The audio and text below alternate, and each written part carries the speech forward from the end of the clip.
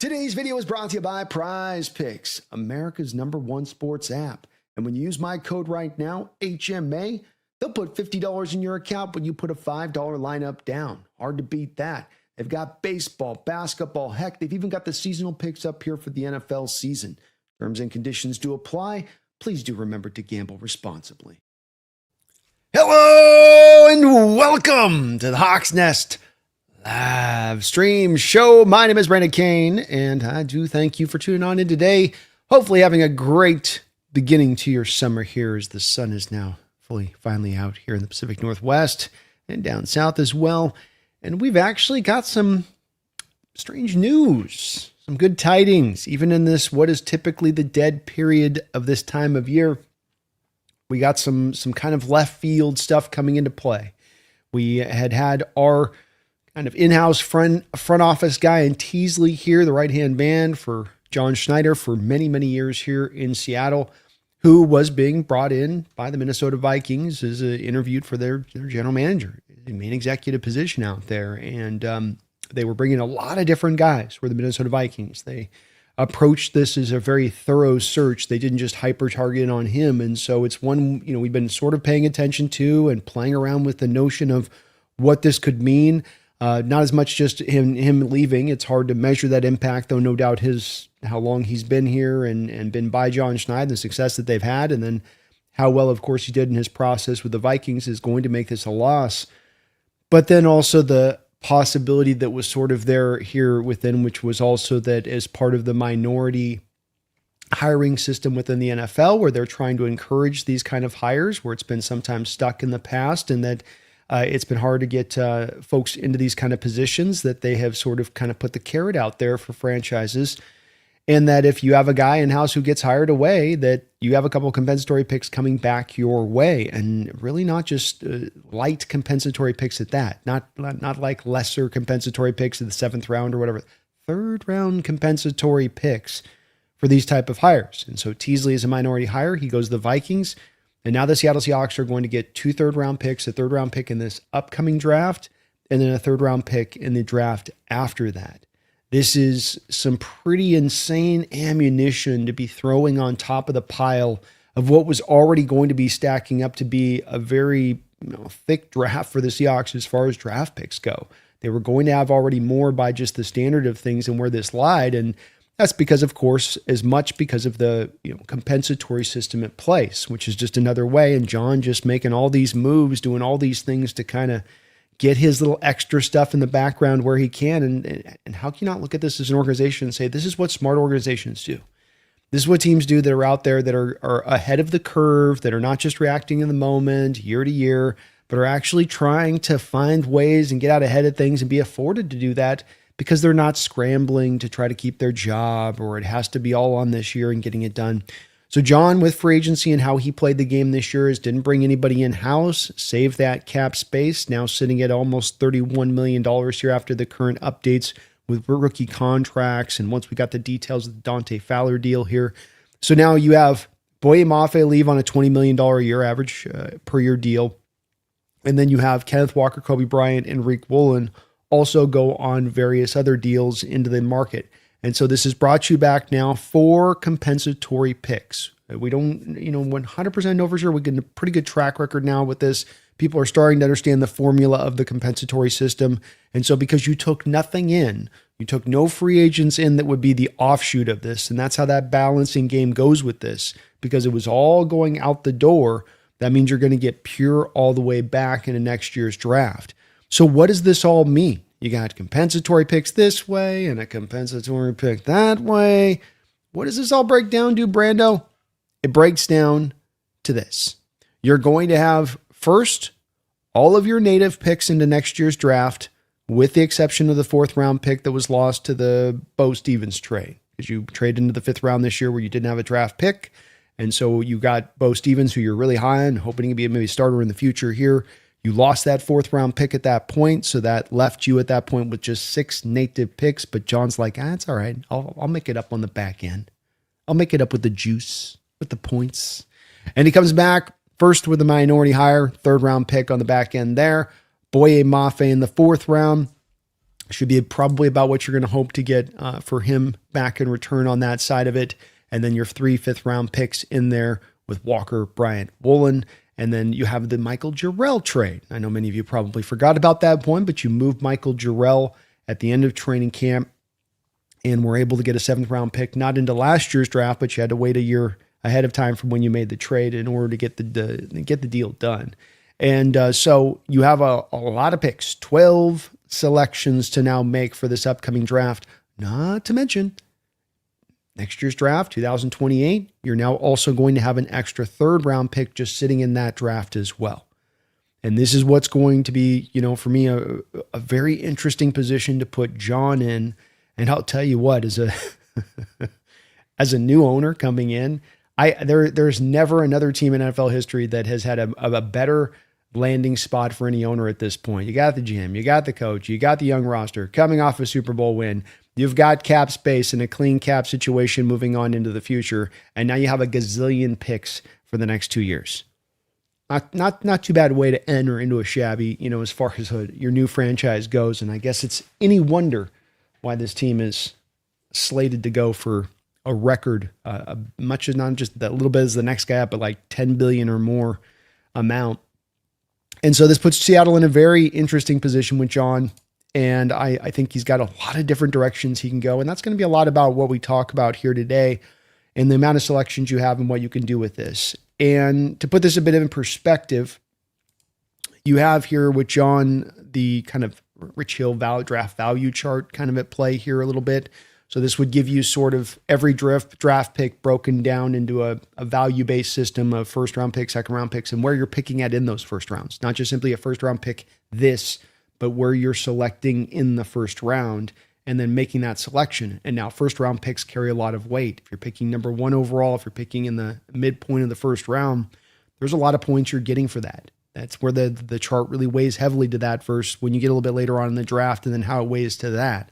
So I want to put a little bit of a perspective on this one to let you guys kind of get an idea of this. If you go back to 2023 or what may be the draft where John actually picked 2 Hall of Famers in Jackson Smith and Jigba and in, of course, Devin Witherspoon, you had a pure value chart there with the 2 1st-round picks. And don't forget you had the 2 2nd-round picks as well in that draft.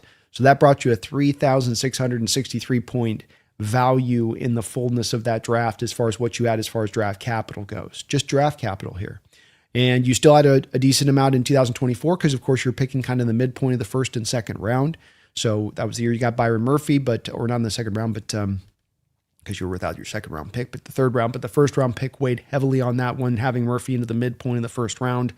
And then we've got 2025 where we didn't have as many draft picks this past year. So it's 2026. Yeah, past year. And then you've got due for next year. So this would be, think about it, 26 should be 1,029. That's that last draft is the 1,029. And then this upcoming year, it's slated to be 1,108. And I base that upon us picking 32nd or us picking the last pick in every round in next year's draft. I don't know why I anticipated that.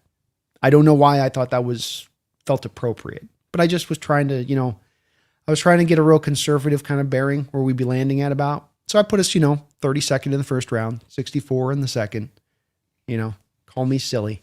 So yes, this draft value chart, as far as it looks like on the surface of this, may not seem to carry a lot of value to it as far as a lot extra off of what you had off of just this last year's draft, where it's 1,029 to 1,108 into next year's draft. Let's not forget, though, of course, with this year's draft that you had so little draft ammunition to a degree, and then you had to kind of rob for the future year to kind of amp up that draft capital with the Bo Stevens trade like you did, and how you had to kind of move around the draft as well out of positions at times just to try to collect some more assortment of selections. So you had to really cobble a lot together to get to the 1,029. You're just kind of walking in the door with 1,108 and a lot of different ways to be able to package picks together to move up in a variety of different rounds in this next year's draft. Remembering, and I'm already starting to look into some of these prospects in next year's draft, trying to get up ahead of this. And I've got to say that I don't know if the hype will be fully real as far as people already kind of lining up saying, well, night and day. Last year's draft was night. This year's draft is day. It's most dark just before the dawn, and next year's looking like it's going to be get some sunglasses because it's going to be nice. And I got to attest to it that some of these guys I'm looking at initially already, I've already probably handed out 3 or 4 blue chip grades just off the initial look-see. And that's with not having any blue chip grades last year in that draft. So I think it is going to be different. I think having these picks is going to be helpful. But then we come down to how to use the picks. And this is something now that's being bandied about, of course, in the content sphere of things I'm seeing out there from a variety of different folks posting out there. I saw Rob at it today with the Myles Garrett discussion as far as that being the connected dots here. Then now what we do with this draft capital is no Seahawks fans are going to be thinking about what kind of diamonds can we unearth in the 5th round with those 4 5th-rounders? What 2 3rd-rounders can we find that were just, they slipped through the cracks because of a medical concern? It could be that, no, everybody's going to be thinking about how do we package these picks together? How do we now take this extra draft capital and be able to, throw that a little bit more onto a deal to kind of push us past another team that we're in competition for services of. And Myles Garrett, of course, is the one that everyone is talking about. And I can understand why. We've got the bonus money that they pushed up to training camp with Myles Garrett, which makes the cap impact to the Browns if they trade him lessened. So that seemed to have opened up the doors for the Browns being there to make the trade. You would understand from the Browns timeline as to why they probably would be making that trade, is they just don't quite seem ready, but they finally do seem to kind of be turning themselves in the right direction and to getting to the right place eventually. We know it's Cleveland. It's going to take a while, but they're getting there, it would seem. And so we're going to get into the Myles Garrett talk. I do think that there's a lot here as far as worth discussing about the fact that this does give you trade capital. It's not as much about with the compensatory picks, who you're always taking in those picks. It is about, in a lot of ways, in my opinion, what are you able to really add? What is it that you can kind of put together? Because what we're thinking about is putting them together. Instead of having to go up that 1st round pick, can I go a 2nd and 2 thirds? Can I go 2 thirds and a 5th? We go back to the Christian McCaffrey trade as kind of a baseline here, because you got a phenomenal player in Christian McCaffrey as far as the Niners were concerned. It was the running back position. Yes, there's been some injuries there. You could have a whole nother debate session about whether or not you should really be doing any kind of significant draft capital for a running back that deep in her career, yada, yada, yada, yada, right? That's a discussion for another day. What's important here is to trade for that impactful type of player for that season, because we're talking about 2026 and maximizing 2026. And what they did is they walked in and they said, here's a 2nd, here's a 3rd round pick, which is our 2 native picks in the next draft, Carolina. And yes, those are going to be at the back end of the draft. So here's our compensatory 4th rounder that we're going to throw on top of it, because you can trade compensatory picks. And so this allowed them then to get this trade past that finish line, that deal. And boy, his impact was tremendous when he came in there. Didn't quite get them past the finish line that season. Hasn't gotten to the Lombardi, but certainly that's been a very good Niner team. And though, looks like he's lost a step, still a guy that had a hell of a year last year. As a pass catcher, still right around 1,000 yards again as a rusher. And that's as a guy that's had a lot of carries on him. I mean, Shanahan has used the hell out of him.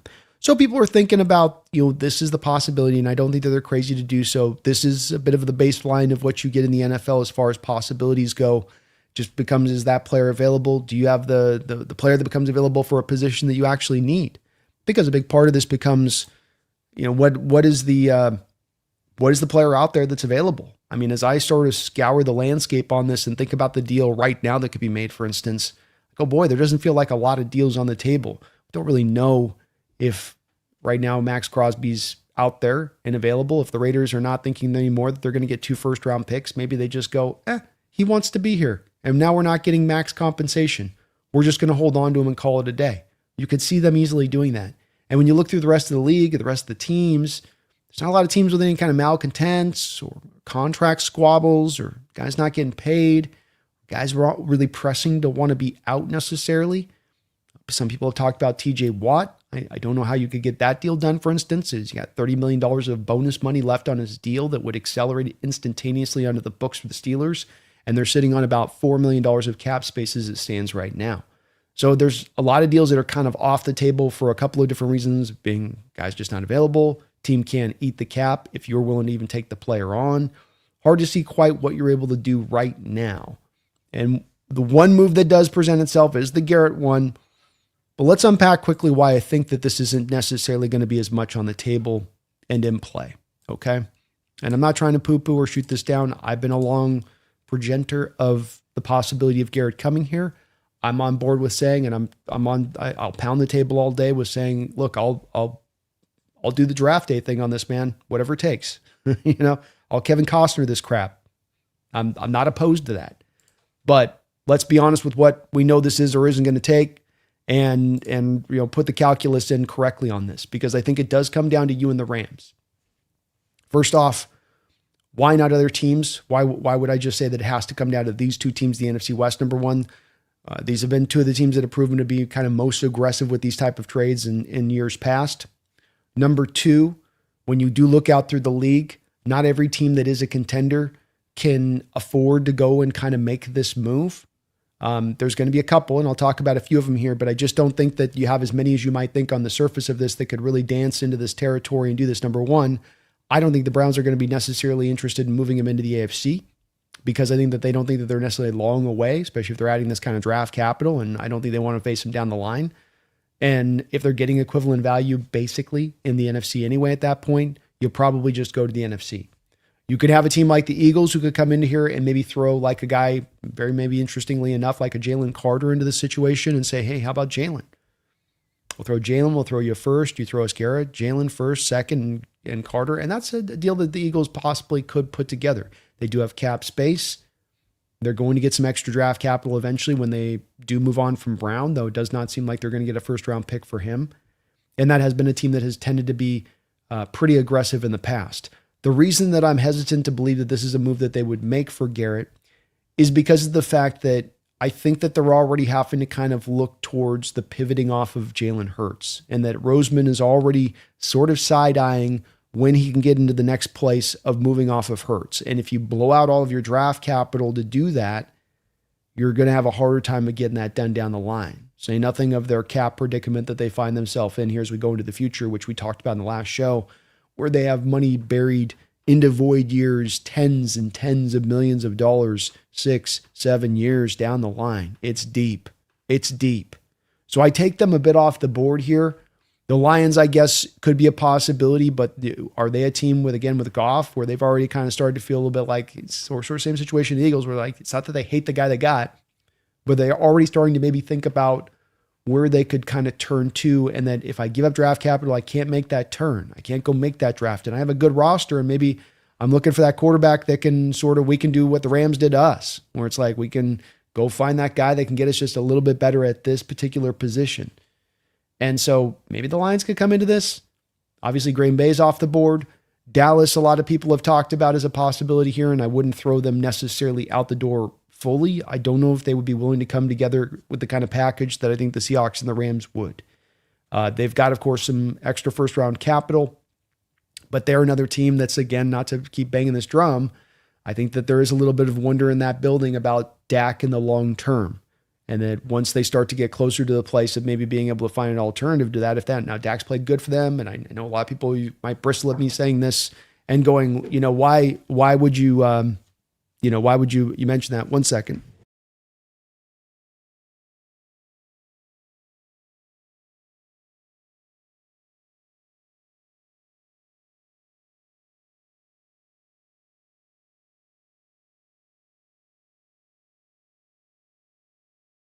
Sorry, I thought somebody at the front door there.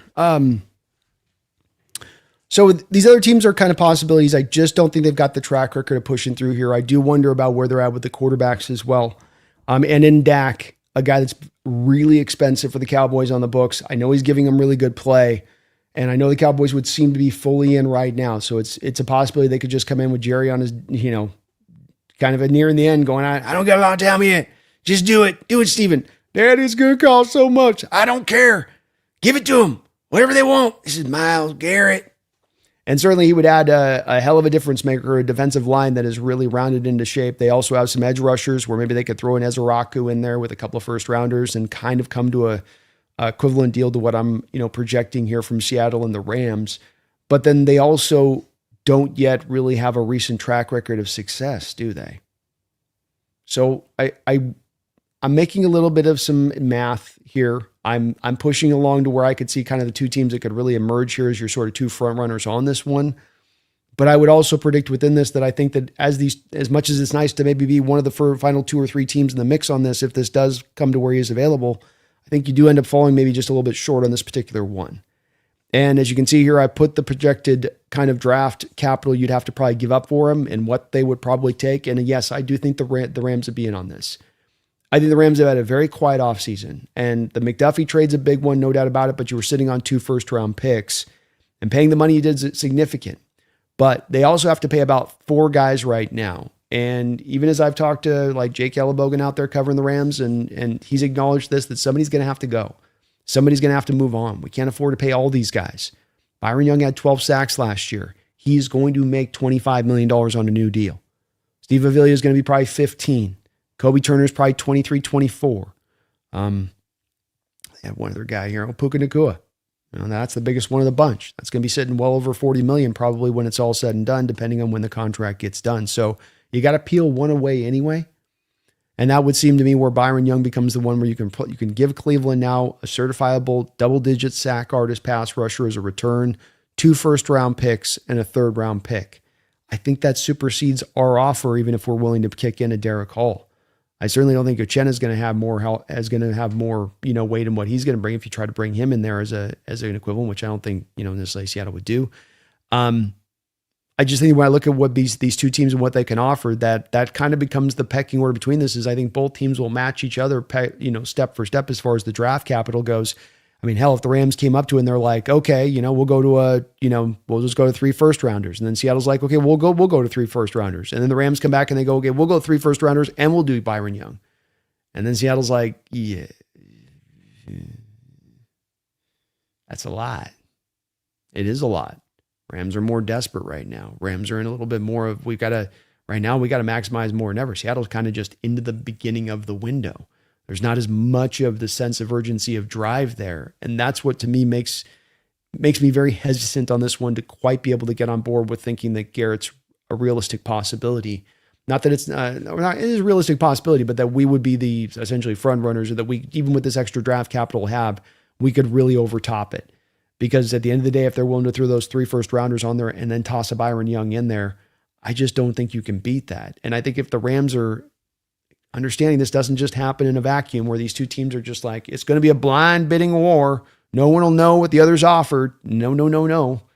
They're going to know what we offered. They're knowing what we're willing to ante up. And that's the point from the Cleveland's perspective on this one. And so it becomes like, okay, well, they offered that, we'll go over this. And then the Hawks know too. And they're like, yeah, that's a little too much. We don't have to make this kind of move. And I pounded on the Rams here pretty hardly here throughout the offseason. I think they kind of more potentially have to make this move more than we do. And so I'm worried by it. We'll see what happens with it, but that's not the point of this show, of course, which is that the Hawks do have a lot of draft capital. And I do think the attention is going to be to eventually move and get a player in here. I think that we're just going to have to be a little bit patient with it. We want it to happen now. We're into training camp. I think John's going to be better measured possibly on this one to let this thing sit and stew into the trade deadline. Let's see how both of these two rosters in our division with some age start out and kick off. Let's just see. Let's just see how the Rams rebound off of last year and what seems to be a season that's gotten a bit stuck in their craw and not necessarily in a productive way. Let's kind of take a measure of the rest of the NFC and the NFL in general about where things are at this upcoming year. And then when we get into that trade deadline, let's be hyper aggressive. Let's start swinging right in that spot. We saw it last year with the Rashid Shaheed trade, 4th and a 5th round pick that basically turned out into a de facto 5th and 6th round pick for Rashid Shaheed for where you were picking in the draft. That is as steal as you get. And John's got a track record of finding these kind of steals in the trade deadline. And he doesn't always have the kind of draft capital to fling around like he did this past year. Because it wasn't just Rashid Shaheed. You were also this close to getting the Max Crosby deal done. So you were about to do a double dip. I'm advocating a bit for potentially the double dip. It can be if it is that singular player that becomes available at the trade deadline, you can certainly jump there.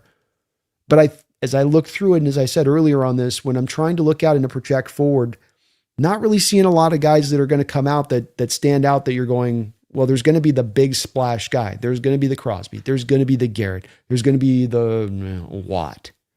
It is seemingly going to be a little bit more of maybe it's going to be more of the 2B pluses rather than finding the A minus in what you're kind of adding at that point, as much because of availability.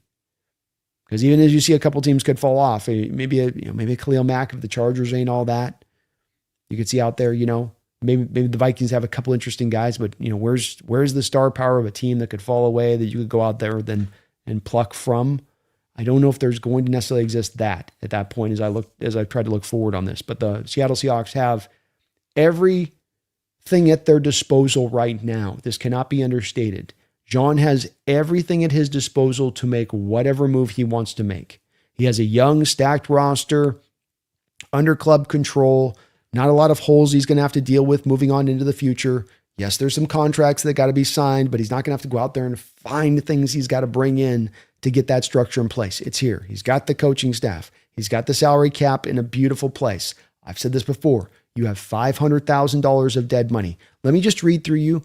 I'm just going to go down the list, okay? Just down the list of the teams right now in the dead money. Your Seattle Seahawks have $500,000 of dead money right now. That's it. $36 million of dead money, $25 million, $20 million, $6 million, $38 million, $15.5 million, $73 million, $66.3 million, $111 million, $8.8 million, $51.617 million, $56 million of dead money to the Raiders, $3.4 million to the Broncos, Lions at 26.5, Falcons at $44 million of dead money, the Packers at $45 million of dead money. You get the point. You are an insignificant amount of dead money. This is important because that allows you the contractual levers to be able to pull those levers to create more space wherever you want. No restrictions. And now you have the draft capital. And you can package all that draft capital however you want. You want to give up a bunch of first-round picks, and you're like, from John's perspective, okay, we give up the first-round picks. We got to start power. But now look at all these extra picks I've got through the next couple of years through the other spots of this draft that I can fill in the rest of this roster. I need to find the cheap points in the roster because things are getting a little bit heavier in other places. Look what I've got here to get that done.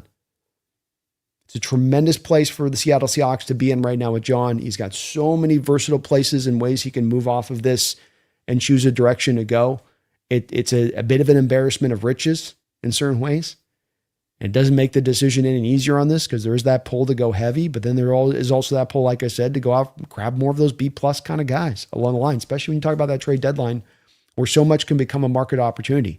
Where now instead of the off season and you're out there and you're in that bidding war with every team in the league, basically everybody's got cap space, say in free agency or just the beginning of the league, new year and trades and whatnot.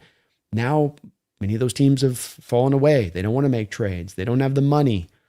All right. And you're competing with fewer teams, so you're giving up less than because of it. Whereas right now, you go make a trade for a guy like Garrett or a guy like Max Crosby, you're still probably, competing pretty heartily with these teams that still have some space. Not as bad as the start of the new league year, but still, it still is going to be easy to, navigate yourself through those waters. So Seattle Seahawks absolutely swimming in salary in draft picks, swimming in salary cap space. Right now at $31 million, which puts them at 1, 2, 3, 4, 5, 6, 7, 8th most amount of cap space in the entire National Football League with the least amount of dead money. It doesn't get better than this. Just don't forget that. This does as a franchise health, your baseline numbers. The Seattle Seahawks went to the doctor and they took the blood test and looked at the urine, they looked at the stool. They'd come back and they'd say, you're like superhuman. Are you a vampire? These numbers are off the charts. Nobody's got all of this collectively. Nobody's got all of this. It's a great time to be a Seattle Seahawks fan, and the future is very bright. And so no matter what will come down here, if we do make a big move or not, if we're just sitting on what we're sitting on with John, I think there'll be a lot of pressure if he doesn't make a move, especially if the Rams go out there and they do swing big or the 49ers swing big for one of these still heavy hitters out there, that there'll be a lot of pressure on John to do something. But let him lie in wait. He's created this game. He has built this thing. This is one of the places I would say that more than getting pushy, that we go, let John cook on this. And if he's got to slow roast it, So be it. Let him slow roast it. He's probably going to find the right answer at the end of the day if he's taking that approach, and it's probably the right way to go. But no matter what, he's not going to be restricted. Not monetarily restricted, not salary cap restricted, not roster restricted. He can go hog wild now, and he's doing so with the wisdom of a man who's done this once before, who's gotten an opportunity to learn all of the first-time mistakes and come back through and do it one more time. It's like reliving your life again as an elder man like myself. You go back to him, go live at 18 again, go be 18. Yeah, but with all the knowledge of what you know now. John's getting a little bit of that at play here, if you think about it. Kind of cool. If you guys can for me today, please do hit that like button. I would really, really, really appreciate it. I hope everybody's having a fantastic Sunday here. Congrats to the Mariners out there on first place, finally getting things turned around over on their end of things here. We've got ourselves here just the beginning of June. This will be the last of our 10-month period here before we will be turning our way over into the training camp, and I will be out at training camp for a good week out there. So if you're looking at possibly visiting out in training camp, love to see you out there if you get a chance. I'd love to also give a shout out, if I may, here. Give a shout out here to the sponsor of the show, which is Prize Picks. Prize Picks is America's #1 sports app, and it's #1 sports app for a lot of reasons. They just got so many good picks to take a look from. You got a lot of options. You're not narrowed in, closed into this and that. They're just kind of loser picks there that you can actually go out there and find some selections that are the ones you want to make. You go over, under. You got still the basketball playoffs about to get into the finals. We've got baseball in full swing with the Mariners now in first place. Maybe those bats really starting to heat up, hopefully here, along with some of what we're seeing from the starting pitcher in addition. It's good. Nice when both those things are going on at the same time.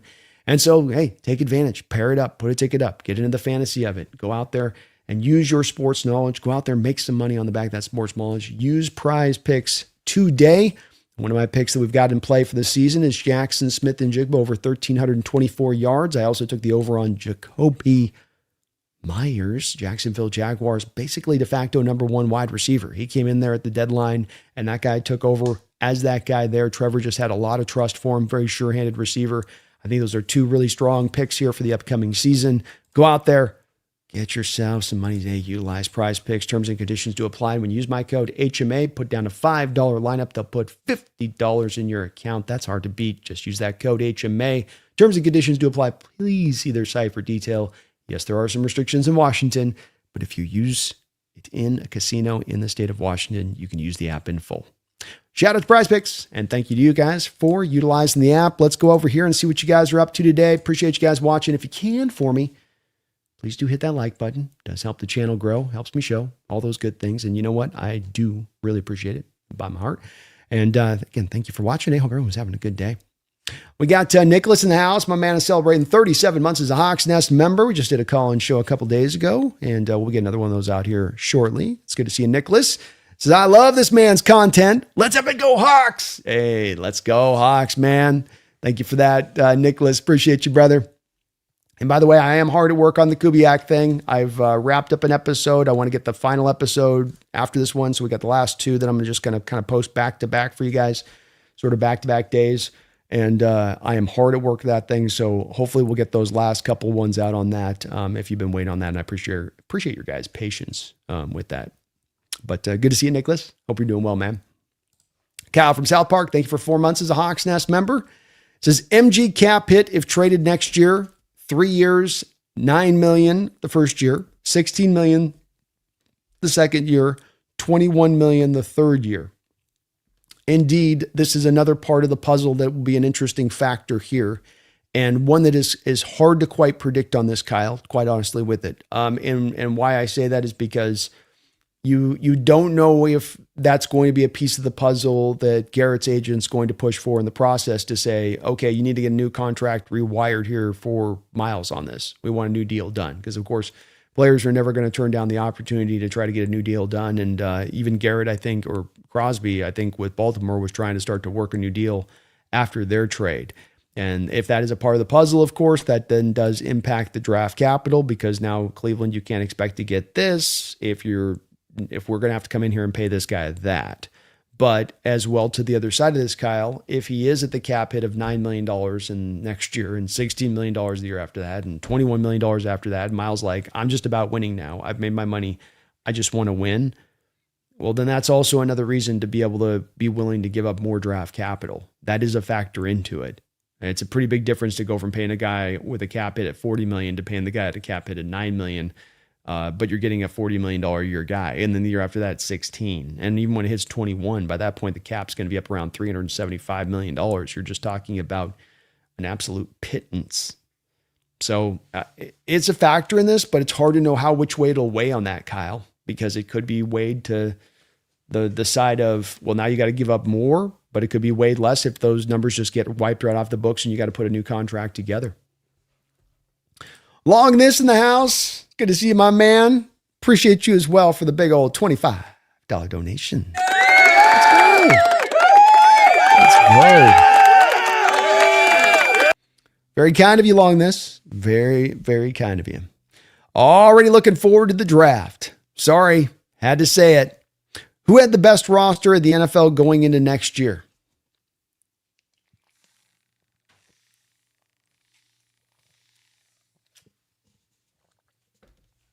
Well, I think, and I know Long this, I know with your, I know one of my Ram fans in the house here.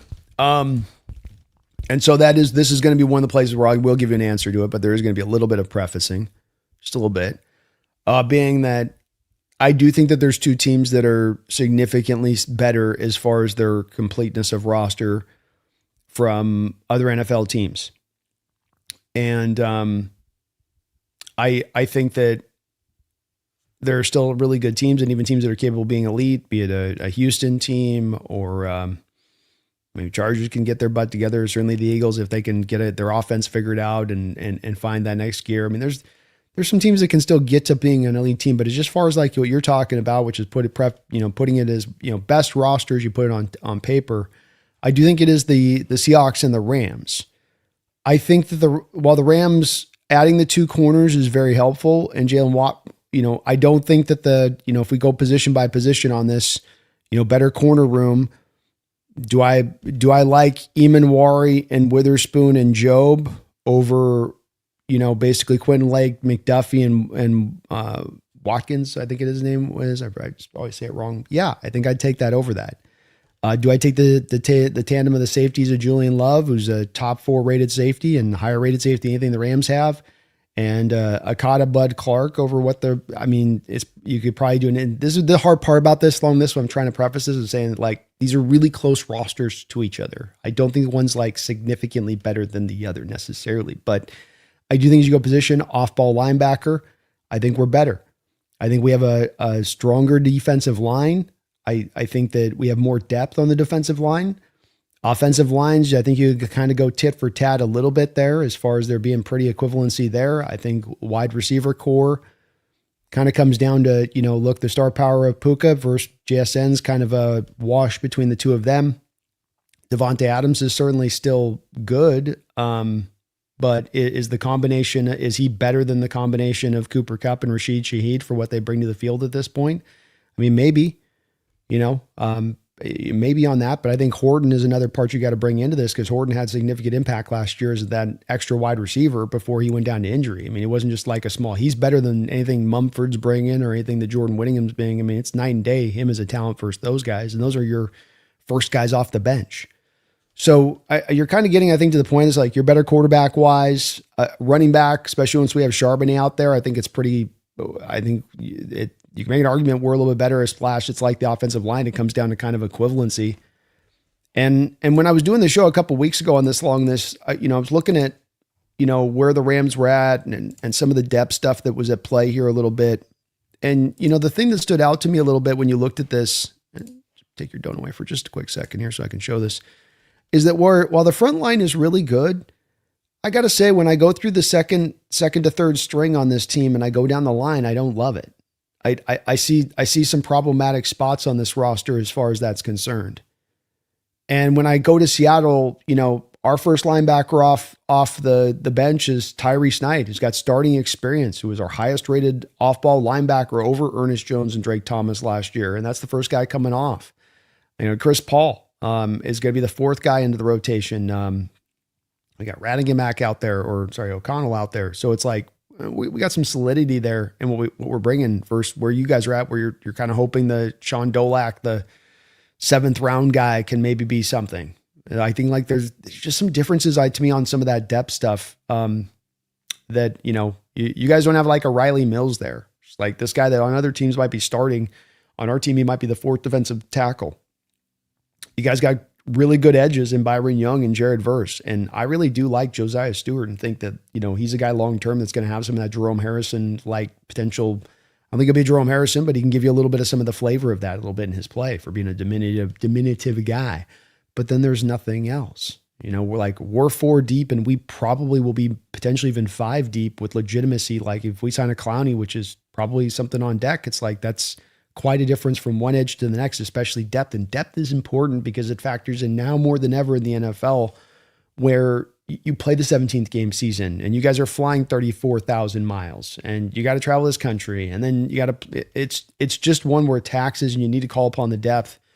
And I would not shake a stick anything with the starters on this team, but I think the depth, that's where there's to me some differences on this longness. And again, coming down as I started on the front of this, because I don't want to make it seem like I'm just purely shading the Rams here as a homer in my outlook of this. It does come down to that spot that's just so tough to quantify when you're talking about, in my opinion,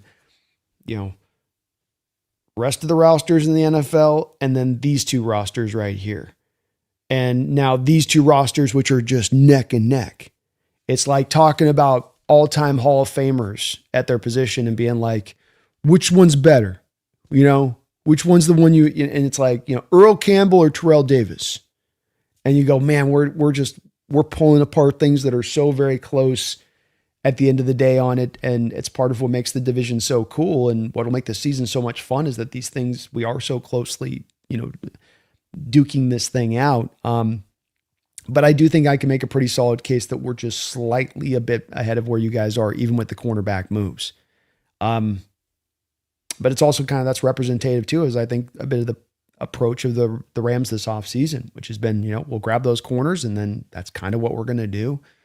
And we're going to, draft class going to be a lot about 2027, 2028, as far as what we hope we're going to get returns back from that draft class.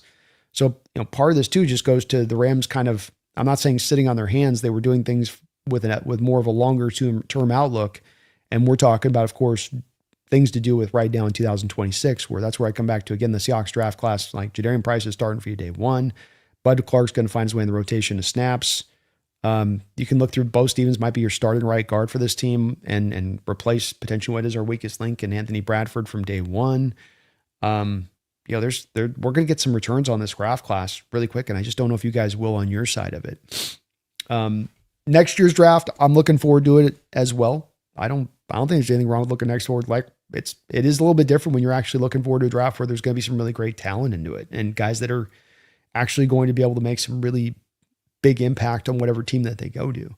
So like you, I'm already starting to look at these guys. It was hard to get excited for last year's draft class. You're really having to kind of dredge it up because it just felt like, even on first view, like, man, what is this? Like, what is this thing? But it's us, man. It's you and the Ram. It'll be the Rams and the Hawks again. I said on the schedule release long this that the NFL anticipated this by putting us at the end of the season.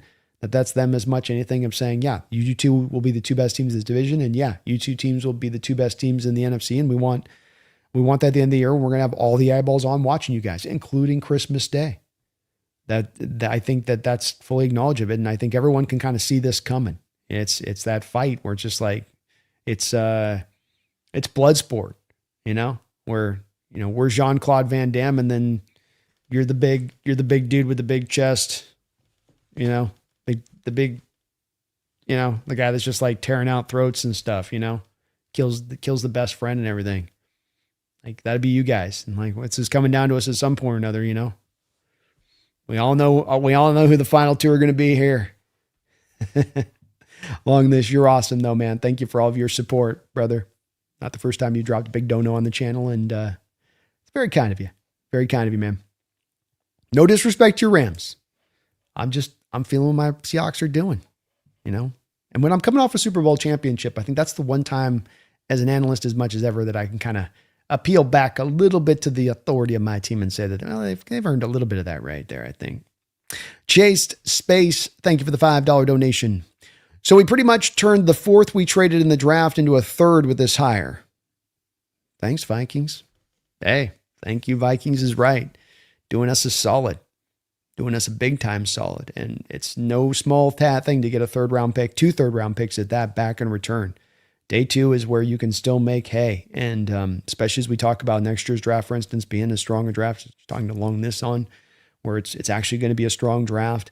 And you love about last year with Bo Stevens that the team obviously had a higher grade than where he was at in the draft. They liked him a lot more than that, willing to throw that future for because they trusted in what he could be and his fit to the scheme. And then, like you say, you don't lose any sleep over that at all. It gets turned right back around this quickly with the Teasley hire. And then another third rounder next year, too, Space. So it's two third rounders. Oh, another part of this that's nice too, as well, is that, John really kind of like a little bit frustrated, it felt like, after day 1 when he was talking about, and even after the draft, talking a little bit about how teams in the first round, they were trying to get moving back and trying to get into kind of round 2. Let's move back 6, 7 spaces. And they couldn't get any teams that were willing to like step up and say, yeah, we'll trade with you. It was kind of like he was getting the Roseman treatment, where he's done so wrong in so many trades. He's been on the good end of it so often now. Everybody's kind of like shunning him. He's getting iced out. Well, now you got a general manager that's like a guy that you can call in if you need a favor on a trade in a draft. And hey, Tease, what's up, Brody? What's up, Johnny? Hey, man, look, just this year, do me this thing. Let me move back here. Bump it a bump it a bump. I'll get you back on the flip side. Bump it a bump it a bump. Now you got another one of those guys out there existing in the league. It's handy to have. I think we got one out there in Carolina too. More of these type of guys that you have in these places, the better it helps to make the kind of moves happen you need to move, especially in the draft, especially when you hear John talking about how they're putting a scarlet letter A on his chest. They're parading him in the center of the league meetings. Shame, John. How dare you? George Payton still won't come out of his house. He's a shut-in now, John. Spytech can't even make another trade now. Crosby just finished it. You started the process. You finished it. The Geno trade began it, and now it's been completed. I hope you're happy, John. Look at Spytech over there. Look at the tears. Look at the tears, John. Sounds like I don't care. But not too shabby, huh? Not too shabby. We turned a fourth into a third and 2/3 at that. That's not bad. We spent a 4th round pick a year early, but then we got 2 third round picks back. Wait, what? That math doesn't... Wait, hold on. Wait, you spent a 4th round pick a year in advance, but then you got 2 third round picks back? Yeah. It's very gangster. Here's how it's going to be today, all right?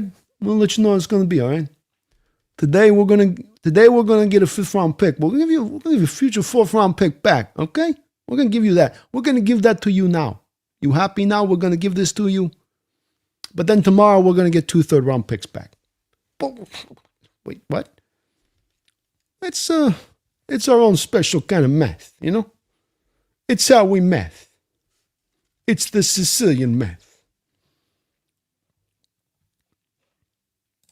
William Tarkowski, thank you for the $2 donation. Hey, B, we can maximize the draft at edge and D-line. Oh, you better believe you can. And that's one of the ways that's, a place that you can go in a direction in this draft, of course, is if you want to move up in this draft, as another possibility with this, you sit and stand, you hold these picks, you walk into next year's draft, and now you are in the first round at 32, and you want to move up from 32. And okay, let's throw this second. We'll throw, future this, but this. And here's one of our thirds here. Here's another third from over here. You just kind of put the assembly together. It's an assembly that allows you to make the trade happen. That's that, and you target it on that edge. That's that purified fit to your defense. And that a guy more ready-made to hit the ground running day 1 and what he can bring impact-wise. That's another way to go with this. That's one of those places where John's got so many roads he can go down, and they're all seemingly kind of paved in gold. But the edge group's looking good as well. Two of my blue chippers on my draft board right out the gate are Colin Simmons and Dylan Stewart, just right from the jump. But I've got a couple third rounders and Damon Wilson and Mateo That just gets started. But it looks like it's going to be a good edge group for the draft too, William. That's for sure. So many different directions we can go here. It's so nice to have so many options. Dogzilla, thank you for the $2 donation. What might a Flurry ZZ Top gig look like? Oh, goodness. I don't know. For some reason, I'm seeing him pull out the suit and doing Sharp Dressed Man.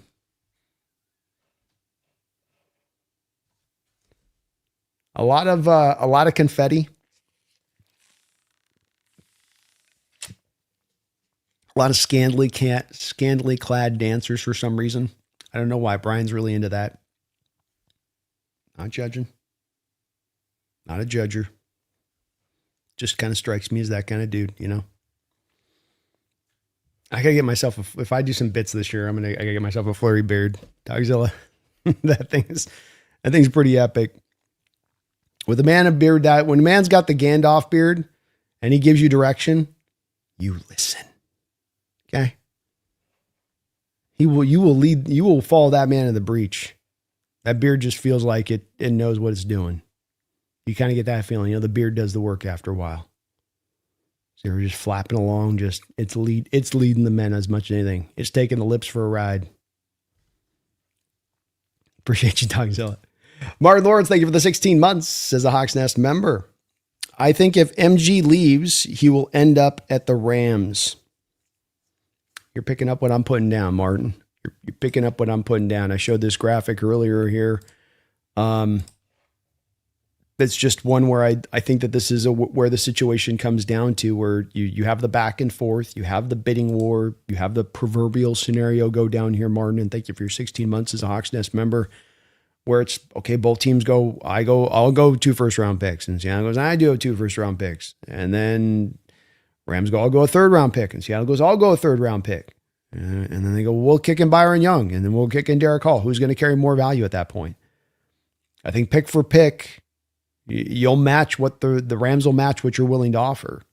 And that then it becomes down to the differentiator between the edges, and that their edge, the edge they can offer is going to be a little bit more probably attractive than the one that you can offer. I'm not trying to slam Derek. Derek's really rounding into a fine player, by the way. It is as much of just like Byron Young's got 12 sacks last year, and he's just got more pass rush productivity than Derek Hall does.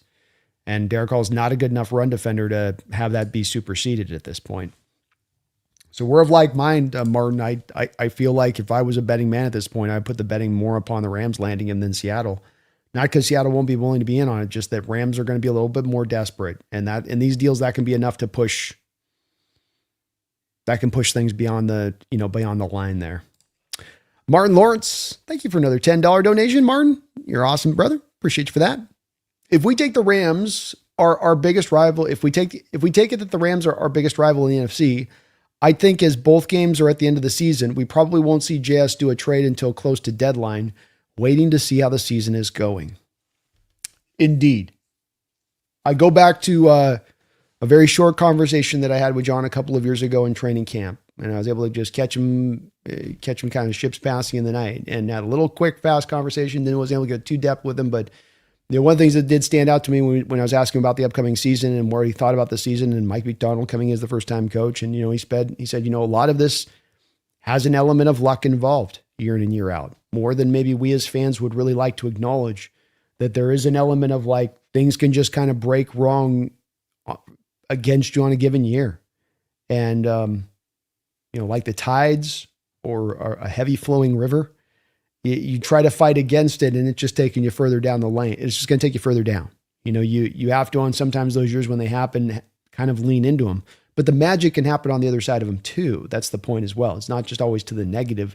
It can also be like we got to experience last year, Martin, where you get to be on the other side of it, where just things really align and come together at the right time, and things break in your favor. The ball bounces your way, and you get that magical year. And so, yeah, there's a level of control to it. There's a level of you definitely can make your fate happen. But there's also that part of football too, which is the randomness to it, the way that injuries and that stuff comes into this, the way that guys can get kind of old overnight in this sport. It makes things so much more, precious and harder to quite know where it's going to be. So I'm kind of going all the way around here to get around to the point being is that I think as I've tried to think this through about what John will do with all this draft capital, with all of the salary cap space, with all of the potential directions he can go, I've come down to thinking that you're sort of in, like you're saying, sitting and kind of assessing and waiting on the situation, and kind of let's see how we go coming off the Super Bowl. Let's see how we start out and roll. And then as you get to the trade deadline, then you have a willingness to go, a lot more aggressive. And if you're talking about the trade deadline, what is it that you could, possibly really add if you needed to at the trade deadline? If the wide receiver room got a little bit lean, if the edge group got a little bit lean because of some of the age there, you want to get some more impact there. Kind of hard to see other places, really, like safety, maybe, I guess. Maybe I think you're pretty set, but like those other positions are kind of easier positions to be able to plug and play. I make a trade for an edge. I come in, I tell him, here's what you're going to do. Bingo, bango, he goes and does it. Even wide receivers, you can sometimes kind of bring them along somewhat. It depends on the receiver a little bit, but I still think you can strike a little bit later on and still not have to feel like you missed out the opportunity not doing it now. So it looks to me more of like the sit. It looks to me more of like John looks at the options now and into the training camp and says, you know what? There's not really a team out there offering players that I'm really finding attractive for the cost that it's going to take to get them. I don't know if they're going to significantly push this team past where it's at right now and improvement wise. So let me just sit on it and wait. Sit and wait to where my team is, to see where maybe a couple of these teams that are supposed to be, especially a couple of those teams that are supposed to be at the top, that are supposed to be good, that are supposed to be contenders, who just have kind of one of those years where the luck works out badly against them. And now they got to pivot a little bit. And John can be ready there the second that they do to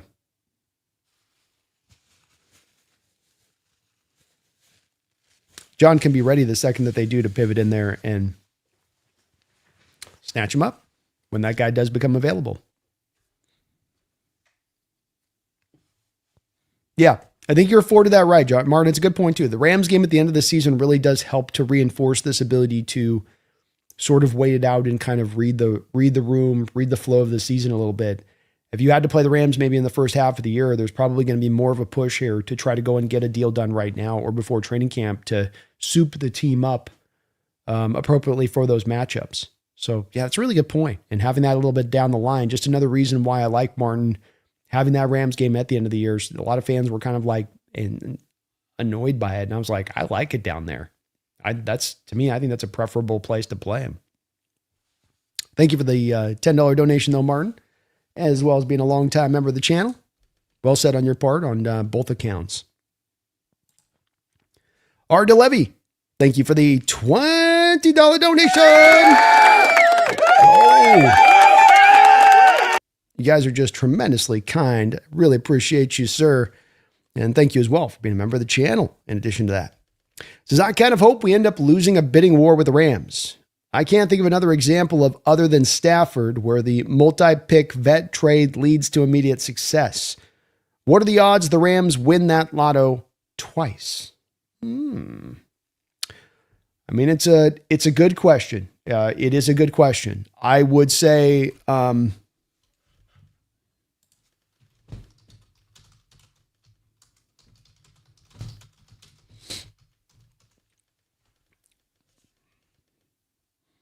so I would say this. I would say that, and this is, I don't disagree with your take. When we're talking about the 3 first-round picks and kicking in a guy like an edge, you get really nervous. You do get really, really, really nervous. I'm not denying that. And I'm definitely finding myself at times in thinking about the Garrett trade is there's one side of me that says, to hell with it, to hell with the consequences. This is kind of, we're in a free money place anyway where we stand. This will fully take us over the top in a way it's very hard to measure. Like you're creating the potential for like an all-time defense, adding Garrett to this defense, to this coach, at this time. And then there's the other side of it, like you're talking about, where you're just going, man, the amount of picks you're giving up. That's more than any team's ever given up in history. And we do go back, as you say, to the track record of Broncos giving up all those picks for Russell Wilson, or the Browns giving up all those picks for Watson. And you go, well, it says, Khalil Mack to the Bears. Mack's had a long career, but did the Bears look back on that trade and go, that was the trade we should have made? That was the right deal for us.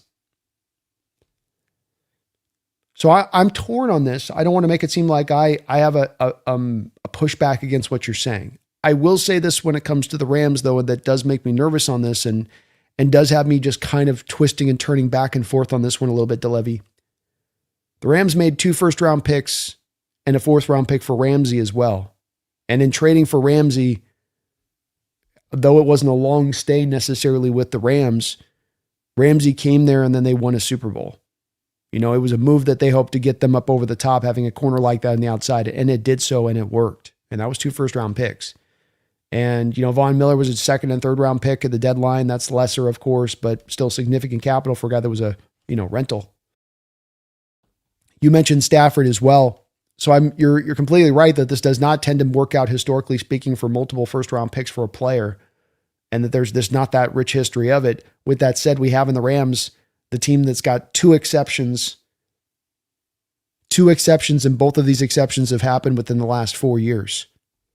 So then you start to wonder, is that the Rams then being smarter than the average bear when they're making these trades, and that these other teams weren't as, deliberate and exact, I guess. Maybe they're just randomly successful on this, where they've landed the 2 and gotten them done, and they've just happened to be the team to get that done. I don't know. But I do think it's worth considering as you're turning through this and trying to decide whether you're willing to jump or not. And I think it makes it harder, knowing the track record of the Rams' success, knowing how close you are to them organizationally, to not eventually get to the conclusion of saying, make the move over the top, take this over the top, beat them out. It would make it hard for me if I was in John's circumstance. I'm not advocating for doing it. It would be very difficult not to look at the Rams and go, okay, we're gonna let them have Garrett, punt out on this year, and then kind of hope we get in next year with them a year older, and then we can find a move then at that time. Will be kind of how you're sort of thinking. Because if they win now after this year, if Garrett takes them over the top, you're going to go into next offseason and you're going to feel impelled to have to kind of do a matching move of some type, because you sort of fell up short with what they had. I don't know. It's a very interesting discussion. And then there's so many, as with football and this one, there's so many layers to it, DeLevy, that don't make it necessarily simple. And I could be kind of pulled either way on this. And find myself, as I think about it, pulled either way though, going back and forth. But it's kind of, it does make it harder that the Rams have had a couple of success stories on this one, because you're not wrong. Every other team that tends to make these moves doesn't have those successes. But they've done it on the last back-to-backs they have had, and pretty great successes at that. And that they're not only successes, they're successes that, led them to a Super Bowl title on top of it all. But you're awesome, DeLevy. Thank you for the $20 donation. Well said on your part. You cover well kind of what's at play here on this one. And if the Rams do make that kind of trade, I'll tell you what, selection of Ty Simpson, 3 first-round picks, losing Byron Young, at that point, they will have locked themselves up into a place of having no real draft capital to go and have an insurance policy if stuff goes wrong in certain areas of their team. You lose your edges at that point. You lose a Garrett. You lose a Jared Verse. Your offensive line gets beaten up. You have Devontae Adams go down, and you'd like to go make a Garrett Wilson trade because Devontae Adams went down. You're not going to have that to do at that point. Now they'll dry their tears on having Myles Garrett on that side of the ball, but it doesn't change the fact that is also a bit of the truth, is that it's at that point on a very precarious spot as far as things could twist wrongly really quickly, and then you don't have the methods to be able to fix it if not. You're not going to just bury your whole draft classes for 2 years in the future at that point. You're going to have to kind of call the ball, even with just a couple of specific injuries in a couple of specific spots. Good points, though, DeLevy. Very good points. Oh my gosh. Long this with a $200 donation. Let's go. Ooh, let's go. Oh my gosh. Long this. I love it, man. You are very, very, very kind, as you have dropped big time donations here before too, man. Just so very kind. I appreciate you helping me. Long this is keeping the lights on here this off season.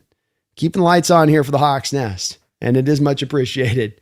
He says, wrong. Earl Campbell.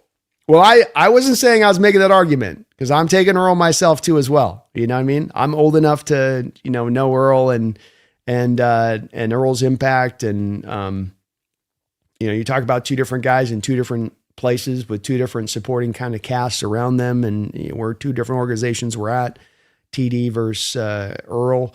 But I would take an Earl too. He was one of those kind of special backs. I think that, we got a couple of these guys in the 80s. I think, Peyton, and I think Barry Sanders, kind of Bo Jackson. I think these were kind of talents that could kind of play in any era at the position. And I think that when you talk about the 70s, we probably don't have as many of those kind of guys in the 70s long this at the running back position. And I do think, though, that Earl would have been one of those guys in the 70s that's kind of could have played in any era kind of running back. That man had thighs 2 men wide. Just each thigh was 2 men wide. Each one. Like the hips of two full-grown men, 2 full-grown 180-pound men, stack to stack hip. Each thigh was that size. He was a big boy. He was a very, very big boy. But that is a big donation along this. Thank you for the support, man. You are unbelievable with that dono drop. Unbelievable. Wow. And it's going to come down to us, man. I mean, whether there's Garrett trades or Crosby trades to match the Garrett trades, I felt this way last year. I know Jake talked about feeling this way halfway through the year too. You just do feel like, I don't know how it's going to come out. I don't know who's the way that it'll play out necessarily. I can only tell you that it just does feel it will come down to us and these two teams once again at the end of the year. And that it's probably going to be hellacious. It's probably going to be another dogfight. It's probably going to be another come right down to the end of the line, probably overtime. But I wouldn't have it any other way, because, we're building history here and we're building a new rivalry here in so many ways that, is something that people will remember for years to come. With how competitive it is and how good these two teams are. Going back to it last year on this, remembering this stat along this, you'll love this one, which is, this was, I was posting this up from the DVOA, of course, with the NFC Championship game. By DVOA, the NFC Championship game is essentially the best NFL matchup of the last 47 years, and by a lot. This is only the 7th playoff game between two teams over 30% DVOA. You had Super Bowl LIV, that's 2019 KC versus San Francisco, is the one not on this table. So 2025, 81.1%, if they basically build these percentage points up of these teams by how good you are, is then the higher is, your percentage point essentially. And you had in Seattle and the Rams, you had them at 41.2% and 39.9%. And that was the best matchup of the last 47 years, is quality of those two teams. And then not only noticing that within this, along this, but then also 2 percentage points separating these two very elite teams, which comes back to that point I was making, which is that you have everybody else here in their various places, and then you have the Rams and the Seahawks right about here. You could maybe put the Niners just a little stair step just below them if they're fully healthy, which... yeah. If, you know what I mean? If it isn't going to rain for the rest of the month in June, right? Like, okay. We know there's going to be some injuries, right? But if they were fully healthy, if Dre Greenlaw was healthy and Bosa was healthy and Williams was going to full season and Mike Evans could hold up for another full year and then Kittle can be out there day one and they glue the Achilles back together, maybe they could be somewhat close, but to me, this really represented well with DVOA, something that I like a lot as a stat they've come up with.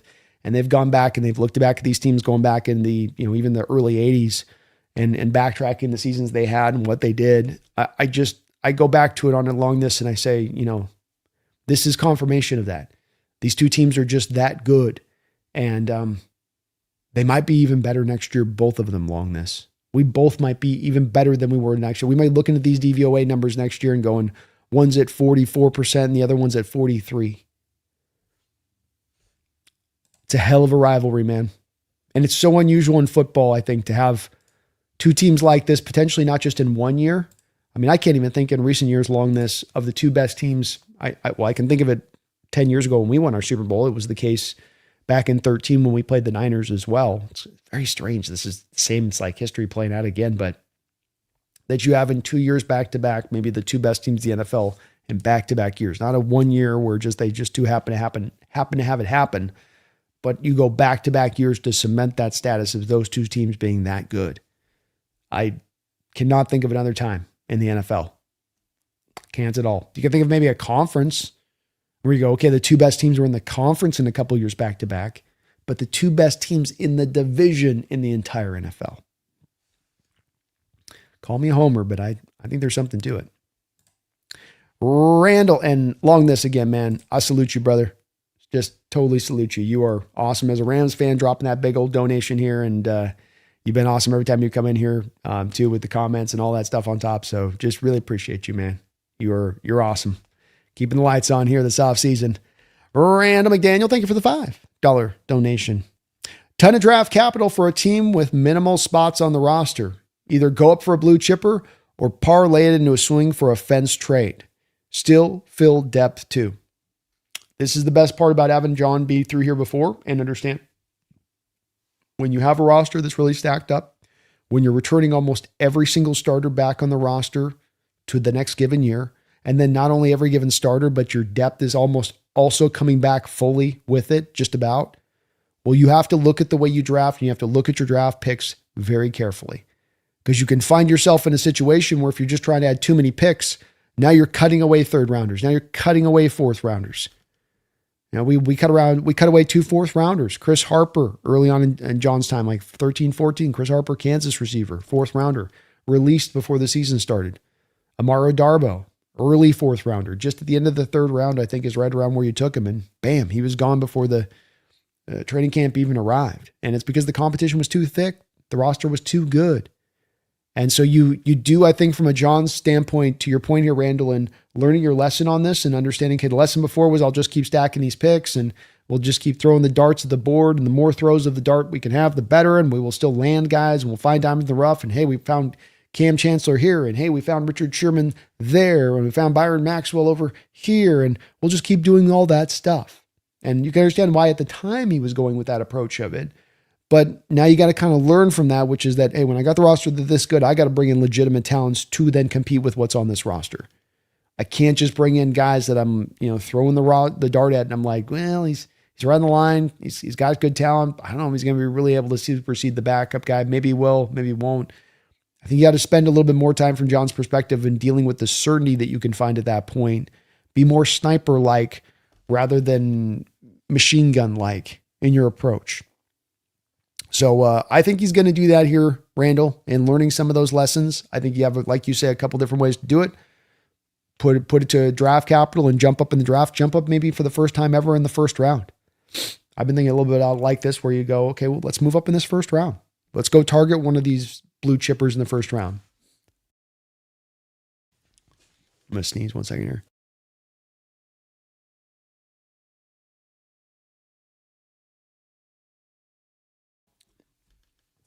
It's not the worst way to go, especially if they have a guy that they have a lot of conviction about coming out of this draft. And this might be a draft where you got a lot of guys worth having the conviction for, based on some of my early look-see. Thank you, though, Randall. Appreciate you, man. John Naylor with a couple donations back to back. He says, getting Miles worth it just to see Jesse sweat. Jesse's already pretty close on the season, I think, for as far as not give up mode, but just like he's setting his expectations pretty low. And I think if he saw us get Myles Garrett, you might see the aneurysm just pop fully on the round table. That might be enough right there, where he's just like, Jesse, what are your thoughts? Jesse, what do you think?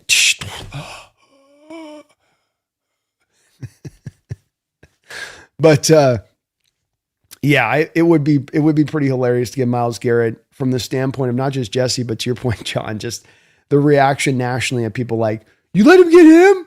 You let them get him? Him? So you're going to let Seattle get him? Why don't we just give him all the good defensive players? Let's just give him everybody. Let's just give him everybody. There's going to be a lot of that going on from fans who look at the situation and say, okay, well, this just made this hopeless. And it's not. I mean, that's football. I mean, just because you make a trade like that on paper, you're paper Tigers, doesn't mean you're, like I said, that luck factor can come in. And if it's your number, it's your year to have a down in your dumps kind of season, it's your year to have a down in the dumps kind of season. But on paper, that's a pretty mighty Tiger. Those are some pretty big fangs. John, thank you for another dono too as well.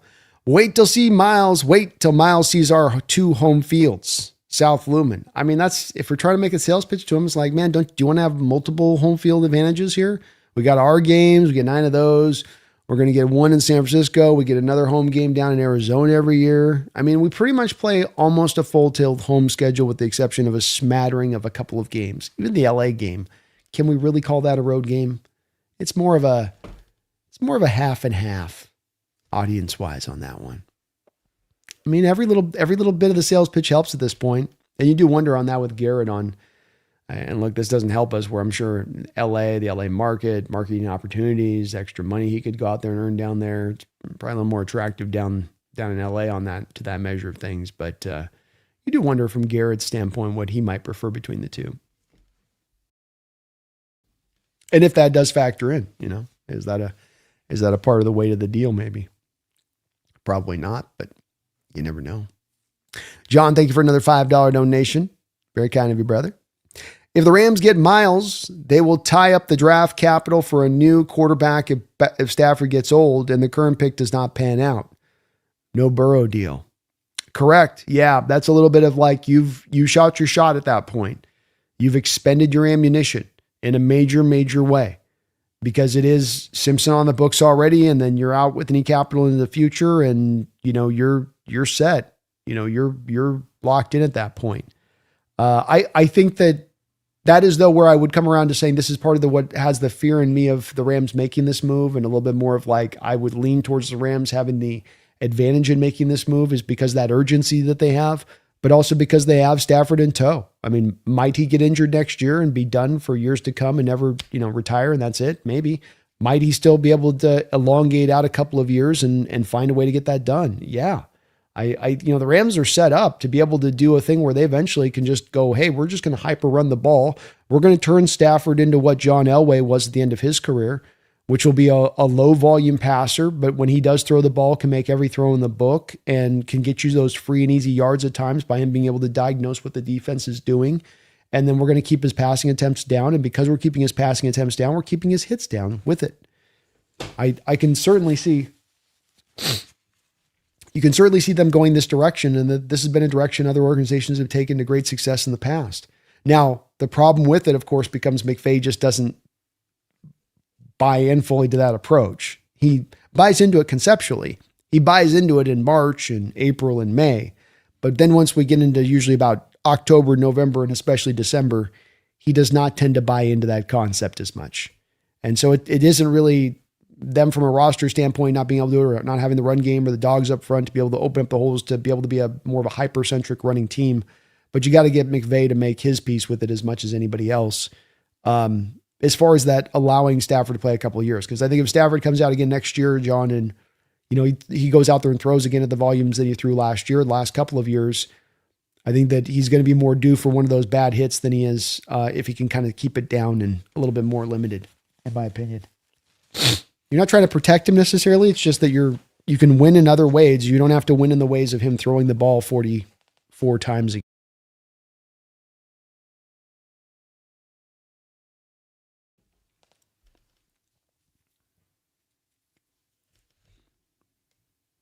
Thank you, though, John. They ain't gonna have anything to make a move after this. This will be their last deal that they got to go. But that's still, they're pretty good shape at that point. I will say that doesn't help their depth at that point.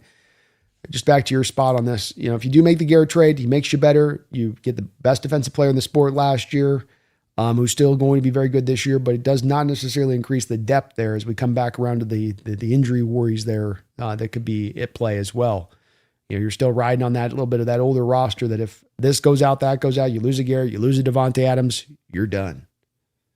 I mean, you're done. You lose just those mere two parts. And you can kind of do that in a couple places on this roster that doesn't make it necessarily as strong as it could be for them. And you got to build your team different ways. And that with them going more for the strength than the total of the sum. We're more of the total of the sum type team. But that would be another place, to your point, John, where they could be stuck in a bit of a tough position. Y2K, thank you for 35 months as a Hawks Nest member. Price better be there at 3 overall in the rookie draft.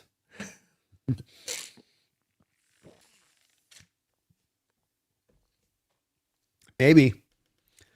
I mean, maybe, man. There's some good receivers out there to take a look at, but he's starting day one. You can write him down for 200 carries and probably 900 yards, and that's where you go. Boy, it's be able to get that in fantasy and just know you can grab that and have that in the back pocket ain't too shabby. Hard to say on that one. Chase, thank you for 34 months as a Hawks Nest member. What's with all the Myles Garrett trade hype recently? Are things heating up or is it just speculation? I think that things are heating up. The Myles Garrett had a $26 million roster bonus that was due to hit at the start of the new league year. The Browns and Myles Garrett agreed to push that roster bonus down into September, I believe, into the start, basically training camp. August or September, I can't remember which one it was. But they moved that down to 26. So what they did with that is that it's all on the same league year. So it's 2026, new league year, option bonus is due to hit. Okay, we're not going to have this hit now. We're going to have this hit into August. Well, that's not into the 2027 new league year. You're still into the 2026 league year. So all they did is just kick the can down a couple months. It didn't save them anything. It didn't do it. Essentially, it didn't do anything. There was no reason to do it. There was no reason for Myles Garrett to allow them to do it. You're going to make me wait to get my $26 million 4 months from now? Why would I do that? Why would I do that? So if you think about this logically and rationally, there's actually a lot of reason to believe that there's some kind of trade situation being drummed up. Now, it could be that Myles said, go out there and find what you can find trade capital wise. And if you can find a deal that works good enough for you guys, please let me go at that point. And the Browns come back and they go, we didn't find a deal good enough. So pound sand and suck it. I don't know. That's the part that does get hard to know how necessarily aggressive or, much they really want to get the deal done truly. I mean, we know organizations, and we saw this with the Raiders, they can get a player that they just overvalue in their house and they're like, he's just the best thing since sliced bread and you got to give us everything. And then they don't get it. And they're like, then fine, he's mine. He's ours then. He's in our precious little home where he should always stay and be. I'm like, all right, you're not being realistic. But no, that's where I think that's why this is starting to go like it is. I think if you're bringing in Myles Garrett, you'd like to get him in by training camp. And hopefully, I think they got at least one more OTA. Vet OTA that they're going to be doing at some point here. So you'd like to get him in by that spot so he can learn the playbook and get around his teammates and get acclimated so you're not bringing him late. And so the timing of this also is that you're through the rest of the business of the offseason. So whatever team's setting up the stage to go and get him and make that run and say, we're going forward and we're ready to go and kick this thing into gear. Well, now they can say, we're ready to make that move and we can throw the move at you and we want to get it done now. And so I think there's a lot of reason to believe that something's going to happen here on some front. Doesn't mean it's Rams or Seahawks necessarily, but I do think that there's going to be a push by the Browns to probably move him because you can really max out his compensation right now. And I think if the Browns look across the league here at the situation as well, at the rest of the teams in the league that have tried to kind of get cute and hold on to these kind of players, you end up not getting as much or you end up getting nothing.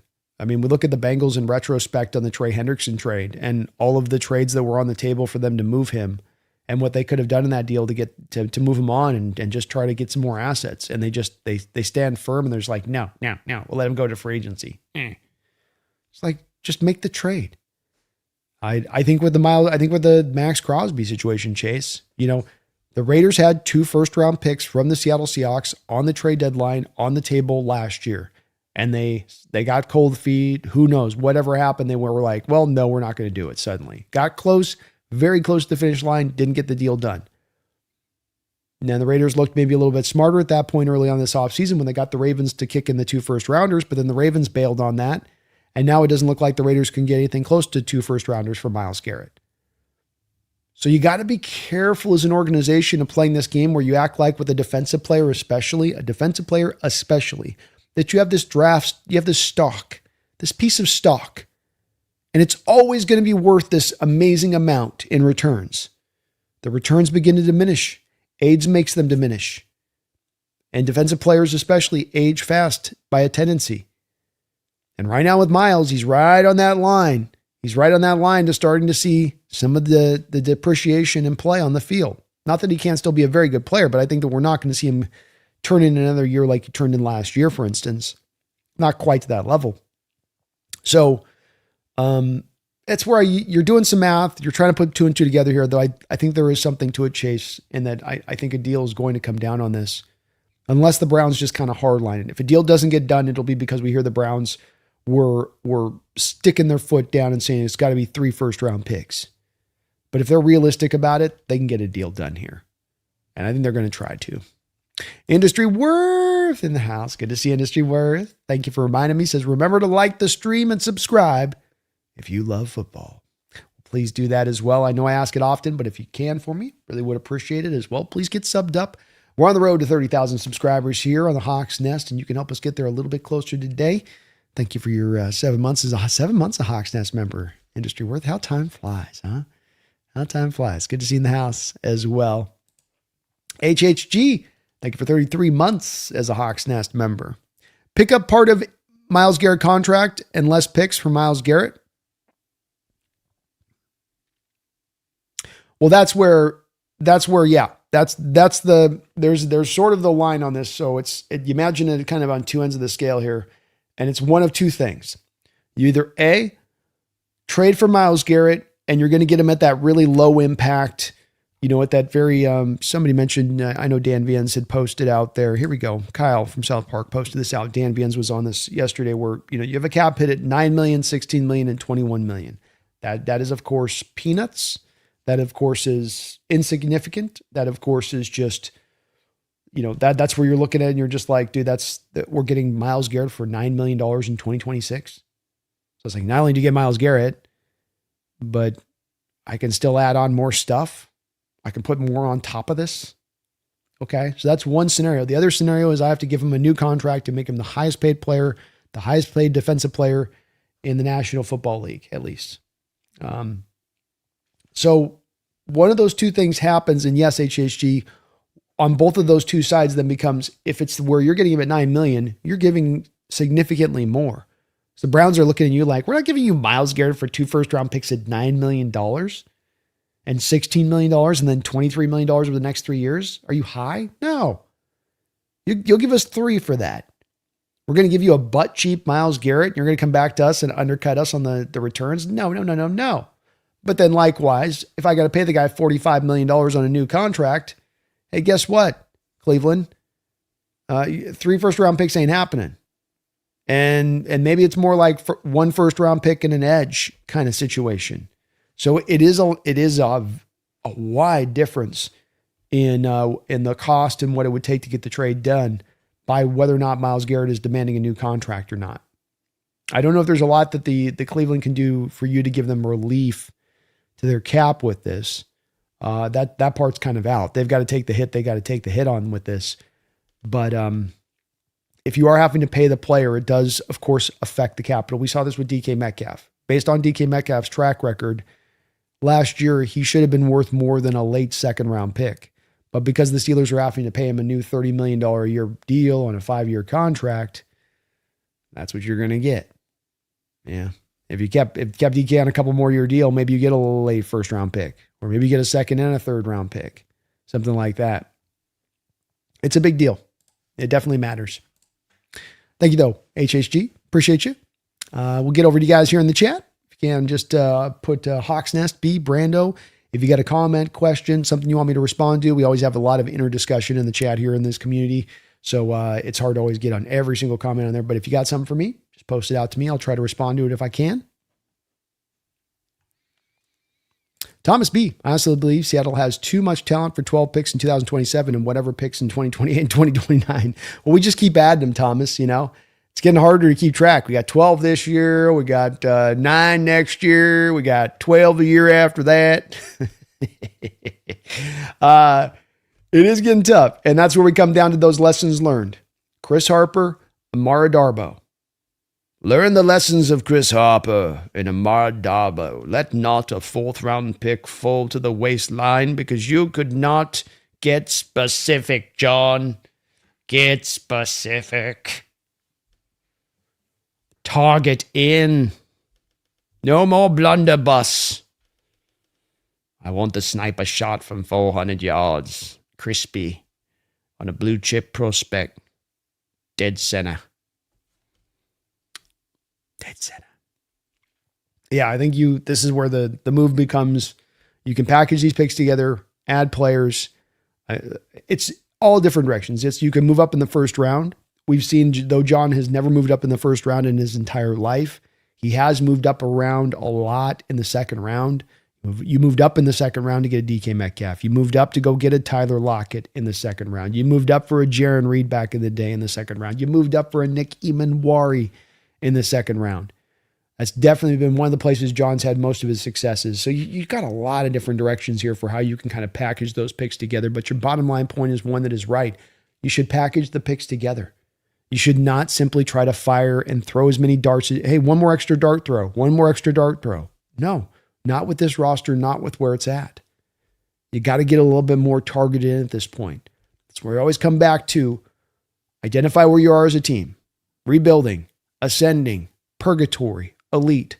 Those are the 4 states. Like water can be in 3 different states, NFL teams can be in 4 different states. Seattle Seahawks is a roster right now or an elite stage by far. And when you're trying to stack up multiple draft picks, when you're trying to collect extra draft picks, when you're trying to as many draft picks as possible, as many throws of the dart as possible, well, that's when you're in rebuild mode. That's when you want to be doing that. So that's the far opposite end of where we find ourselves on that particular pecking order of NFL rosters. And so, as I always say, identify where you're at and then make the decisions based off of that identification. We're elite. Therefore, the looking at draft capital as some sort of like precious thing. All these individual picks are so precious. Can't look at it that way. It becomes more about trying to target in and get more of those difference makers because your roster is so strong. Your depth is so strong. Your starters are so strong.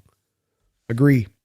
Addicted. Hey, Brandon, love the shirt. It does kind of scream for a glass filled with a Mai Tai or pina colada. Dang, fired up for the 12s. And now I'm thirsty. Well, you're making me thirsty. Pina colada sounds good right now. That sounds good. Z-Town, I would give up 2 first rounders plus Hall, especially if we kept him from the Rams. I mean, I wouldn't turn it down, man. I wouldn't say no. Abdi, crazy. We got extra 3rd rounder. Thanks. 2 extra 3rd rounders, Abdi. So you got a 3rd rounder this year and a 3rd rounder next year. 2 Dragons. Mitch says, I would hate to trade away Hall to make it happen. He's such a solid player and such a necessary insurance plan. Agreed. I mean, he is, one of your young edge rushers on this roster that exists. And it sounds like he's a great locker room guy and an all-in kind of dude. It would be very hard to do so. So it wouldn't be, but that's where you come down to, boy, if you're adding maybe the best defensive player in football, though, it's like it's one time you're willing to walk down that road. That might be the one time. Yep, Charlie, you're on it. Got to make this trade before that $26 million cap hits for Miles. Abby, no way, Brandon, we keep 12 picks. We got one more experienced edge for sure. I agree, man. No way John just sits on this. He's going to do something with it. And it's going to be nice. Byron says, I still think we can get Max Crosby made at the trade deadline. That's where I kind of go to this too, where I say, wait a little bit more to the trade deadline because you get more of the market opportunity. A guy who's maybe not available now becomes available later on. I mean, we don't know if even right now Max is really available, especially if the cost has come down from what the Raiders were able to get earlier this offseason. I mean, it's hard for the Raiders to kind of like make your peace with like, we were going to get 2 first-round picks. Now we have to accept like a first-rounder, or a second-rounder and a player. Ouch. But maybe at the deadline, you can have them come to make their peace with that a little bit more closer. I think that's where that could be an opportunity on play. Yeah. Garrett's cap hit right now was 9 million, 16 million, and I think like 23 million over the next 3 years. It's really it would be a 2-year deal. So it'd be 9 and 16 if you can get Miles to play on his current contract. But that's the big if. That's the big if. Telio says Garrett's going to turn Stafford into an arthritic old man next season. Let's go. Yes. Brandon, are you counting cap space, dead money, or your high scores from your favorite pinball machine?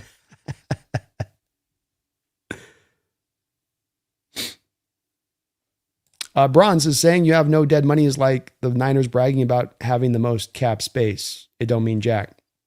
No, it's the combination of it, Bron. So it's the combination of salary cap space and then dead money, which dictates and determines how healthy your cap situation is.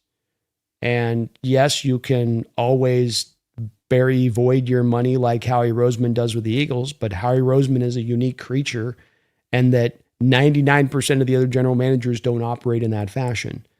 So I'm not sure exactly what your point would have been on this, but it's both of those two elements. A lot of people go to salary cap space, but if you have a lot of salary cap space and you're sitting on a ton of dead money, you're not really in a great place as you might look with the free space, because you're having a bunch of money in the books that's going to nobody.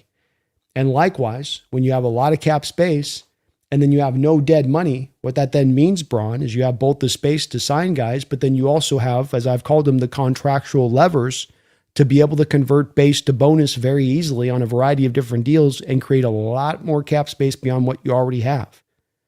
And a lot of those other teams, when they are sitting on, let's say, $111 million of dead money, they've already pulled all their levers.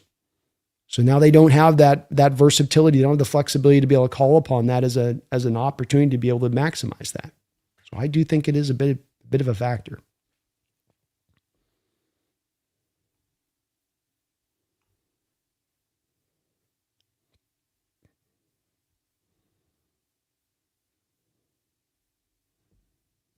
$3 make our D line instantly even better. Is it worth it for 3 firsts, even 2? Well, I think definitely 2 first rounders are a no-brainer. I think the 3 firsts is where we get into a really good discussion, and that's where I think you can make an argument both ways of saying it's too much to saying that it's every bit the move that we should move. And then it's also then what's interesting to me about this is then you say on top of it, you have that at play of is the 3 worth it? And then does the 3 become more worth it if you're in there duking it out with the Rams? If it's coming down to you and them, should that factor into it? Should that be a part of what you can consider in your deliberation to make the move or not? It becomes very interesting from that standpoint.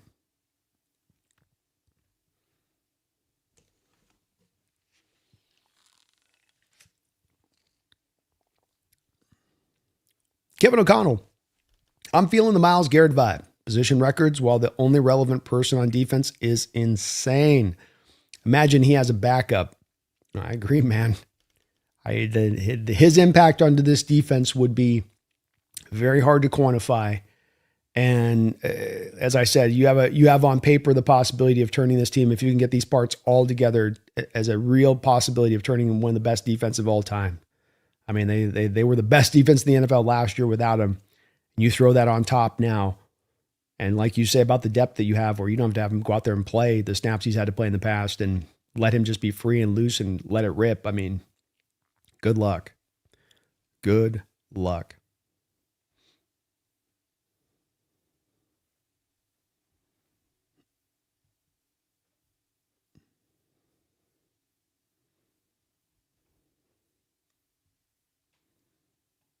Abdi is crazy how cheap Garrett's cap hit is. I was shocked seeing that pull the trigger, make the trade. This cap hit super low. It is super low, man.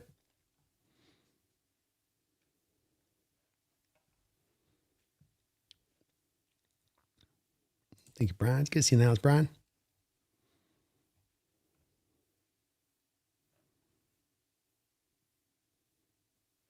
Folk could make Myles Garrett happier just by front loading some of the money. Yeah. And that's where I would expect Garrett's people. Traditionally, the player being moved in these kind of deals takes advantage by trying to see if they can squeeze out a little bit of extra cash flow, by making the deal happen.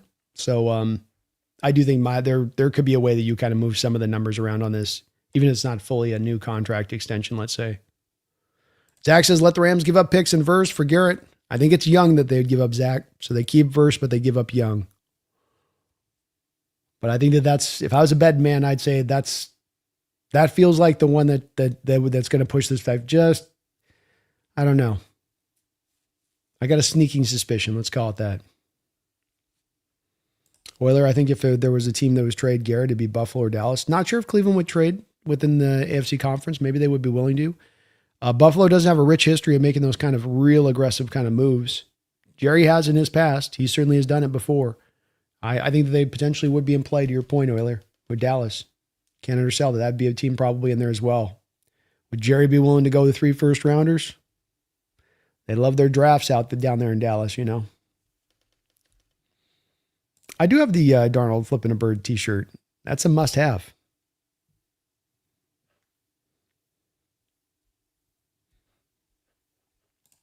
Thomas Brando, I saw on X that ESPN thinks Seattle didn't do a good job in the O-line, like they didn't see Seattle O-line improve at the end of the season. Yeah, I saw that as well, and some of these articles and some of the takes that you get out there are just so laughable. You just kind of shake your head. You're like, what offensive line did you watch last year? And maybe it's that they're just taking Bradford and they're sort of extrapolating Bradford to all 5 parts because Bradford just, to some people's minds, stands out that much. From the outside looking in, Thomas, not Seahawks fans, but maybe the national fans are just so aware of Bradford that they think that that's just the whole line because everybody's just kind of lazy in their assessments. But it's silliness. It's pure, just unadulterated silliness. There wasn't anything else they needed to really do on their offensive line. It's fine, and it's more than fine. It's maybe the best offensive line we've had in our history. With maybe the exception of the 05 line and what they're setting up. So it's kind of, I saw that. One of those weird ones where you just go, that's somebody who didn't do their homework.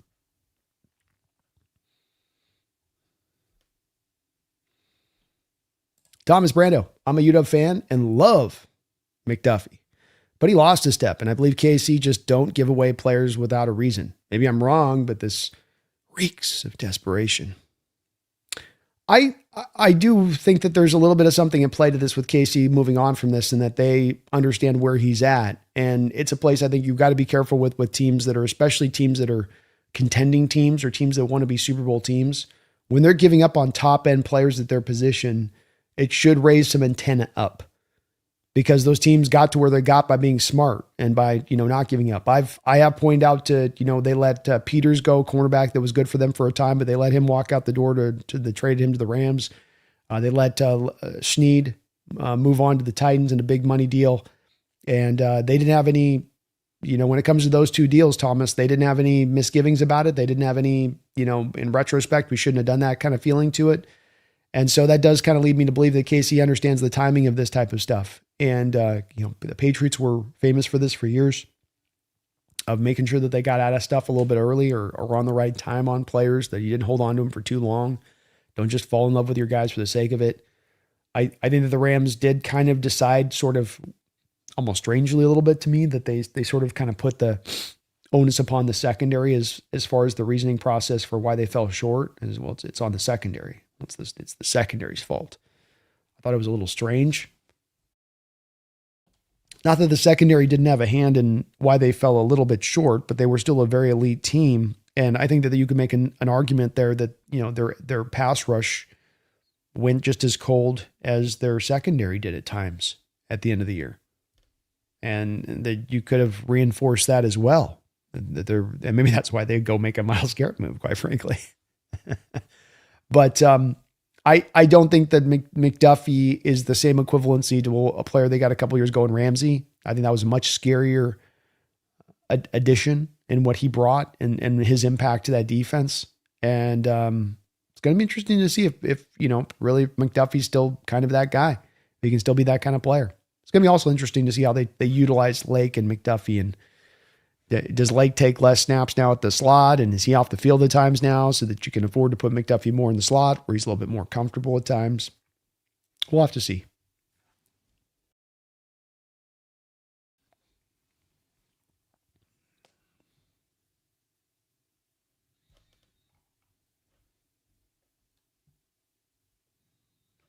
Thomas, I take it with a grain of salt. I get tired of people thinking Seattle got lucky when they won 14 games and won the division twice and then the Super Bowl. That's not luck. I agree. It's been one of my pet peeves this offseason too, Thomas.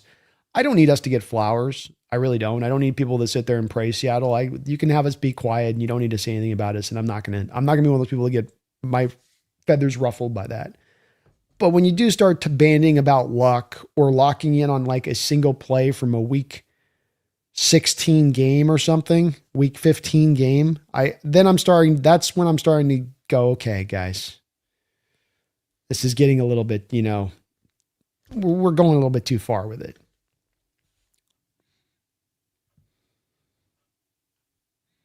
The Rams have a lot of overachievers, don't have the talent of a conference finalist. Zach, Vikings already have issues. JJ and Kyler will divide the locker room. Oof. Rough soundbite from our guy JJ the other day, huh? Woo! We're just like two guys in the classroom, and I'm on one side of the classroom, and he's on the other side of the classroom, and he'll stay on the other side of the classroom if he knows what's good for him.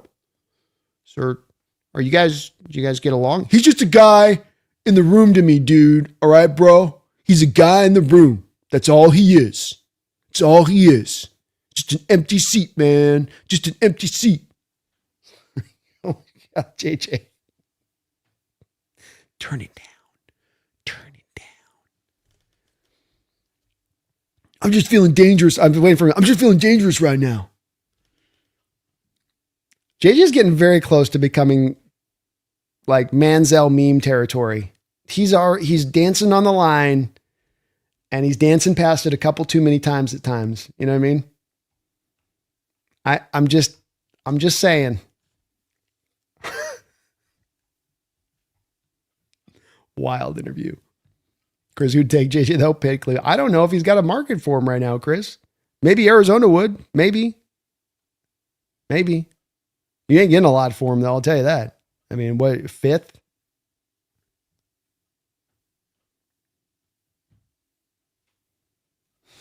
Brady never need an excuse to throw shade at the Rams.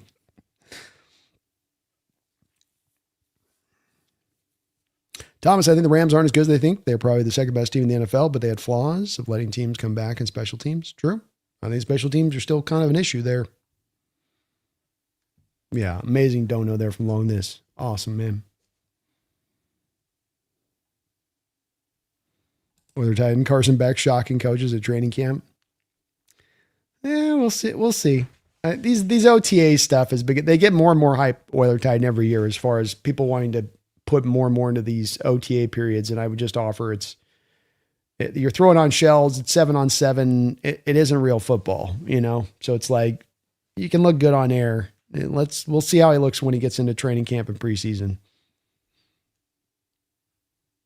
I have a very strong assessment. I feel good about my assessment on Beck. But maybe I'm wrong. We'll see. Bro, love the shirt, Brando. It's like Tommy Bahama collaborated with the Seahawks. That's right, baby. They were giving these out last year at training camp. So they're giving them out free to the season ticket holders. My guy was kind enough to hook me up. And yeah, I was like, hell yeah, I'll take a free shirt. That's nice. Thomas Brando, Minnesota giving Seattle Darnold and 2 more third rounders making happy since they are my uncle's favorite team. Not too shabby in Minnesota on their part. And Thomas, how about all the extra picks we've had through these last few years, folks? Extra first round picks, multiple years with extra second round picks. 2 years ago, we had the 2 second round picks. We got the extra third round picks. Like, we've had so many extra picks over the last 3 or 4 years in the draft, especially into day 1 and day 2. It has been a big part of building this roster up like we have too. And will be into the future, it sounds like. Martin says, Brandon, which NFC team do you think would be a dark horse for a playoff run?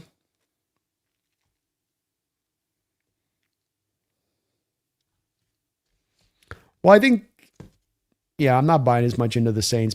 Saints have them as kind of, I can get where people at. I just don't trust as much the defense. And I do think that offense is still a work in progress. Dallas, Tampa Bay, if you could call them dark horses, I think would be would be two teams that certainly could go and get in there this year. Hard to point anybody in the sort of the NFC sort of north because everybody's kind of a contenderish in that division.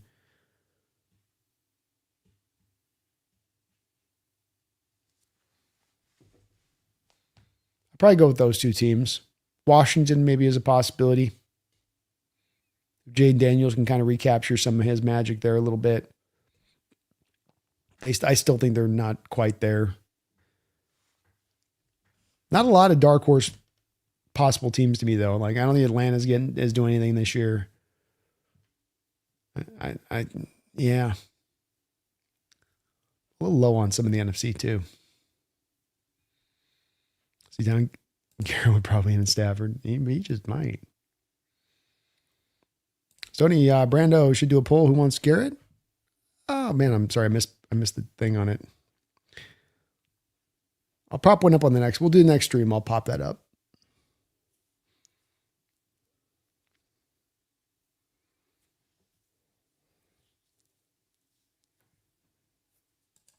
Thomas Brando, now Seattle has draft ammo to trade up, especially if a blue chip player falls at the edge. Running back. I know one running back I hope Seattle trades up for is Bo Jackson's son. Ooh.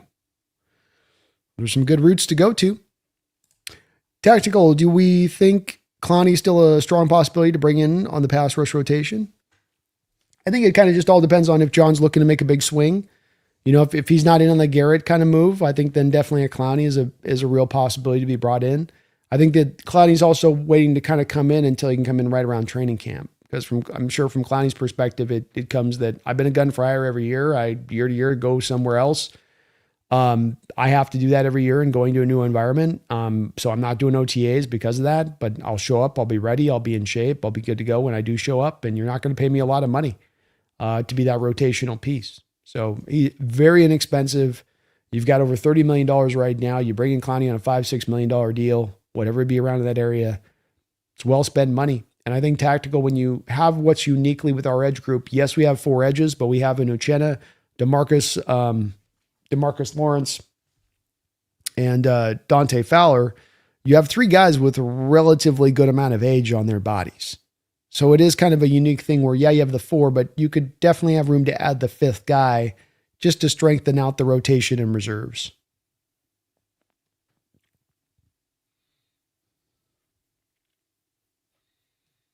In Beard we trust. That's right. Al Brown, what brand of jersey is that JSN jersey? I do not know.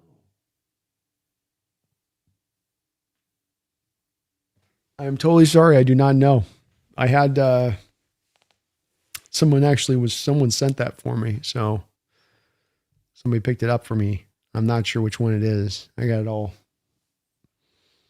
posted up, so I can't tell.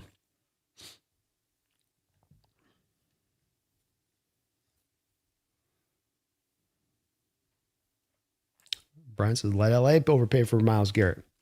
What would the message be to D-Law and Hall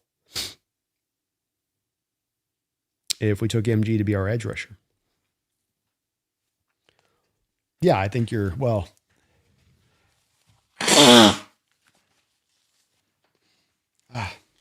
and my allergies have just been killing me the last couple of days. Oh, sorry. I mean to blow in your guys' deal there. Okay. Well, I think you're probably going to have to package Hall as part of a Myles Garrett trade package, Brian. I don't think you're keeping Hall. I think he's a bit of the included factor in the trade. I think if you're bringing in Myles Garrett, I think whoever's here is going to understand you bringing him in. You know, you're not just bringing in a run-of-the-mill rusher or just a solid edge rusher at that point. You're bringing in a guy that's got a very strong claim to fame to being the best defensive player in the sport. I think in a locker room, that's going to hold a good amount of sway if you made that move. The other thing to consider with Derek Hall, and I love, look, Derek Hall has come forward, I think, in certain respects from some of the fan base. You're not making this, Brian, but I think some of the fan base are at times overstating where Derek Hall has gotten into his progress. You know, he gets spoken about like a guy that's already cracked through on double digits as a sack guy, that's already plays fantastic run defense. And it's a little bit like where some of the narrative is kind of taken off there that's not exactly fits to the reality. So it's like a guy that still has room to grow in his game, a guy that's also due to be paid a contract. And I think that, as much as we might like Derek Hall, when we're looking at the true possibility here of him making 21, 22, 23 million per year, if he has even just a marginal, goes out there and has 4 sacks next year, why couldn't he command that if Boye Mafe just commanded that from the Bengals this offseason? And would we want to pay that at that time?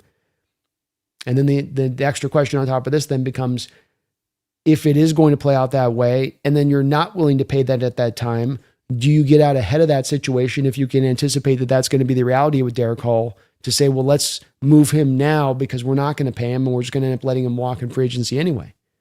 And that's, I think, some of this factor that has to be taken into account with Derek right now a little bit. And you have to be realistic about that cost and going, well, that's a pricey sum. And I don't mind spending that amount for a pass rusher. I don't. But if you ain't even getting close to sniffing double digits in sacks and you're playing about average run defense, I don't want to pay that for that. I can get that elsewhere.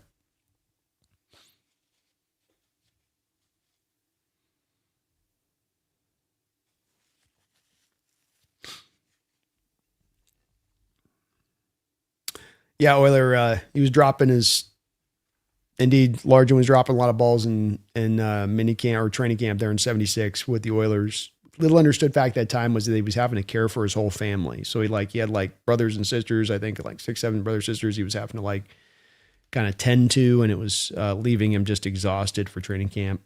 They got it figured out though eventually, and led to the best trade ever. Seatown, no doubt we bid up the Rams on that Garrett trade. I know John at least be smart enough to do that for sure.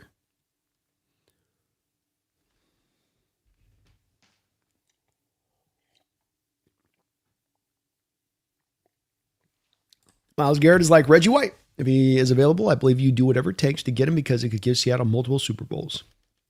Here, man. That's where I can completely get signed on board with this kind of move and understanding, and I'd pound the table for it too in a similar fashion. Chris says, I'd rather Clowney or even Miller and concentrate on youth in the draft next year. Not the worst way to go either, man. I can certainly understand that way too, man. That's that torn part, man. It's both ways. There's a strong argument on either side.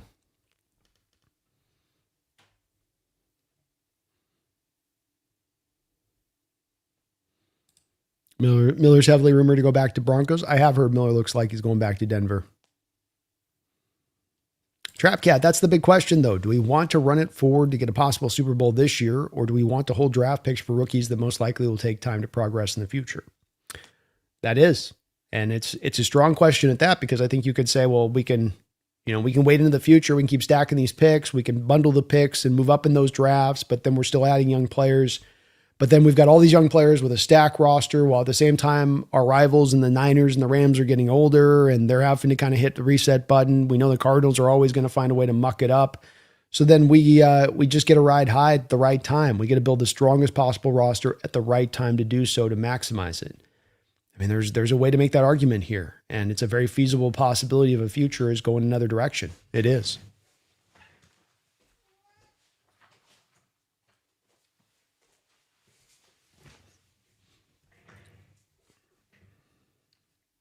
I dig to Brendan. How would Charles Cross do, having to play 2 to 3 games against Garrett as a Ram?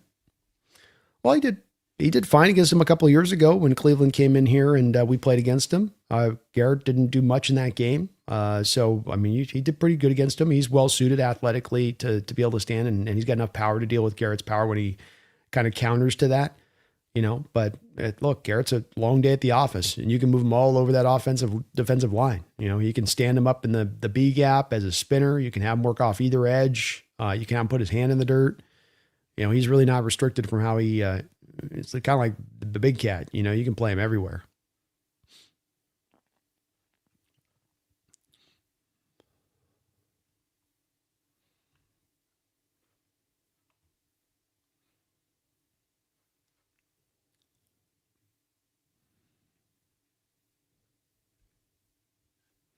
Yeah, I like the Bruce Smith comp. I think the Reggie White impact's more about the impact of where Reggie was in his career coming to Green Bay, and Garrett being in a similar place at this time in his career, age-wise, potentially coming either here or the Rams or somewhere else in the league via trade. But yeah, I think you're right. I think Bruce Smith's probably more of an apt comparison.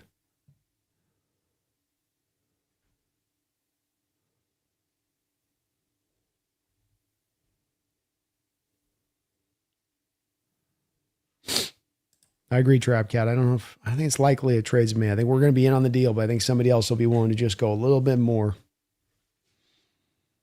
Lovey said, I'd rather not make a trade that big with our roster already so strong. It's not a bad way to go.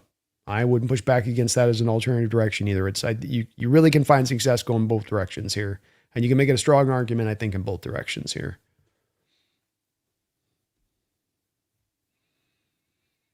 Bubba, Brando. Bro, being from Dallas, I would rather have a 26-year-old Parsons last year than an old Garrett or Crosby for the price. Yeah, that's fair enough. I think that from Jerry's standpoint, I think that they're thinking of as we're able to kind of do a little bit of sort of mixing and matching to then add on the whole as a collective sum more versus what we would have been just stuck by going with just Parsons as the only option then. But I get it. I totally get it, man. I would be a good defensive line, though, as far as like Myles Garrett, Ezra Raku, Ryan Clark, and Quinnen Williams. It's pretty good front four. That's a front four that can do some damage. But I get it. I from when you put it like that, I do understand. I guess I just have been looking at it like from the Cowboys standpoint, they'd be looking at it more like we took this Micah Parsons deal and we got all these assets for it and got at the better end of it. And then we could then get a Garrett in here. And I will say in Garrett, while he's older, he's also a more complete player than Micah. You even saw last year with Green Bay and how they used Micah, where it's like, he's really a pass rusher. It's like you're asking him out there to set the edge and be a good run defender. You're not getting that. It's not going to be horrible, but Garrett can be impactful in both areas. C-Town says, I hate to see Garrett a Ram even more than him being a Seahawk, if that makes sense. It does. It's a part that's drawn on me as well with this and thinking about it, where I'm just like, oh, man. I wake up tomorrow and hear that the Rams trade for Garrett. It's going to make me sick to my stomach. I'm not going to feel like necessarily we have a ready-made answer to be able to counter that. It doesn't guarantee them the championship or something. It's just that, boy,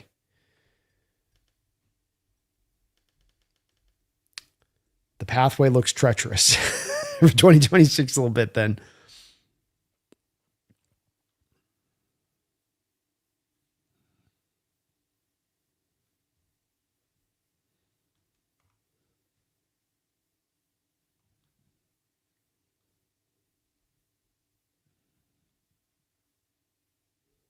It does sound like Barner had some minor offseason, probably arthroscopic kind of thing.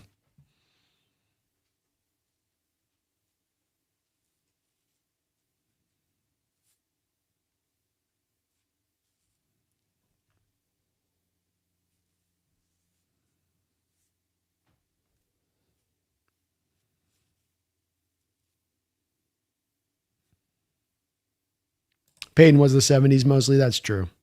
He's kind of right the last 4 or 5 years, 70s, 80s. I don't know if I'd put, I guess Riggins. I don't know if I'd go quite there with Riggins. Not a lot of backs in the 70s, though. I feel like I'd go with any era. Banker tackling Earl Campbell in era business decisions. Boy, was it ever. That one where crazy clip where he takes his helmet and just puts it right into the chest of the guy and the guy just like he just got hit by a shotgun banker. Yeah. Flying backwards. You could just tell he ran with just a little bit of a different level of the force and ferocity.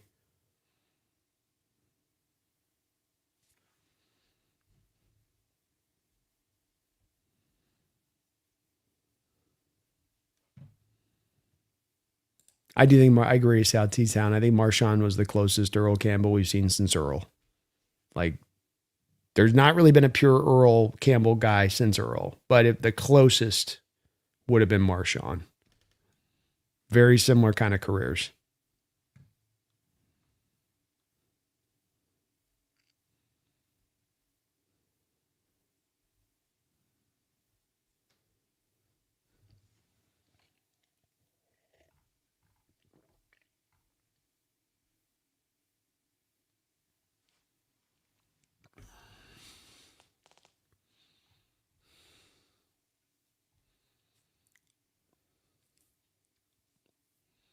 Trap Cat, I'd find it super funny if we did get Myles Garrett and still got shunned and not talked about in the sports media. I actually would get to the point of being pretty hilarious at that point. Yeah, there's this phenomenal team in Seattle, all-time team, maybe the best defense we've ever seen in football history. But anyway, have you seen this Cowboy team this year?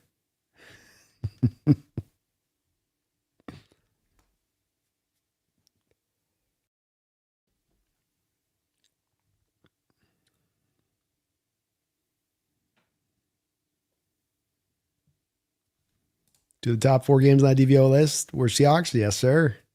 Not too shabby. Not too shabby.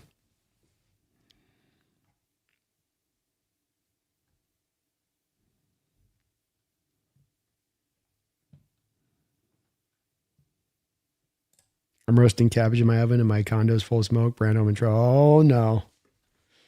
The smell of cabbage. You're gonna bring the natives are gonna get restless there, industry.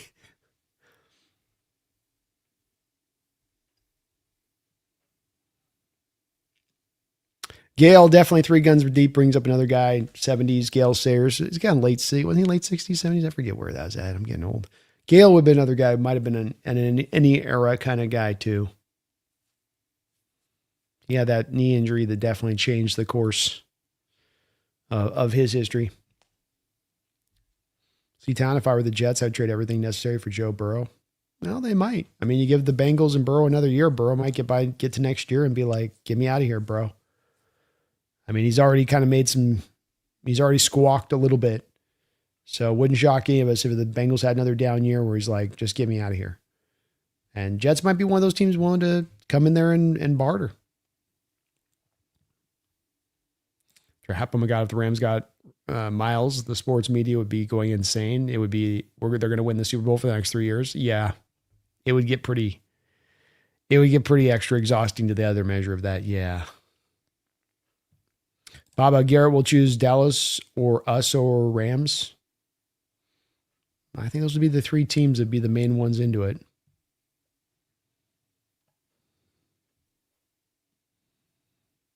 Riverside would be funny if they got Myles and then Stafford got hurt.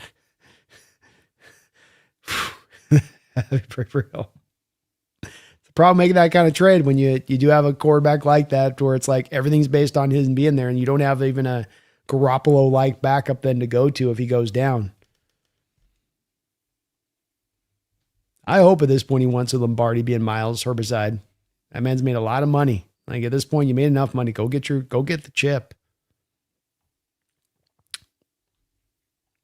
Blue Lightning. Hey, Brando, I was wanting to do my own draft board. I haven't done any before, so I would like any advice you have. Even basic knowledge would be appreciated. Well, I think the way that I went and the way that I found was kind of best for me on this Blue Lighting is, you create your horizontal board, use like an Excel and have your horizontal board with the guys that you've looked at and keep track of it there. And then of course I've got my notes on, just got a Word document. And then every player I've got just real randomized kind of notes. And, I start out like I'm doing this year. I didn't do as good last year with it. I was a little bit late last year, but start out this year, just, diving into these guys right now. You get in the first, look at them. And I think the best way to do it is just kind of, you start out with the highlight reel a little bit, not to gain the assessment, but to learn about what they do great. I want to see, what does this guy do great?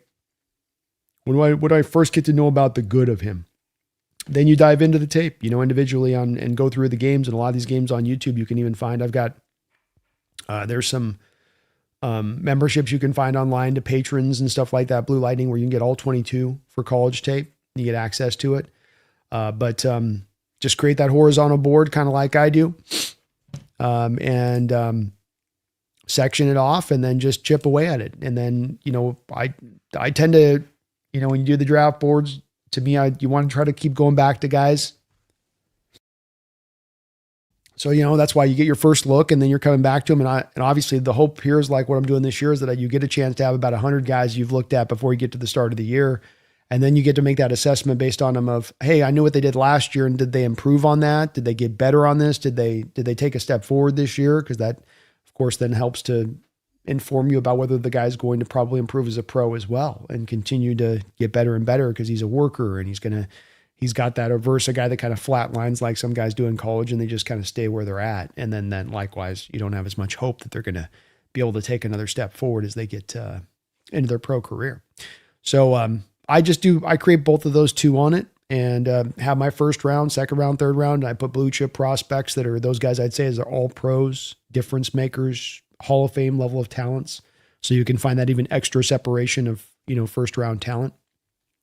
But then you just crack away on the tape, man. The more tape, the better, and the more times you can kind of come back to guys after you've had a chance to kind of comparative between guys. I'll even look at guys that came out of draft a couple of years ago and look at their college tape versus guys sometimes, trying to get a little bit of a measurement if I'm having a struggle on kind of quite charting a guy and where I see him at. So just documentation, keep updating your documentation, keep updating your notes, take as much of thorough notes as you can, dive into as much possible tape as you can. There's so much tape out there to go find now where you're really not limited in that respect of things. And the more tape you get, the better view. I do tend to find that there is at times blue lighting a little bit of the people that lean on I'm just going to watch the highlight tape and make my whole assessment off of that. And that's where I would offer, you're not getting enough of the story at that point. Not nearly. It is a part of the process, but it should be just the beginning part of the process, not the end of the process.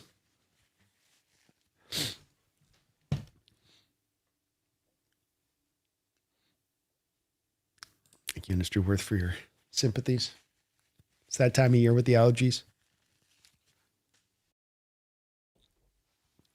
3 guns deep. How did the Rams even have any money left? How can you have the highest paid player at every level? Well, it's getting tight. To your point on that, it is getting tight. They did a good job this offseason of not going hog wild, and they signed 2 guys in McDuffie and Watkins, and that was all that they did as far as that went. When you look at their salary cap situation right now, they're sitting on $25 million of cap space, as you can see here to my left side. And so they still have plenty of money to kind of make moves. Where I think this would happen is that they do have to get an extension done here with Puka. You've got to get an extension done here with Byron Young. You're going to get an extension done with Steve Avila. So there's, you also got, who's the other guy here? Kobe Turner. He's also going to be due for an extension right now. So they got to get the extensions done, but they have the cap space to do that. And if you look at it, they're really not, how can you have the highest paid player at every level? So right now, as it stands, 3 guns deep. It's a lot obviously changed with Puka, but okay, you're paying the high amount of mark to McDuffie, but Stafford this year's cap hit's going to be $48 million. That's not for a quarterback that's giving you MVP level of play. That's not the top of the market hit. It's a big hit, but it's not, just going to crush you. Their left tackle's making $18 million on average. I think the top left tackle in the sport's making $30 million. And then from there, you can see, Devontae Adams, you had 18s. That's not even for a wide receiver, $18 million a year that's not the highest. Those guys are making into the $40 million territory. So while McDuffie's making a lot, it's the first year of McDuffie's new contract. And as you can see, McDuffie's cap hit here is only $10.8 million, 3 guns deep. So when it comes to actual cap hit this year, 2026, we can look at 27, 28, where you're going to see some of that hit being pushed down the line a bit. But when it comes to this year's hit, they're not there with the players they're paying right now as far as those kind of cap hits go.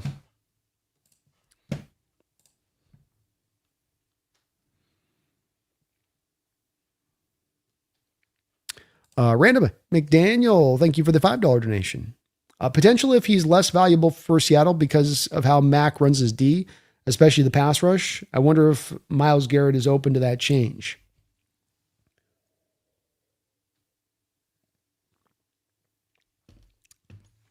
I don't know on that for sure, Randall. I don't know that that'll be necessarily the case. There's a lot of what McDonald does at times is he will dial back to simplicity with, if my 4 rushers are getting it done up front, I don't have to blitz. I don't have to stack the box. I don't have to run simulated pressures. I'll let my front 4 just go after it. They run a lot of stunts and twists and loops and games up front, but I think if you have a Garrett that you know is going to win and win naturally one-on-one, you're not going to have to feel the need to run that stuff. I think a lot of the reason why Seattle at times with their front four would run those stunts and tubes and lists is because while they were generating pressure, sometimes it was a little bit of the slow burn pressure, which of course with McGarrett, you get a little bit more of the fast burn pressure. So I don't think that would be necessarily a mitigating factor for Garrett, Randall. I think it'd be more about preference of maybe city and environment he'd like to be in versus, South, West Coast, Pacific Northwest. I think that's really would be more of the kind of the swinging factor there. But I think that any edge rusher would be perfectly fine playing into this defense, especially him. I don't think that it boxes you up because I think you're right to ask that. Is there maybe a little bit of how it kind of like puts you into a corridor role of what you got to do on a play and that you don't have the freedom to kind of I go full left or full right, or I can do whatever I want to do to get to the passer. But I think that some of that's been a little bit by necessity, and some of that you'd be open to if you brought in a guy like Garrett to maximize him. I think with Mike, he's less rigid and more about maximizing the players he has and how to do that.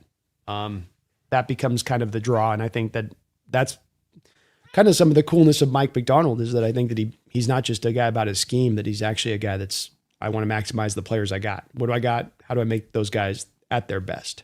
I have a roster of guys that, can generate pressure with the front four, and I got to blitz all the time. I'll blitz all the time. And if it's on the other end of the scale, I'll go to the other end of the scale with it. Randall with another $2 donation. Thank you for that, Randall.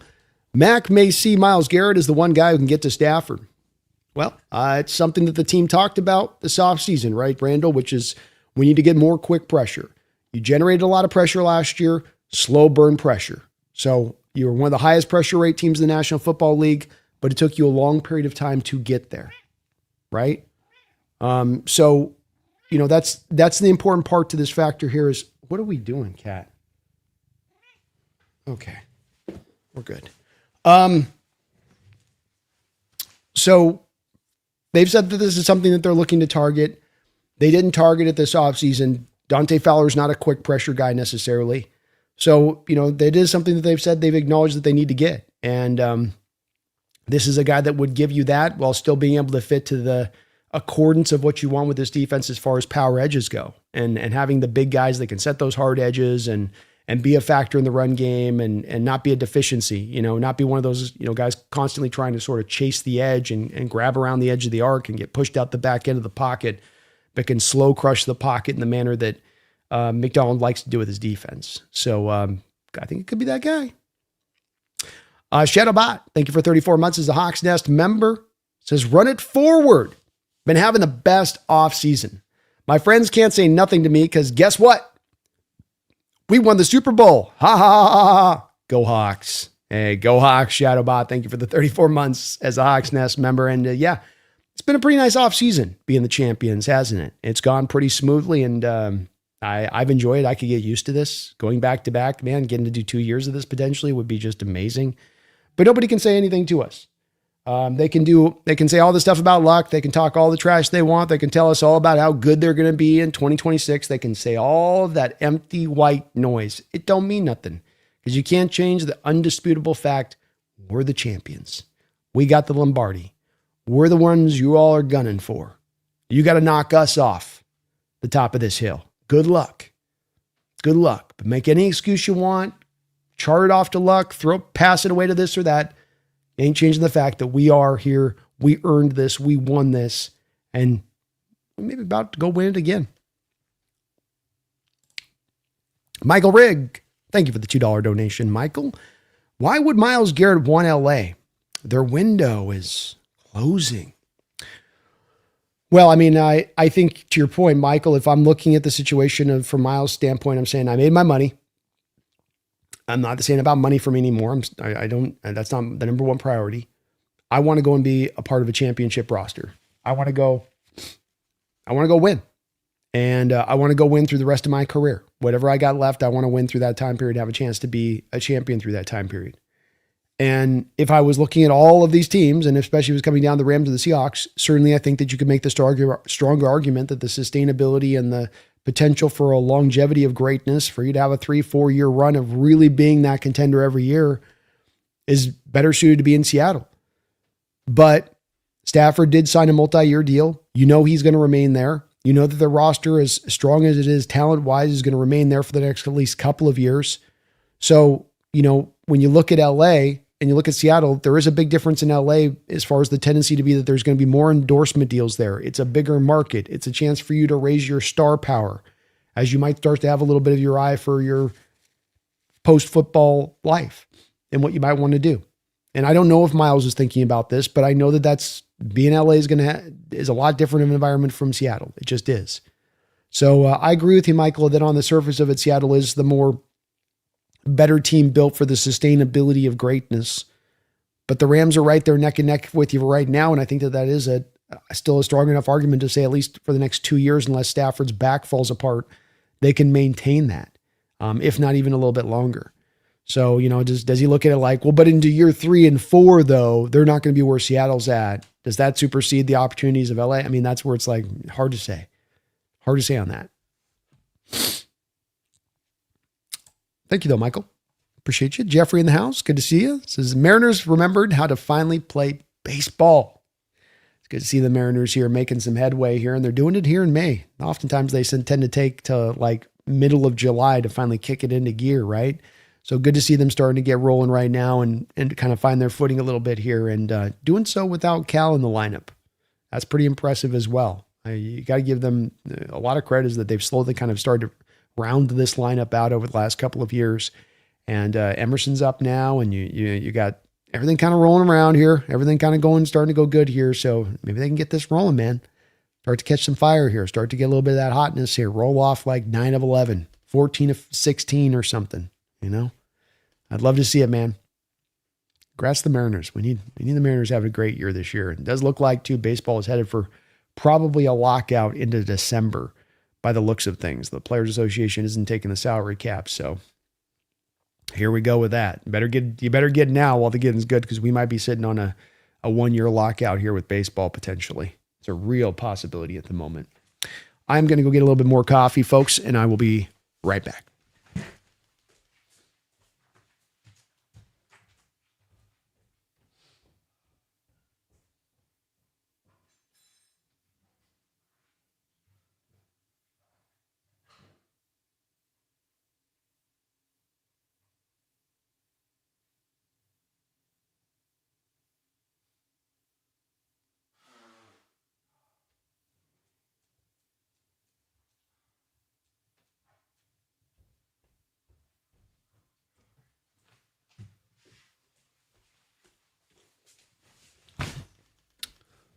Oh, Michael, very kind of you. Thank you for another $5 donation. He says, LA's window closes the next back spasm he has. Why would Garrett risk that? It's a good point.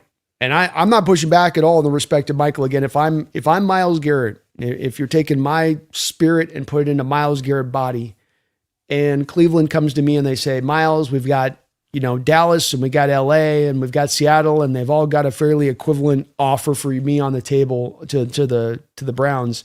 They're all offering basically the same thing. We want to do right by you. You've been a good soldier for us. Been a good leader for us. Which of these 3 teams are you going to find most attractive to go to? If I'm in his mind and looking at if winning is the most important thing, and this is the thing I would say to you, Michael, is that I understand right now Garrett will tell us that winning is the most important thing. I understand that as soon as he gets traded and he goes to whoever he's going to go to in the press conference, the first words out of his mouth are going to be, I want to go win championships. But this is also where I would offer to you that sometimes what a player tells you is not truly what's in Myles Garrett's heart. And that though what I would do and what you would do are in uniformity here, we aren't necessarily in Garrett's heart, and we don't know the motivations that drive him. So for instance, on this, Garrett last year came out in the offseason and he typed up this very, very formal letter saying that he was basically done with the Cleveland Browns, that he wanted to go be a part of a winner, that he wanted to go win championships. That's what he wanted to go do now. Now's the time to go do that. And then he got to the point of signing a new contract extension with the Cleveland Browns last year. And so, he's told us that before, and then his actions actually saw him then immediately come back and do something completely different than what he was telling us by his words. Now, maybe Cleveland just came to him and said, look, there's no way we're trading you this year, so you can either take a contract extension or pound sand. And he's like, well, if I'm just stuck here anyway, I might as well make more money in doing so. So that's that part of it where it's kind of hard to say what exactly is kind of at play on some of this. But that's where I would say too as well, Michael, where he could tell us that it's about championships, but it could be as well about the LA market and about the attractiveness of the market opportunities down there and about, all of the things that you possibly could take advantage of getting done. And as far as making more money, or maybe he wants a post life where he's going to be part of broadcasting in some way, or something like that, Michael. You know what I mean? Like, I don't know it, but that's where it's harder to predict Miles versus other players who would tell me that it's all about the championships when I have that last year situation go down in the manner it did and watched you literally like pivot and reverse in like a 30-day span from I want to go win championships to no, it's all about the money. And so, I think that that's where it would get a little bit worrisome from Garrett's standpoint if I'm in his shoes going to LA. I will say there's extra parts of this that kind of change this too, Michael, where it's like, okay, let's say Garrett goes to LA and LA gives up all this draft capital. And then 4 games into the year next year, Matt Stafford has a catastrophic neck injury and he's going to be done for the rest of his career. Now, if they haven't put him on a new contract extension and there are 3 years remaining on Myles Garrett's deal, Michael, could not then the Rams just turn around and then move Myles Garrett, understanding that this closes their window immediately, and then turn around and move him for basically about the same draft capital that they gave him up for? Especially if it was in the name of then moving him to a team that was a contender at that time. So it's like Myles could look at it a little bit more with that, where it's like there's some flexibility to this if it went to that worst case scenario situation you talk about. Again, though, I don't want to seem like I'm pushing back against you, Michael, because if I'm in his brain and if we're both in alignment on this, if I'm in his standpoint, I'm like, look, I got my millions and millions and millions of dollars. I've got generational wealth. I love this sport. I want to win. I'm tired of losing. I want to win. What's the best place for me to go and be a champion? To me, there's no better spot than the Seattle Seahawks. With a fan base, with their track record, coming off a Super Bowl championship, 3rd youngest roster in the NFL that won that championship, draft picks for days, salary cap room for days. I mean, there's literally no negative to it. The coaching staff in place, defensive-minded head coach who's going to maximize you to the utmost and understands the value of having a great defensive player like you. I mean, you could just go down the boxes, right? Michael, is just check, check, check, check, check. But what is going to be the true motivation of Garrett at that point, Michael says he's got the no trade clause for re-signing.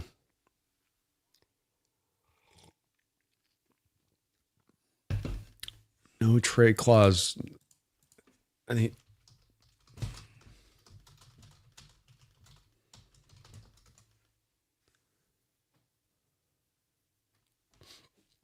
Right. So he's got, okay. So yeah, he's got the veto. Yeah. So Myles Garrett has a no trade clause in his contract, gives him full veto power over any potential trade. And he can block any destination he heads off to. Yeah. And that's where we come down to, like, at the heart of your question here, Michael, where he wants to go as a part of this. What's important to him and what's most important to him. That is a part of this, I think you're onto it in that respect of things. It just becomes, what is his true motivation? And yeah, he's going to tell us his motivation's this, but we know the players oftentimes tell us what it is that the public relations people tell them to say to help out their brand best, right? You come out and you show selfishness, or you show, no, I'm monetarily driven, or I'm already thinking about my post NFL life, and people are like, versus just saying, I came here for the championship. Everybody's like, oh, he's playing for the right reasons. Everybody lauds that when you give that as an answer versus every other answer, which can kind of sometimes be picked apart a little bit, even if it's the truth. So, I don't know. I do have still the worry and concern of him going to LA a little bit on this one. I think that they're the team that have the track record of success of winning. They can provide him that environment of contention. You're in a major market city where you've been playing this small market city for a long period of time, really in Cleveland. But this is the fun part of this, man, Michael. It's really hard to predict, and I don't think there's any certainty on this for sure about which way this thing goes. But I do think that they did move that $26 million down the line for a reason with Garrett's contract, and that there is an intention here to move him somewhere before training camp because of it. Otherwise, there wasn't really a lot of reason to move that money down the line. It was going to hit in the same. It was going to hit in the same year, when it was all said and done. But thank you for your donations, man. Appreciate that last note. I had forgotten about him having the veto power. I still kind of figured, though, even if he didn't have the veto, that Cleveland probably was going to be the cold-blooded where they're just like, we're going to ship you here and you're going to like it after having me live through my whole career in Cleveland of winning nothing, like, not that some organizations wouldn't do that. That would be pretty cold-blooded to go that full hardcore with it, wouldn't it? Like, ouch, dude. You're going to do them like that? Kind of like Cincinnati did with Carson Palmer, where Carson's like, I'm tired of losing. This sucks. And then they're like, shut up. And he's like, no, this sucks. You need to move me. And they're like, we're not moving you. I'm like, move me. Like, all right, we're going to move you. We're going to, you want to be moved? Yeah, I want to be moved. You want to be moved? Yeah, I want to be moved. We're going to send you to the Raiders. There are some cold-blooded organizations out there, I guess. You're awesome though, Michael. Thank you for your support, bro. And well said on your thing. We are in agreement when it's all said and done. I just question about the motivations there a little bit. Oiler Titan, wasn't Puka a 5th round pick? He can't get $40 million. Why not? Oiler Titan. Richard Sherman was a 5th round pick, and when he was up to be made the highest paid cornerback in the sport, he was paid one of the highest cornerbacks in the sport. Production dictates pay, not necessarily draft status. Or not draft status, I should say. Especially when you've been as productive as Puka has been.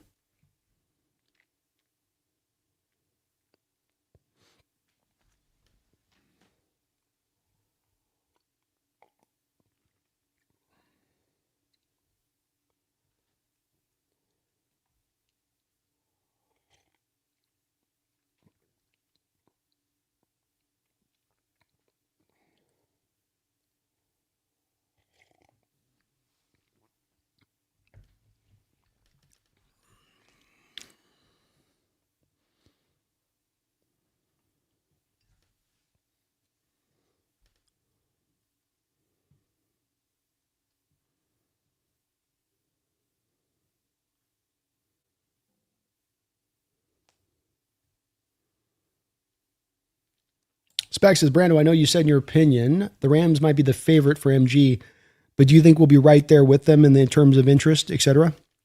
Yeah, I absolutely think John's going to be in on it. I think he's going to be partially motivated by the fact that he knows the Rams are doing it. I was showing this graphic earlier in the show, which I think kind of shows very clearly a little bit of, from my opinion, a little bit of why I kind of see where I see this kind of deal going down and the tit for tat, where it's like, okay, the Cleveland Browns call up the Rams and they say, you want Miles? We want Miles. And they call up Seattle, you want Miles? We want Miles. And Rams are like, we'll give you 2 first-round picks. And then Seattle says, we'll give you 2 first-round picks.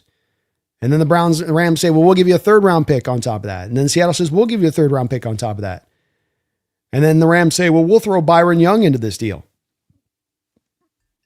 And then the Seattle Seahawks say, we'll throw Derek Hall into the deal. Well, then it kind of comes down to which would you take? What's the more attractive package at that point? If it comes down to us and the Rams offering the same deal essentially, and it comes down to Derek Hall and Byron Young being that kicker part of the trade that ends up being the superseding factor there, Spec, I feel like that's part of what draws me to thinking the Rams are able to push it past, because Byron Young will be looked at as a better player than Derek Hall. And I think you're both willing to throw about the same draft capital at the thing, but that's the one part to me that gets me thinking it'll push it just past us, but I think we're going to be in on it. Pete happened with the Crosby situation. I do think so.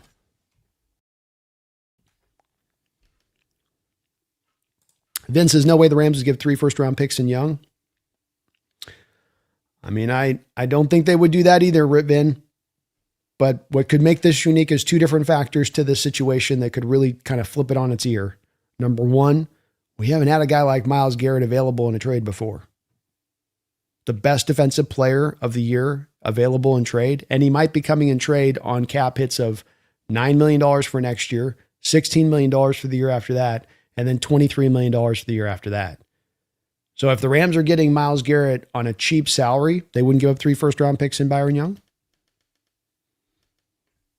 Especially if they're in then the second part of it being Vin, they're in an actual bidding war with their main rival being the Seahawks. That it isn't just another team that you're competing with out there in the AFC, but your team in your division.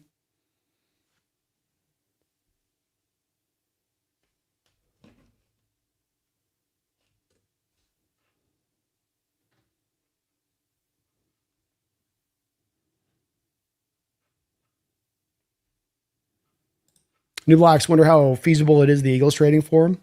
The deal that I've been putting together in my mind of the Eagles and what they could kind of put together here would be, in my opinion, I think they're thinking already about a little bit of a Jalen Carter kind of move. And so I think you could be seeing them do something like it's a Jalen Carter. They pick up a second round pick for the AJ Brown, and then a first round pick. So a first round pick, the AJ Brown second round pick they got, and then Jalen Carter for Garrett. Something like that I've thought is maybe a possibility for them.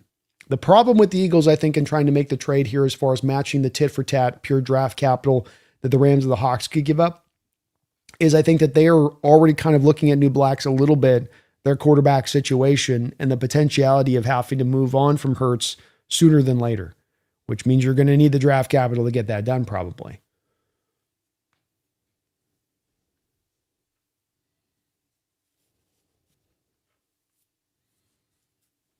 At 31 years old soon, about to decline, injuries, correct touches? Yeah. Not going to get the stand that you got in the past there. But can you get 3 years of still near prime level of play? Yeah, I think you can.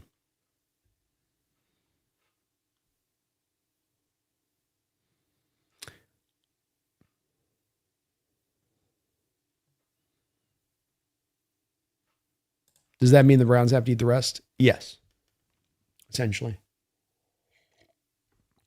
Which is why then the draft capital is more you have to give up. If you have to sign a new contract, then that's less the Browns can hope to get back in return, and there's no hope they can ever have of getting 3 first-round picks plus a player. That does change the metrics of this. Mick Brandon, I'm sorry, but if Rams get Myles Garrett, probably won't be able to watch the roundtable after that. I love Jake, but he'll be way too much. Yeah, Jake's going to be feeling himself. You're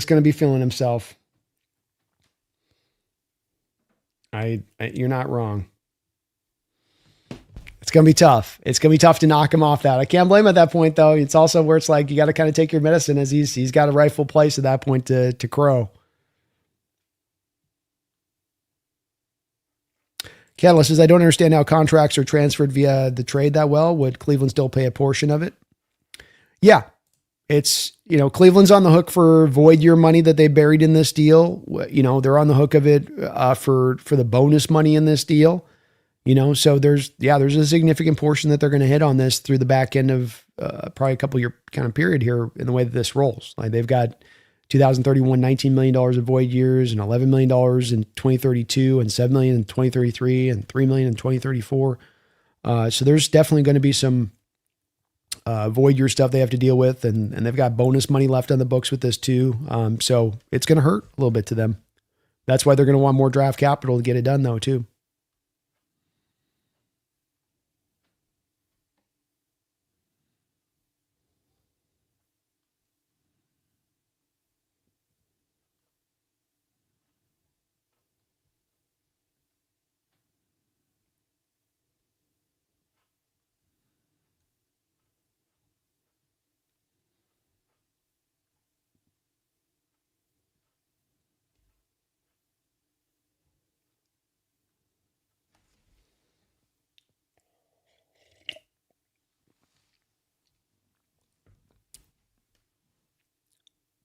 Mick says, just like Garrett stay in Cleveland, let us keep our picks and make it to where he's not actually competing against us for another championship. We know Cleveland isn't going to threaten us.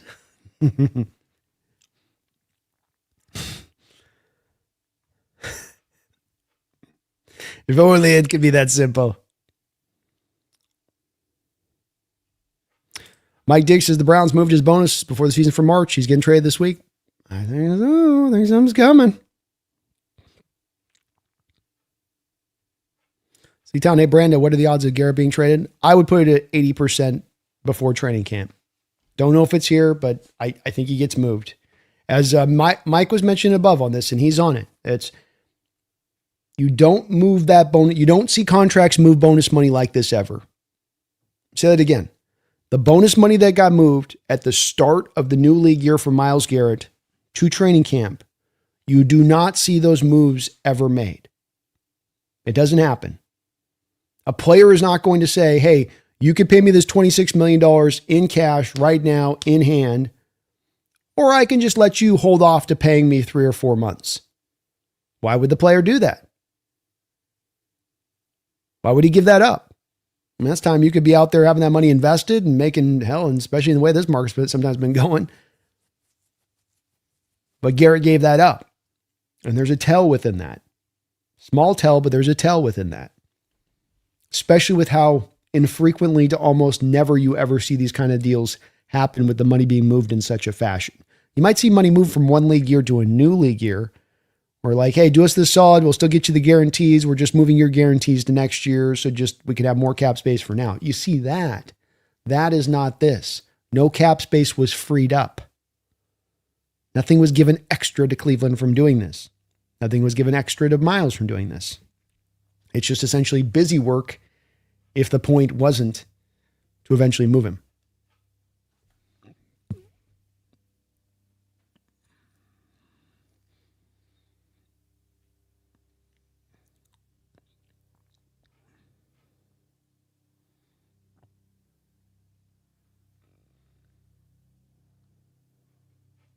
Trap Cat, is it too much, or how much of a move do you want to make in trying to get another Super Bowl this season? I'm willing to go as hard as we need to go, Trap Cat. I can certainly be, I'm not trying to sit on the fence with this because I don't have a necessarily, you've got to do this one thing. I think that there's a couple different ways to success here, which does lead me to kind of like understanding kind of both sentiments that would exist out there and being the pro and the against a little bit. But when it comes down to having any, blinking of the eye or any sort of like concern with making this move in any way, shape, or form, I don't. I won't be crying or whining about whatever we give up in return. Because I was saying above on this, you don't have these kind of deals come down the line this often. It isn't like every offseason there's this kind of deal that you can go pluck from. These are kind of once in a generational type of opportunities. And if it presents itself coming off a Super Bowl win, why not? What do we got to really lose?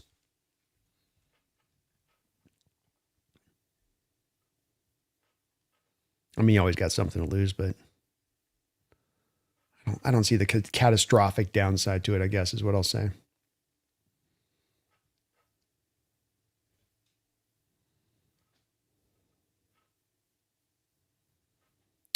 Michael Riggs, why would the Browns take Young when they have to pay him? Great question, Michael.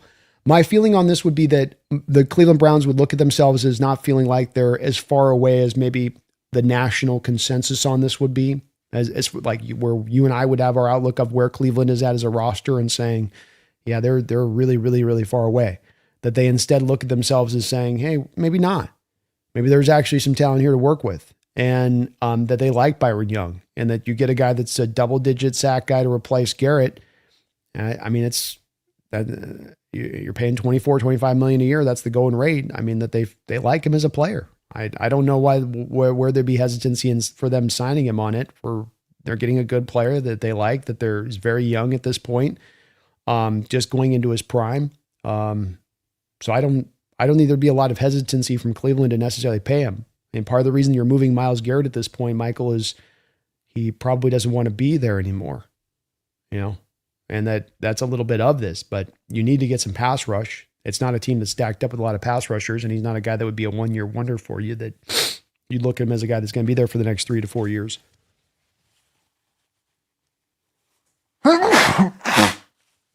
Sorry, guys. Oh, you're just kicking my butt today. So I don't think Cleveland would be that hesitant to sign him to that kind of contract in a trade. But It could also be, to your point, Michael, as well, and this is the hard part about predicting this stuff, it could be as well that it comes down to being just pure draft capital and that there's a team willing to just throw 3 ones on the table. And Cleveland's like, I don't want a player, just give me the 3 ones. It might be the way this goes too.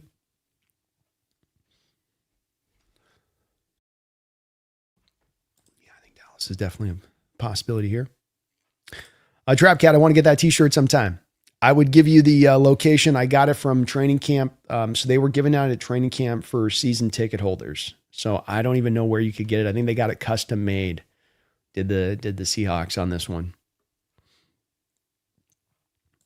Chris's Eagles could also throw AJ into the mix with 2 firsts. They could. I don't know if Cleveland's going to like a lot of AJ coming into that deal, especially if it's to depreciate the draft capital they can get back in return.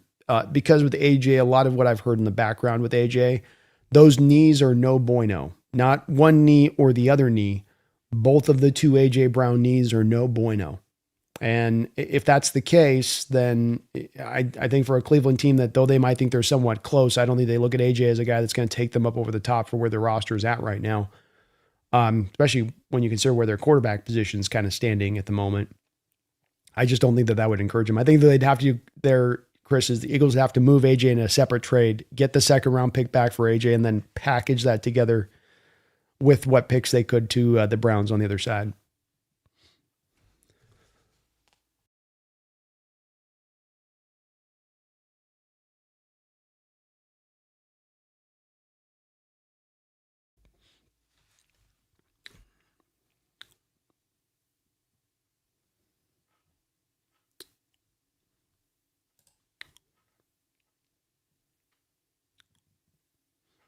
Michael, thank you for another $2 donation, man. Appreciate you. Browns would have to pay Young, so I don't know. Yeah, I mean, it's a possibility that technically Young is under a contract, Michael, so they could bring in Young and have him play out the final year of his deal. There's not a lot he can do about that. They've got him under in-house and he hasn't been paid yet, but I don't know if they'd be and again, it is down to could be just draft capital. I do think Young would be a pretty valuable piece to throw into the deal when you're talking about the front of the deal is the 1st round picks. Young becomes this kicker in here. Yeah, you're signing to an extension, but you're getting an instantaneous guy in here that gives you double-digit sacks, which after you move on from Garrett, you don't have in-house right now. Where's the pass rush coming from once Garrett leaves the building there? You got to come from somewhere. And they had a little bit, if I'm not mistaken, it was a little bit of an offensive-heavy draft. This past draft from the Browns as well. They didn't exactly hammer the defensive side of the ball, but it is hard to say for sure, because it would probably be a requirement to have to pay him there, Michael. But I think that they'd be okay with doing so. I think he's earned a new deal, and I think even the Rams are perfectly happy getting him a new contract. It's just that they're looking at, hey, can we make the position even a little bit better?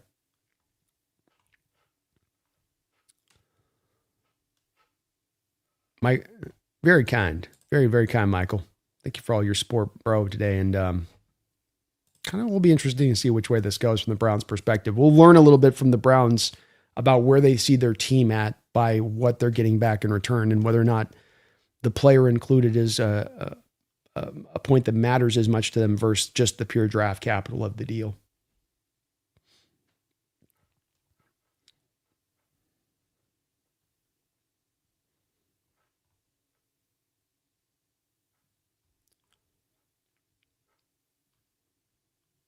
Addicted, I keep forgetting. Did Kyler get traded to the Vikes? Wow. I got an email back. What a disaster. No, he got released. They signed him just as a free agent.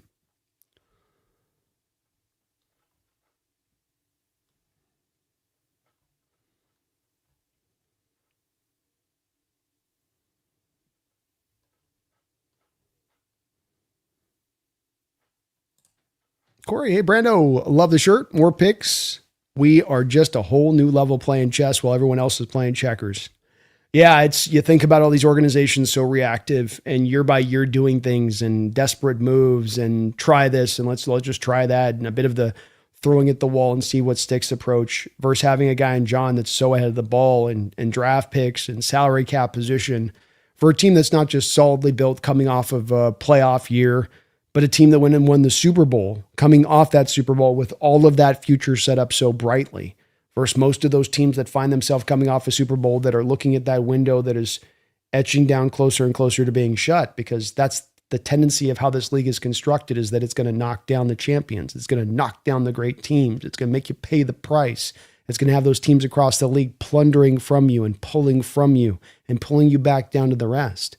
And John getting this done like he has and setting the stage like he has here, Corey, has been so impressive. And as you say, he's operating on that 3D chess level right now. And there are a lot of organizations. I'm more convinced than ever before in watching football that the differentiation between organizations that are doing things correctly and those that are doing things improperly is an ever widening gulf. And it's not one where, though we live in a league of parity, I think a lot of that parity is starting to get a little bit separated by some of these organizations that are doing things so wrongly, be it that they're cheap, or they're just not trying to chase every edge, or they're doing kind of the bare minimum, or maybe they're about profitability more than they're about winning. You know, we're doing everything right down every step of the way, and it's very impressive.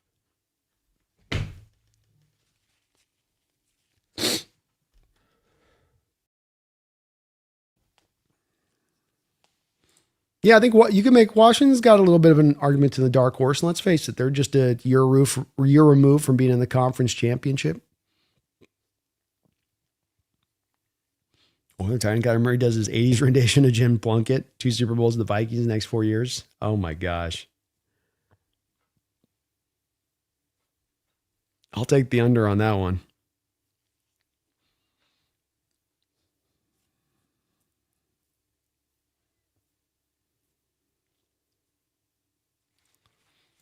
Yeah, but they're Titan. They don't got the purple people eaters. They may have their friend Tarkenton now, but they don't got their purple people eaters.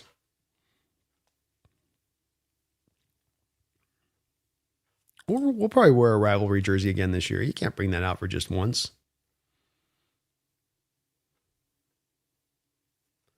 Corey Dak has just one more playoff win than Tim Tebow.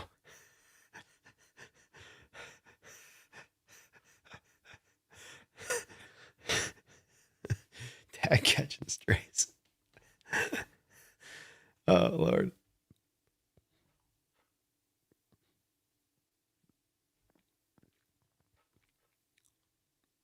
Trapcat, I'm still supersized. Surprised how much the Bengals paid Mafe. Yeah, I didn't expect Mafe to get anywhere close to $20 million. I thought he was going to be looking at under 10.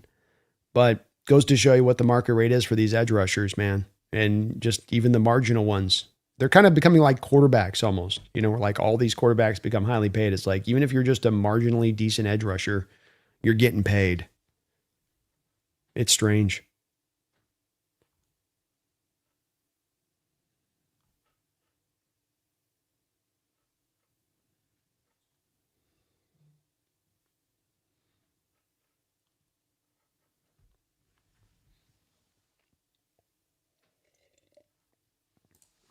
Oldie Sasquatch says, I say we try and make a move on a game-changing edge if we have the chance. We need to get more pressure on Stafford. I feel it, man.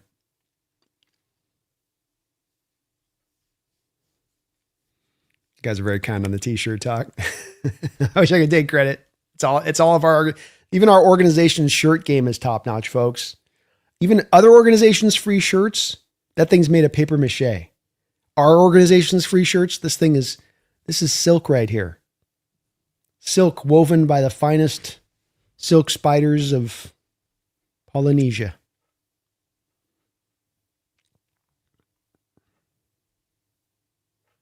Something, point blank. It'll take 3 first-round picks plus a player. A very real possibility here.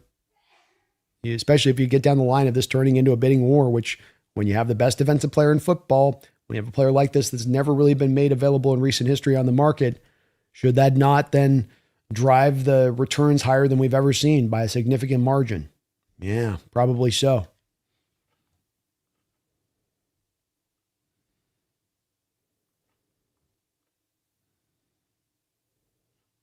Randy creates, why would the Rams give up a young and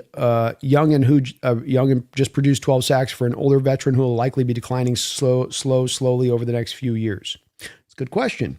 Number one, the Rams have to pay him. The Rams have 4 guys that they've got to pay right now. Steve Avila, Byron Young, Puka Nacua, and Kobe Turner. Every one of these guys is going to make on average $15 million or more per year. Right now, the Rams have only 3 guys on the roster making, or 4 guys on the roster, I think, making that kind of money as far as more than the $15 million or more. They have $25 million of cap space, Randy. So I've talked to Jake about this. He's acknowledged this as well. With the 4 guys due to be paid in the manner they're due to be paid, you're probably going to lose somebody from the mix. You're not going to be able to afford everybody. And next to Puka, Byron Young would be the second highest paid of those 4 dudes. So I think that he's probably in line to be the guy they're probably going to move off from. And then in the Garrett trade, you could actually move off. And Garrett's contract costs $9 million for 2026. So your cap it only increases $4 million in the interim. And then you can go get the other contract extensions done. So it's a little bit of, it's extra trade capital to get the deal done, to swing it over the top of whoever else you're bidding against. And then it's also to allow you the ability to then get those other contract extensions done to fit everything under the cap.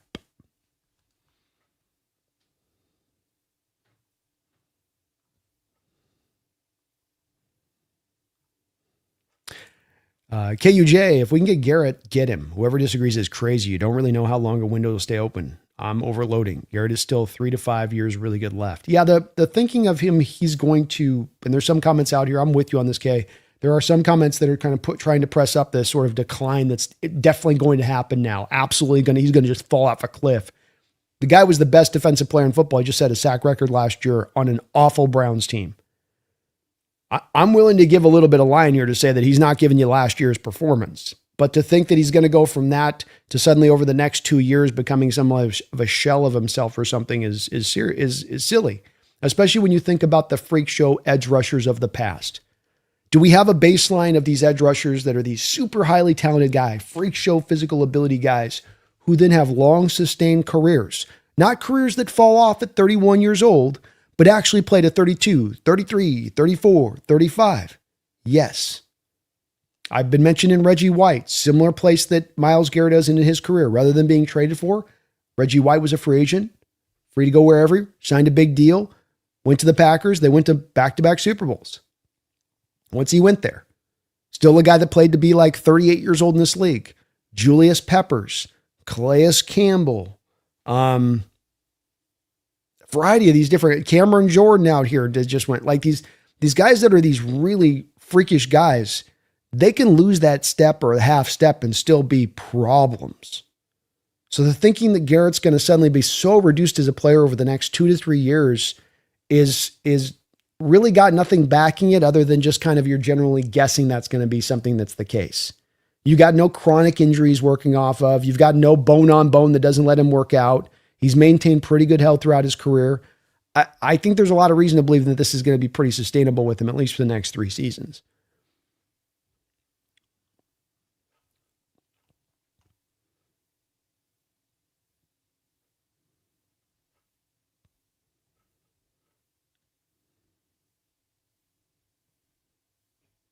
Fro, would Myles Garrett get the Offensive Player of the Year trophy if he played for us and won another Super Bowl with him?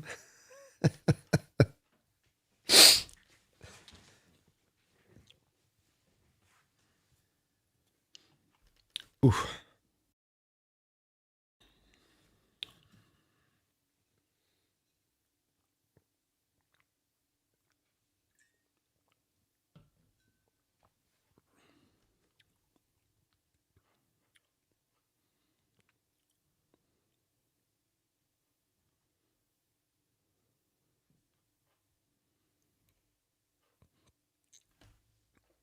Banker watched the Browns spike Garrett and ship him. He's got veto power, Banker, so I think he'd probably veto the hell out of that. Though maybe not. Maybe he'd be desperate enough to get out of Cleveland.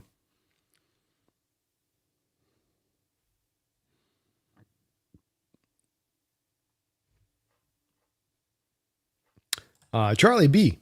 Where should the Seahawks build a new stadium? Same footprint or another site south of the M Stadium?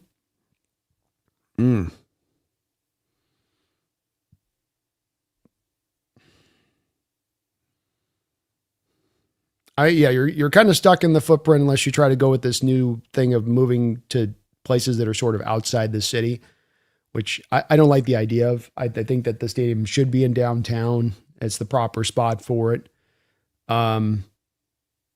So, but then it becomes, where exactly? And you're probably right that you'd have to go south. If you were going to build it somewhere, it'd have to be a little bit further south. And then you're getting a little bit away from the main heart of the city at that point.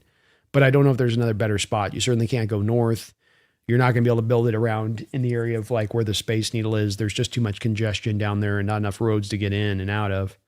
So it's probably in the same footprint-ish.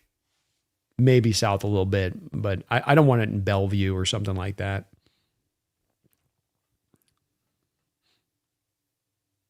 Yeah, I got the sniffles today for sure, industry.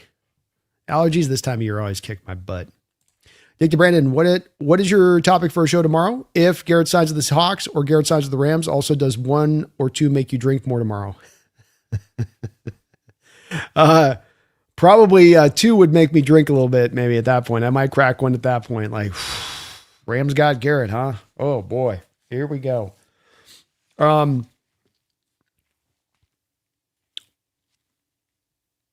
think if Garrett signs with the Seahawks, I think the first thing you're just talking about is that, you know, you have a chance to have an all-time team. You have a chance to build an all-time defense. Both of those two things at the same time. And that is wondrous. Part of the reason why I'm also with those people that are fully on board with going and getting Garrett is that possibility is so real if you bring him in here. And everything's going to have risk. Could things go wrong? Could things twist? Yeah, but that's football. Football is the king sport of things twisting oddly, weirdly, strangely, inexplicably in the wrong direction. You sometimes can count on it happening. It's random. So you do as well as you can to build as strong a team as you can, and you let the chips fall where they may from there. So that would be my topic on that one. If the Rams get it, it'd be like, well, you know, as much about what do we do now as a counter? Is the counter to go hard, or is the counter to sort of like take stock of this and let's let this play out a little bit, which I think probably the second one would be where I'd be operating if I'm John.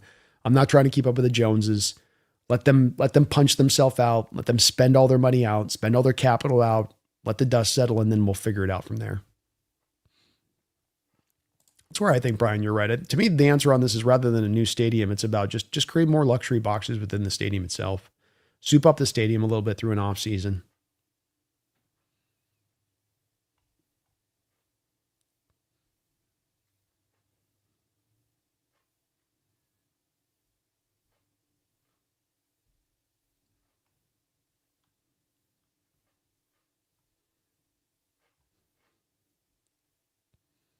Fro, well, I have to go. I hope for the very best for you, Brando, and all of you Dire 12s. Go Hawks. Go Hawks, Fro.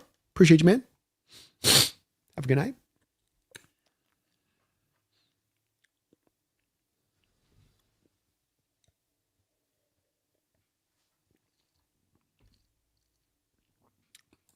Banker, this is my prediction. Rams let Avila and Young go. Resign Puka, Turner, and Dotson. So Banker's Bankers are one of our Ram fans in the house here. Always very kind. And he's picking up a little bit what Jake was putting down as well in this, which is, I think this is what, you know, smart Ram fans are kind of acknowledging within this, is that, you know, somebody's going to probably, we got 3 chairs. One of the guys is going to have to go. You're saying maybe even 2 of them are going to have to go within that, where maybe we only have 2 chairs for the 4. Especially if you are going to keep Dotson instead too, because that's a factor in this deal as well.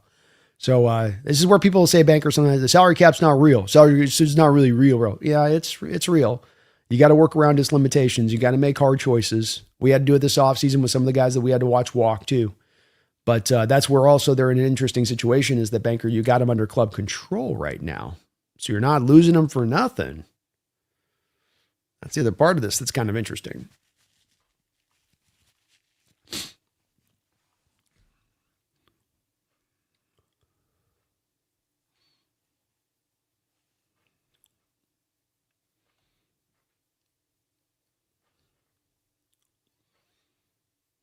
We are the champions, my friends.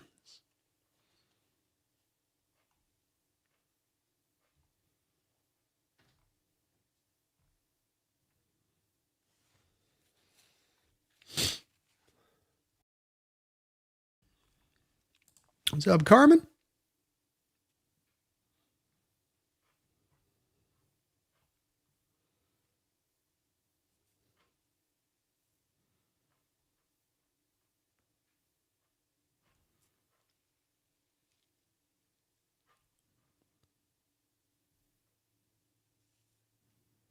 Cal coming back soon. Yeah. Hopefully it kind of maybe potentially turns into a blessing in disguise. Cause in Cal the last couple of years that he's gotten a little wore down, I think, as the years have gone on, and he's got just so much has kind of been needed of him throughout these years. Maybe getting a little bit of the rest early on this year will help to have him a little bit fresher through the end of the season. And how about Julio? Baker, Brando, do you have a Suzuki jersey? I don't. No, I don't have any baseball jerseys. I'd probably get a Griffey one if I did. But at some point I'll get probably both. I love you. Ichiro's awesome. And Vallejo 6 straight without Cal and Donovan. There's some upside with this team, Emerald. I mean, you can see it, pitching staff and the bullpen and what you're actually now being able to build as far as the lineup goes when everything's out there kind of fully going. You've got the youngsters that are fully starting to kind of come onto the scene now a little bit. It's very exciting where this team's at. And especially that they've kind of you can feel them finding their way throughout the course of the early part of this year. And yet they're still now in first place and starting to get hot. Yeah, it's going to get interesting here as the summer wears on. When did the Sonics leave? What was it? Was it 2007? 8?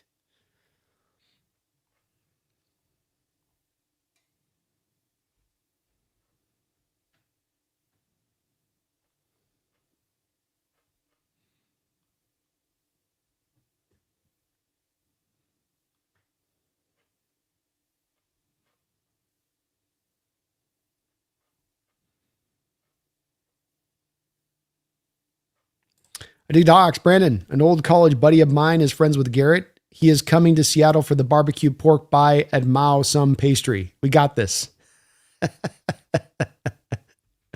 Let's go. It's that kind of insider info, folks, for why you watch this channel. Hopefully we can bring it. We bring him with the food. We keep him for the football.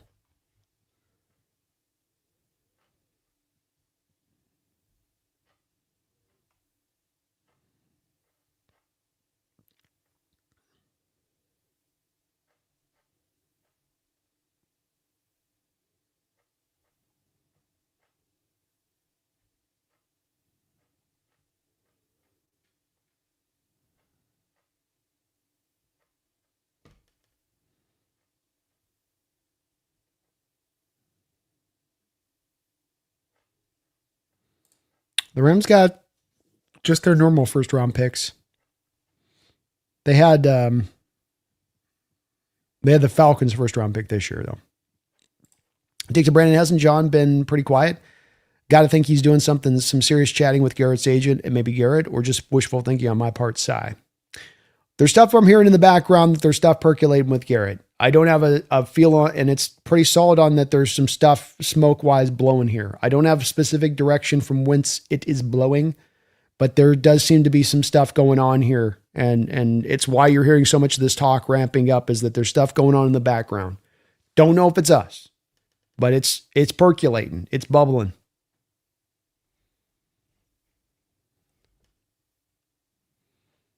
Wonder if they had the Hawks nest up on the screen of the VMAC. I should be talking him into the Garrett trade tonight. I should be just doing a full sales job.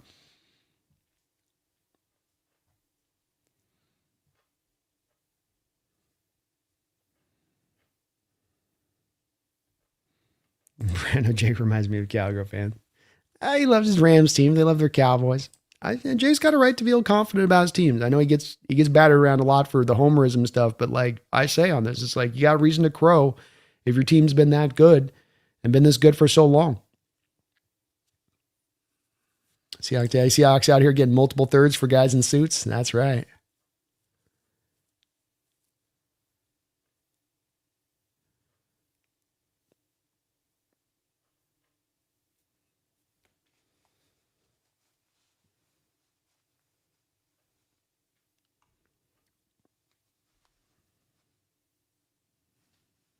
Michael, thank you for another donation, man. Sorry I'm a little late on the knowledge of this. Browns would have to pay Young, so I don't know.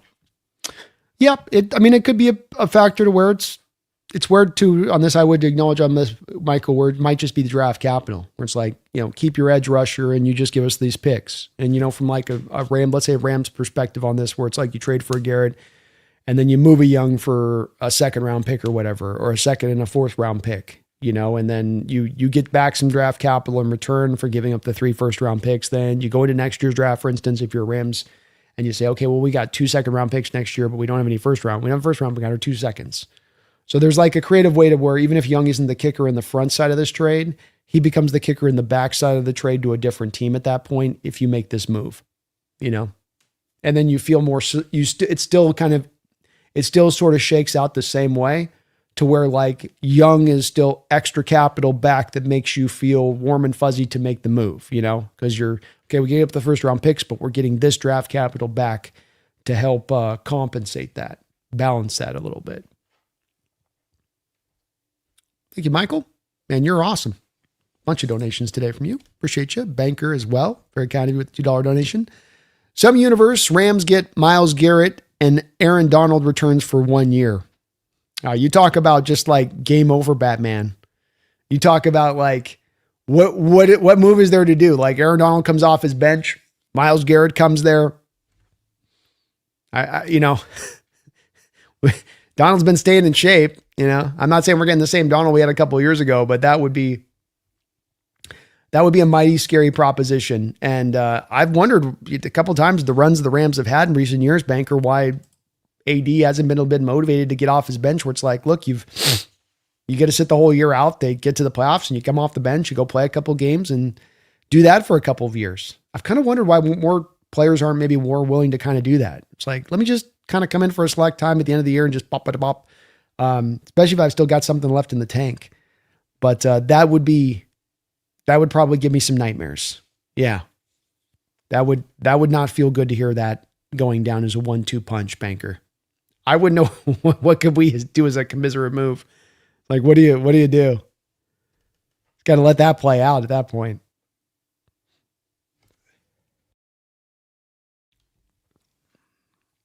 They'd have to pay Hall too. I think the difference between Young and Hall is that with Hall, you could say that you're going to have to wait. You haven't done quite enough yet to determine you're going to get a contract extension.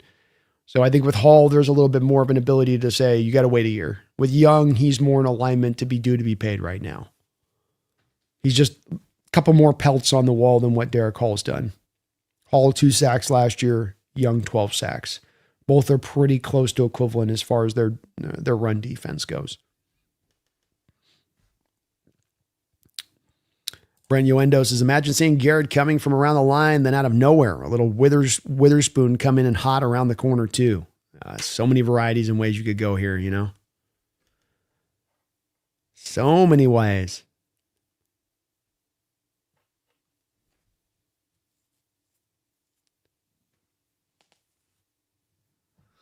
Addicted Brandon, how the hell do guys like Corbin Smith and Hawk Blogger have better access to the Hawks than you do? Sometimes life stinks. Keep doing what you do. Love today's show.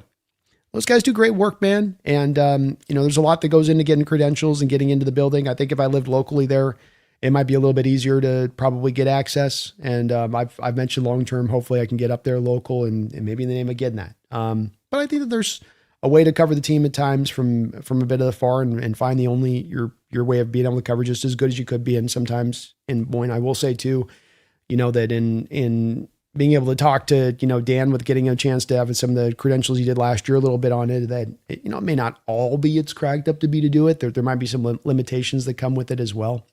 But cumulatively, it's a net positive to be able to cover the team, obviously, and to be able to, be able to see all the ins and the outs. That's for sure.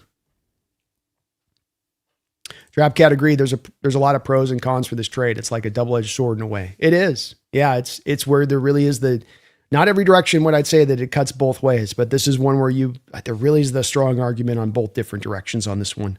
There really is. I'd have one way I'd lean over to another, but I could be talked into either. Aloha, War Chief. Digging the shirt too. Thank you, man. Banker, Young is 28. Bro, already in his prime. That's right. He's a little bit of an older guy, isn't he? He's 28 years old already. Oh my God. I forgot he was that old. Well, he's definitely going to want to be paid. Yeah, you ain't waiting on that payment. He's getting paid right now.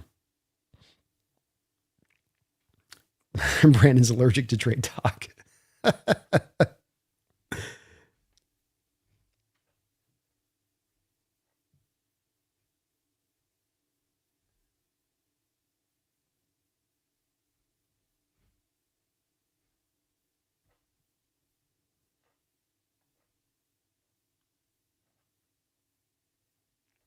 Chris has meant A.J. Brown along with Carter and 2 firsts.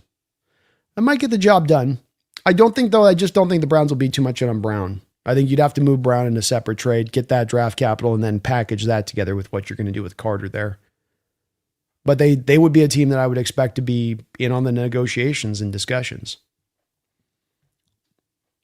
Dig to Brandon, you mentioned Eagles packaging picks. Do you think Hall or some other Hawks players might be the process of being moved? Spoon?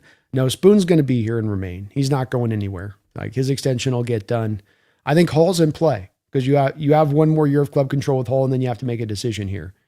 And I don't think that the team's tremendously excited about the thought process of giving Hall a $22 million a year on average deal for what they've gotten from him performance-wise up until this point. Not that he's not been a good player or that he's been a bad player. I don't want to say that. It's just that when you're paying that kind of money, you've got to really put it under the microscope. Is it really worthwhile or not?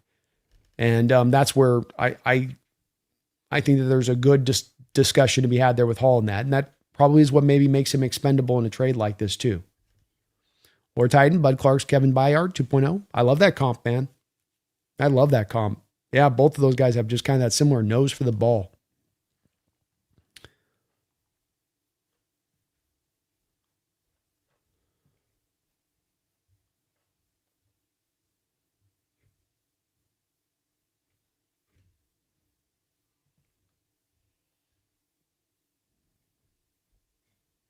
Brandon Uendo, imagine Myles Garrett dropping into coverage under Mike McDonald's scheme, or the defensive back blitz is possible with the O-line so focused on Garrett. Totally.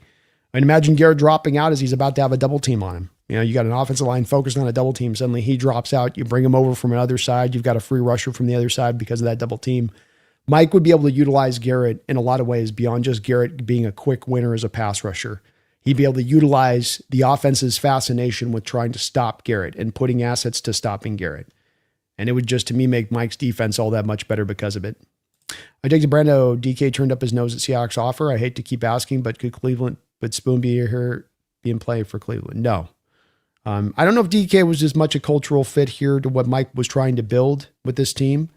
Number one. Number two, Seahawks were not willing to give DK Metcalf a 5-year, $30 million contract that he signed with the Steelers. They also weren't looking at trying to pay him at the beginning of the offseason, but wait to get through their process into June to when they would look to pay him. But they wouldn't be paying him that amount of money either. So I don't think maybe turned up his nose offer, but it wasn't the offer that he was going to be. They were probably giving him a 4-year extension, not 5, and it wasn't going to be at $30 million. But Spoon's a centerpiece here. He's a centerpiece of the defense. Mike McDonald has sung his praises time and time again. He's probably Mike McDonald's favorite player on defense, quite frankly.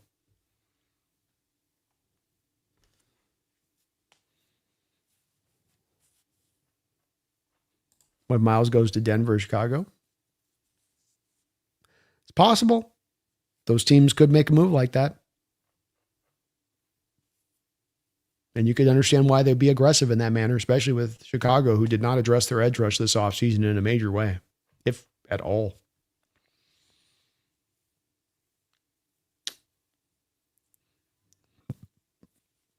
Or chief coworkers constantly talk about big money players their teams are trying to get. I'm sitting over there shipping tea, talking about Irv Charles and our S teams.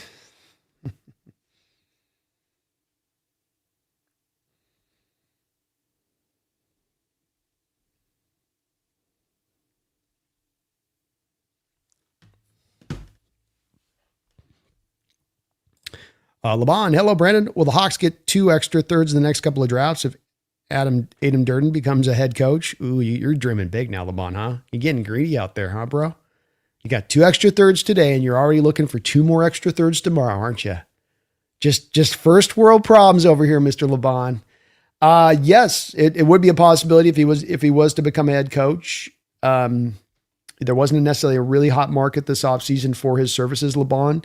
And this is the thing that you oftentimes will see with, offensive-minded head coaches that call the plays but have a guy underneath them, and the guy underneath them as an OC sometimes doesn't get a lot of attention. So, like Clay Kubiak out there with the Niners wasn't getting any real look-sees as a head coach. LaFleur did with the Rams, I guess, but that was after it seemed like other teams like the Cardinals had kind of picked over a lot of other different options before they finally came to that one. So probably going to be pretty hard for Aiden to to get the head coaching job until he gets to the place of actually calling the plays in full.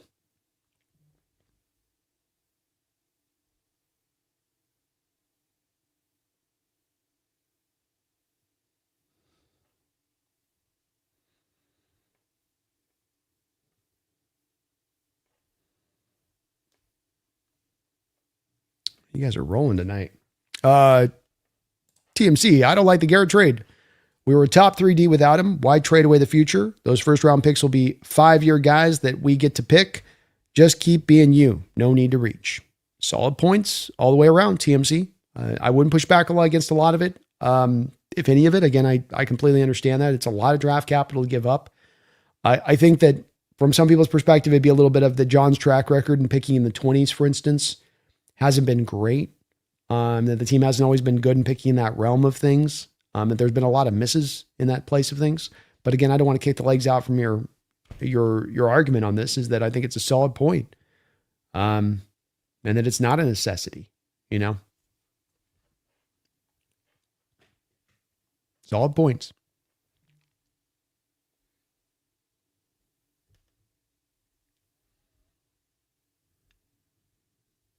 Jack, I propose a trade on Jake's Yankees stream show. Yankees get Ketel Marte, but the Hawks get Myles Garrett. His co-hoster was totally down for the trade. Jake, not as thrilled. Is Garrett still in the rumors? Yes, it's heating up. Not necessarily, I don't know if it's going to be us per se, but the rumors are heating up.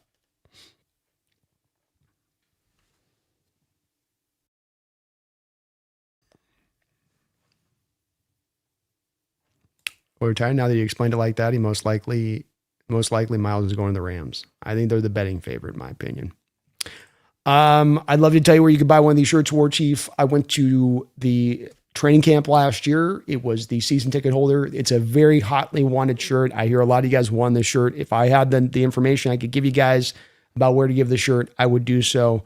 But they were free shirts given to the season ticket holders when you walked into training camp last year. So I looked up this shirt before and tried to find it online. I could not find it online.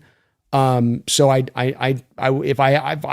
be, damn it, I'd be, as much as this shirt gets requested here, I'd be selling this thing in my store if I could at this point. But, unfortunately it was a specialty item that the Seahawks organization came up with for season ticket holders in training camp. And I do not know where you can get this shirt. Sorry, guys.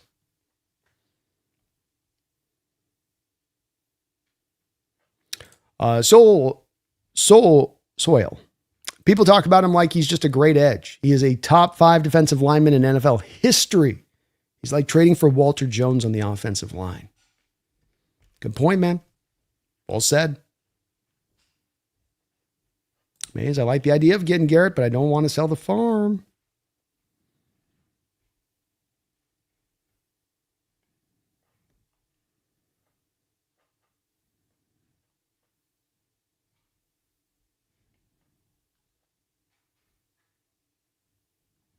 So, Wells, do you know the reason how you know trading for him is a no-brainer? If Seahawks traded for him, Jake would freak. If the Rams traded for him, we would freak.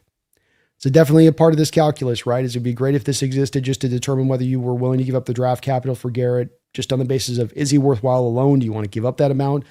But a factor, unfortunately, in this is a little bit of what happens if the Rams get him if you don't make that move. Are you okay with that? Are you comfortable with letting them then grab him because you aren't willing to, go to the place that they're willing to go to?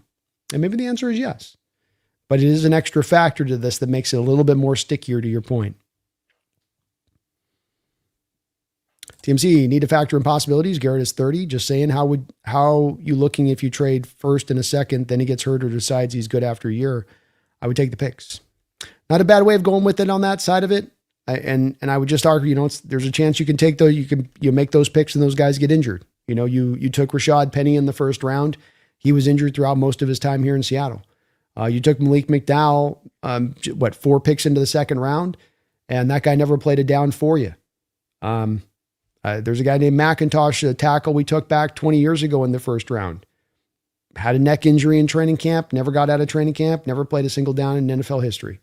So it is where there's definitely a riskier place on a guy that's a little bit of an older player, but there's risk in these other places too. And just having the first round picks, they're valuable. They're good to have. But they're also, when you're talking about picks that you're taking at the end of the first round in the 20s, there's not a supremely great track record of a lot of really great players to be had in that spot in the draft necessarily. And that whether it's Garrett we're talking about or just packaging those picks for a more impactful player for where your roster stands, I think there's a bit of an argument to be made for that. But I get where you're coming from on it. It's a guy that is a little bit older and you're going to give up more draft capital than anybody in history for this defensive player if you make the trade for him. And that's not an insignificant factor in the least. It's a major factor.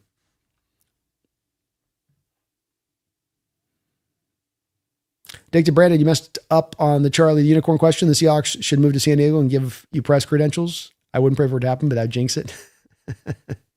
There's always hope. There's always hope. Boeing Renton plant might be in play for a stadium site. That's probably where they'd have to go. I mean, they'd have to get outside of Seattle if they're not doing it in the spot where it's at. There's just no place to do it in other spots. It's just too crowded.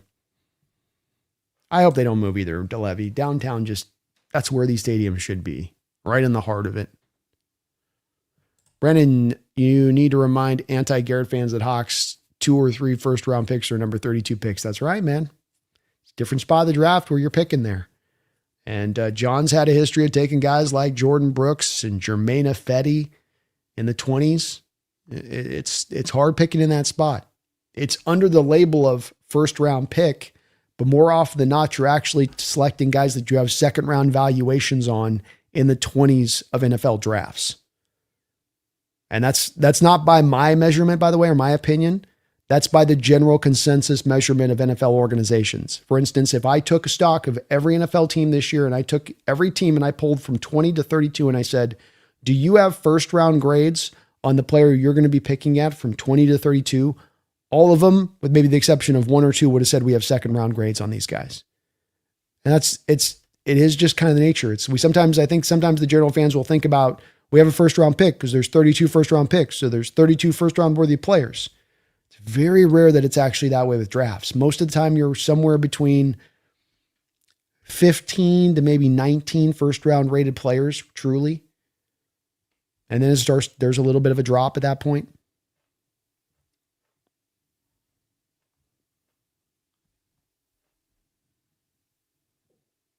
How you doing, Donnie? Jake's a real good, cool guy. Where'd he go wrong being a Rams fan? I don't know. You take a left at Albuquerque soil, you end up as a Ram fan. It's kind of like getting cursed. Fillers is just tuning in. When are the Hawks awarded these extra third round picks? You get a third round pick in the next upcoming draft as a compensatory pick at the end of the third round filler. So 2027 and then 2028, third round pick.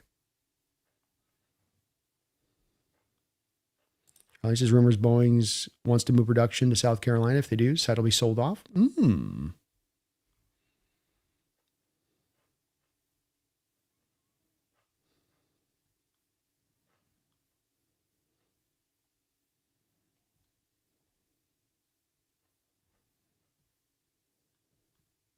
Jake's what I call a reasonable homer. He's a homer, but not delusional. Yeah. That's a good way of putting it. Let's go, industry. Appreciate you.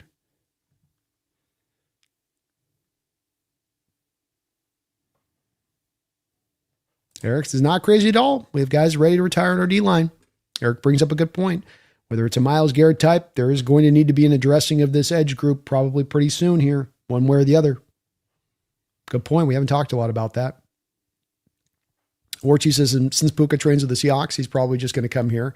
He's going to be like, nah, I don't want to play with you guys anymore. Just messing with homie. Go Hawks.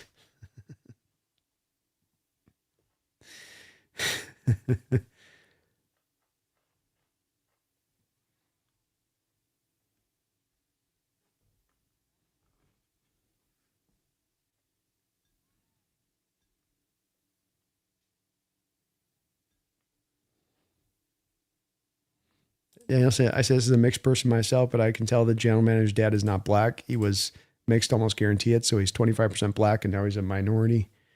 This rule is stupid. I'm 50% myself. I thought the rule was completely dumb until we got 2 third-round picks. And now I love the rule. And I think it's the best ever.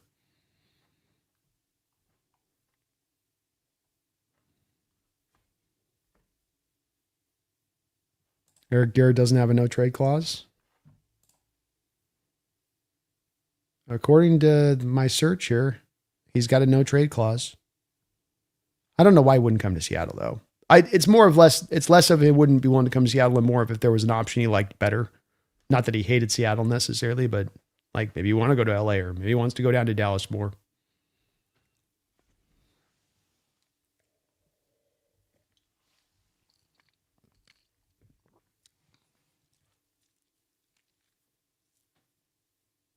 Seahawks daddy, Brandon prefers the cheap seats. His philosophy is valid. Access to a fan is going to skew the coverage. Yeah, I think that there is a little bit of some, and it's hard to navigate, but I think that's one of the places that gets hard on that is that once you do get the access to the team, I think that there does get to be sometimes some difficulty of like you, even if it's inferred, a little bit of worry of if I overstate this opinion too much, am I going to get blowback from such and such, and I wouldn't want to be restricted in that way. I want to be able to say what I want to say. Charlie, the Myles Garrett trade talk is what talk show radio lives for in the Seattle market. Oh, yeah. This is what off seasons are all about, man. Mays, Brandon, if we do trade for Garrett, it would feel to me that is a win everything this year and forget past that. If we do trade for Garrett, it would feel to me that it is a win everything this year and forget past that. I'm with you, man. I'm on board. Sign me up.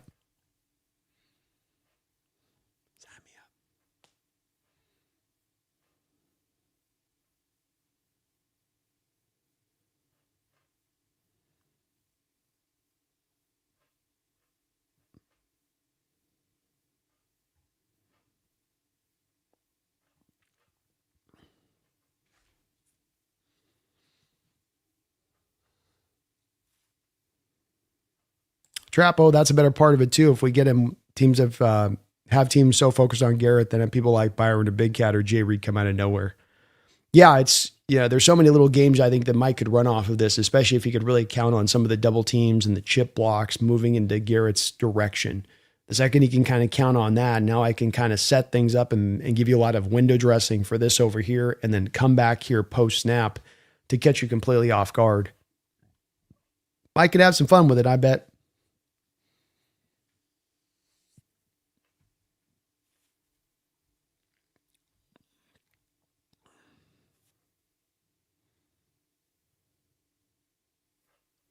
JK, what is the likelihood of the Hawks making a splash trade or acquisition before the season starts?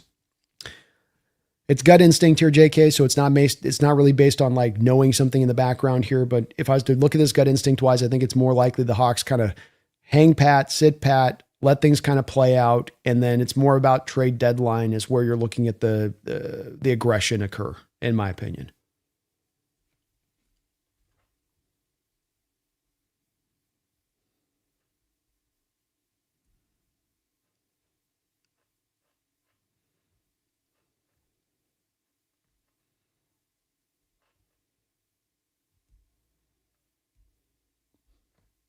Brian says the Rams got Garrett to be a heavy test on how much our offensive line has improved. It's very true. Very true. That's going to be a badass Rams defensive line at that point. Yikes.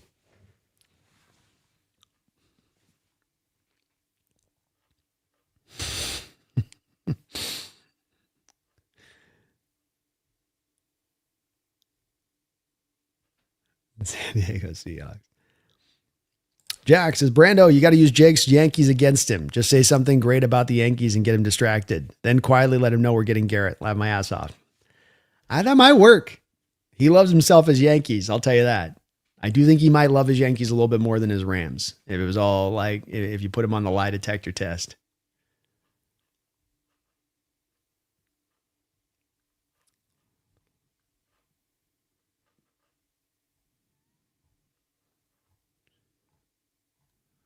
Chad is cooking tonight.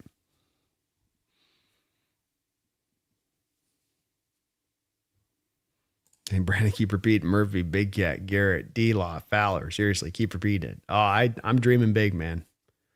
I'm dreaming big.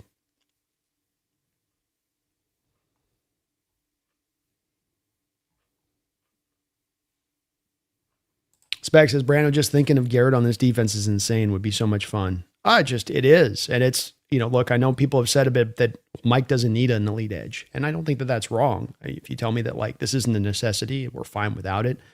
No pushback at all. But I do start to wonder about, it's kind of like the equivalency spec to what happens when you give Sean McVay Matt Stafford instead of Jared Goff. Like, yeah, McVay can get 4,600 yards out of Jared Goff. McVay can get Jared Goff to a Super Bowl.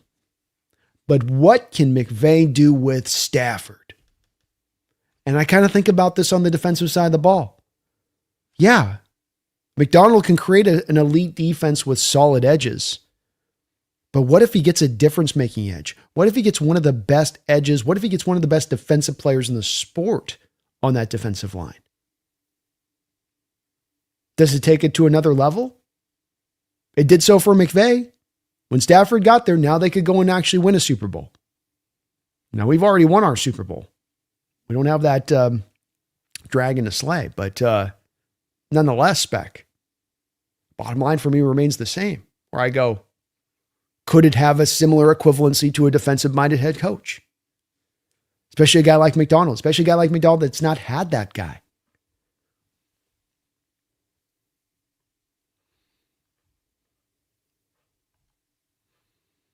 And again, too, if you guys got any questions, comments, just then want me to respond to, be Brando. I know we've got a little bit of internal discussion here, a little bit of trolling today from our resident Raider fan here. So, Raider fan talking trash to Seahawk fans in 2026. Right.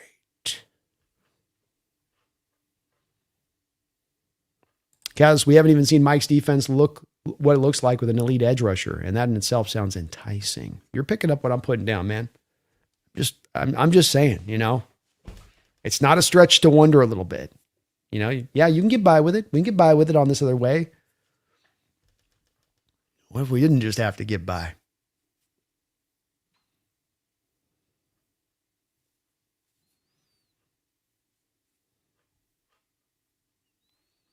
Corey Coombe, thank you for the $5 donation. Corey says, I think it caused the national sports media physical pain to have to talk about us.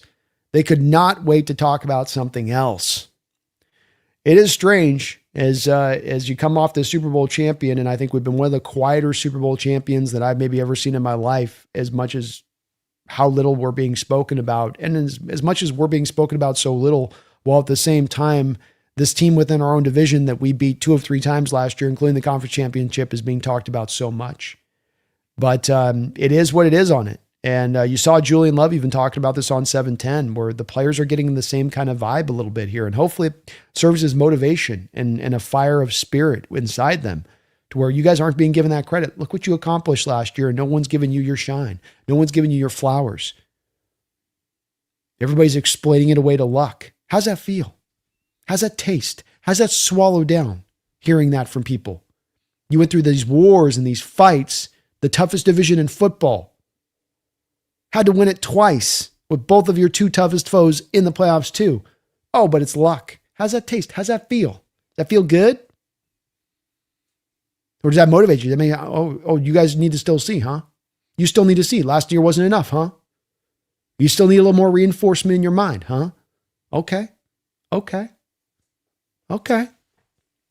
So I do kind of maybe hope a little bit. Maybe it's sort of being delusional that maybe there's a little bit of a motivating factor here to the players, because it is so there. It's so like undeniable and it being out there. It's nothing new under the sun for us in the Pacific Northwest, but it is a little bit new for us in the Pacific Northwest if we're coming off a championship. When we came off the Legion of Boom championship against the Denver Broncos, that team was celebrated. That team was celebrated nationally. Nobody threw around luck. Not so the same this year a little bit. And it has been a bit strange. C-Town, hey Brando, what do you think is our biggest weakness? Well, I don't know that we've got necessarily a weakness per se.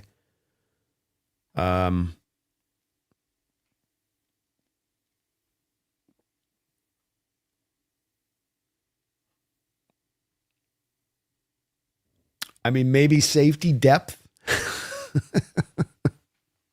I got to get pretty far down the line on this one, C-Town. You're strong and you're deep at almost every position. And so you're not really, limited. I mean, even as you get past like your 3 wide receivers, you're still got there Torrey Horton on the back end, a Bobo out there that can, be solid and passable for you. I mean, maybe a running back, if you have Jadarian Price go down and Charbonnet takes a little bit longer to come back off the knee, then you're a little weaker there. But that's a but and an if and a what. That's not a certainty thing. Jarl, people are looking at it from the wrong perspective. It's not about how we don't need Myles Garrett. It's about how stupid unfair does the elite Super Bowl winning defense become with Garrett. I love your outlook on it, man. Getting richer when you're the rich one is never a bad thing. I'm just saying, man, you succinctly put it really well, Jarl. And it's where my mindset tends to drift on this one as well. William, thank you for the $2 donation. Hey, B, can our secondary get more takeaways? Yeah, it certainly is possible. I think if you had a whole season of Julian Love out there playing for you fully, that's a guy getting you 5, 6, 7, picks in a year if he's out there every game. I think in Bud Clark, you have a guy that beyond anything that Bud Clark's bringing to the table, he's going to have a nose for the ball and get you picks and interceptions. And you're a team that's going to play from ahead, and you've got a lot of pressure-based stuff that you can throw at the opposition to drive those turnovers. So all of the parameters are in place to be able to continue to get more and more of that stuff. But they weren't bad about it last year in that same respect.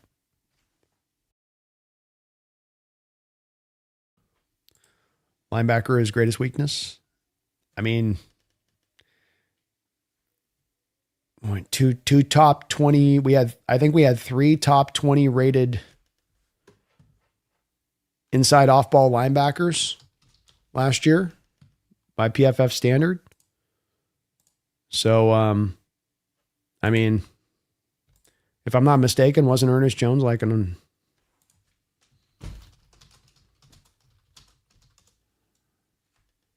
Yeah, so we got an Oiler Titan, we got a second team All-Pro in Ernest Jones, and he wasn't even Drake Thomas is a top 23 rated inside linebacker last year in the sport, and Tyrese Knight was a top 10 rated inside linebacker. Tyrese Knight having played only 327 total defensive snaps, but I mean that's both strong on the front and strong with some depth. Well, exactly, Mirano, preach. Thank you, brother.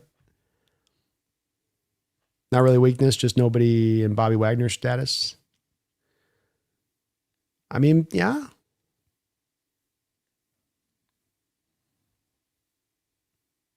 There's a lot. Ernest Jones has got a lot of stuff Bobby did. He does. I don't know if there's a huge differentiation between those two guys and what they bring to the table necessarily.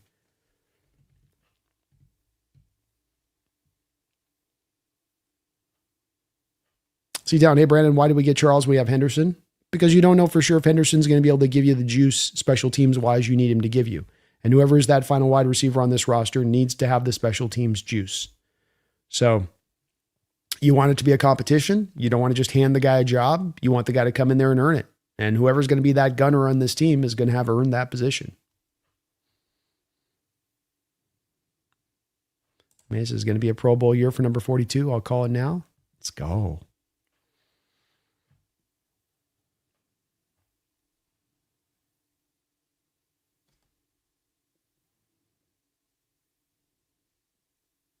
Trapcat, man, what I said it felt like was the sports media said, good job for Super Bowl win. Here's a piece of candy. Now go back to your room and be quiet.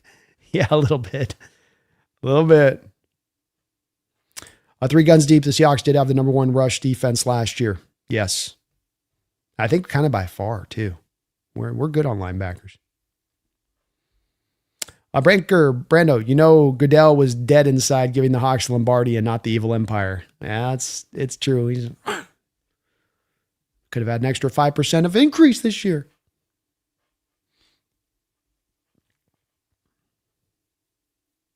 I kind of wonder about if Bobby would come back in kind of a limited role like that, Chris. I I like what you're thinking. Bring him back for just some red zone stuff. He can be your will linebacker in the red zone. I kind of wondered a little bit about that too, Dig to Brandon, if the Hawks get Garrett, can you do a Hawks comparison to the legendary Bears or Giants defenses type video? That'd be epic. Yeah, absolutely, man. Absolutely. That's a great idea. For sure. Oh, show.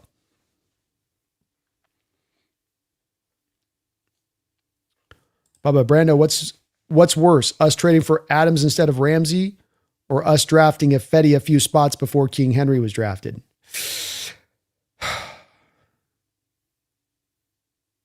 Probably Ramsey, because I think the Ramsey trade could add more of an impact. I mean, you would have brought Henry in here and you would have had a piss poor offensive line, and he would have struggled, I think, a little bit behind that bad offensive line.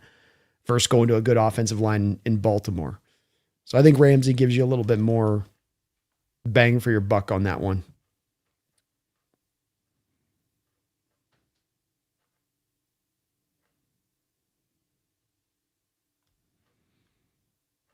Charlie B, do you expect more running back passes and 3 tight end sets with new offensive coach Fleury? Maybe. Hard to say with that exactly. I don't think that necessarily the 49ers have leaned in as much of like what the Rams and the Hawks have even done in recent years with the 13 personnel and 12 personnel.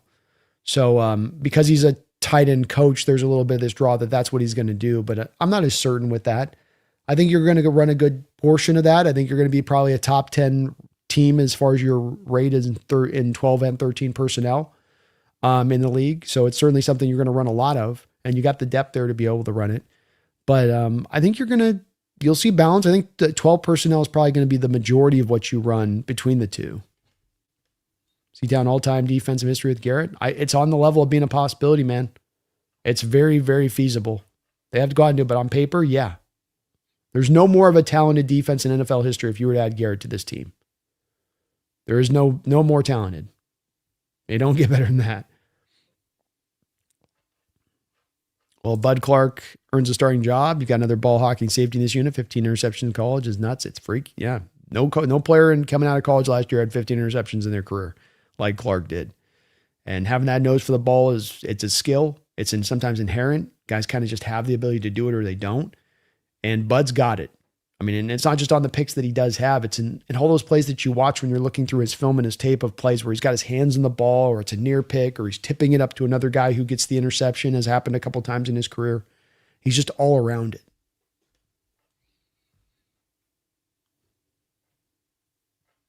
Raiders still have a team? I mean, technically. But do they? Brando, I really think Drake Thomas may have a Pro Bowl caliber season. Dude's an absolute dog. Oh, he was great last year, man. How about him too at 220 pounds chucking linemen with one arm at times? Pretty incredible. But instinctual as hell, fast as they come at the linebacker position, complete linebacker, really good tackler, grade A blitzer. Loved his instincts as the year wore on, especially where it just felt like he was starting to get some freedom to be able to shoot the gap at times from the will linebacker role, where feel the run, feel the gap where it's going, shoot it. And then he'd hit the running back in the backfield for a TFL using his quickness and speed to get there. Drake's a real fun player. And I love the fact that we got him on such a value-based contract too.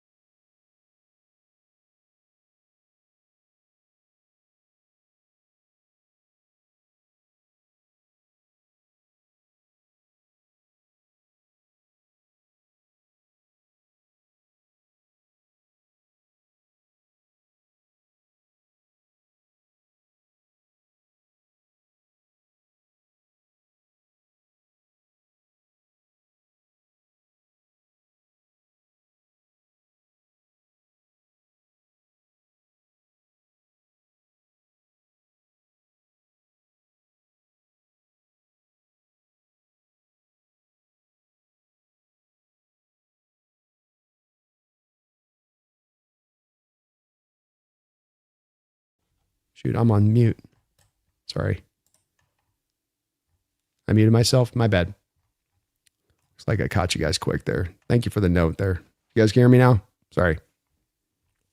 I'm trying not to blow my nose in your guys in the mic here, as my allergies are just killing me the last couple of days. So sorry about the mute on the deal here.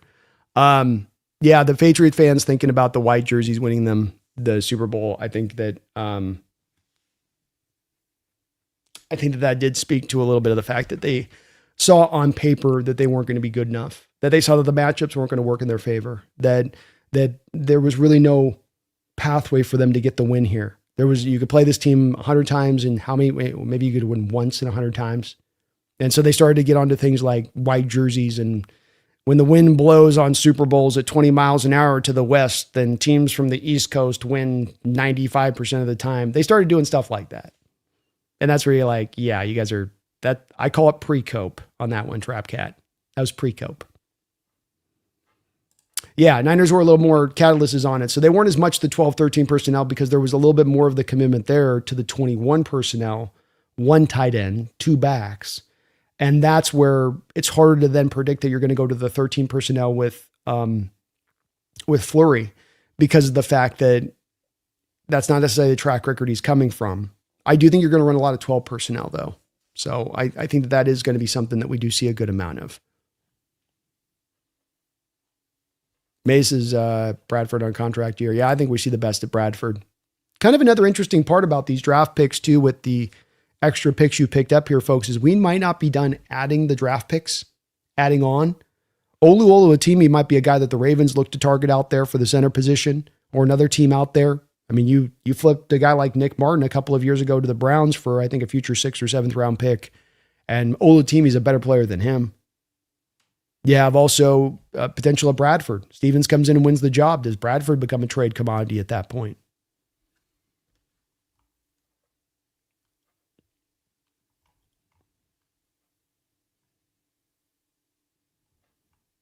Our weakness is edge. Took too long to get pressure. Definitely could stand to improve there. That's for sure.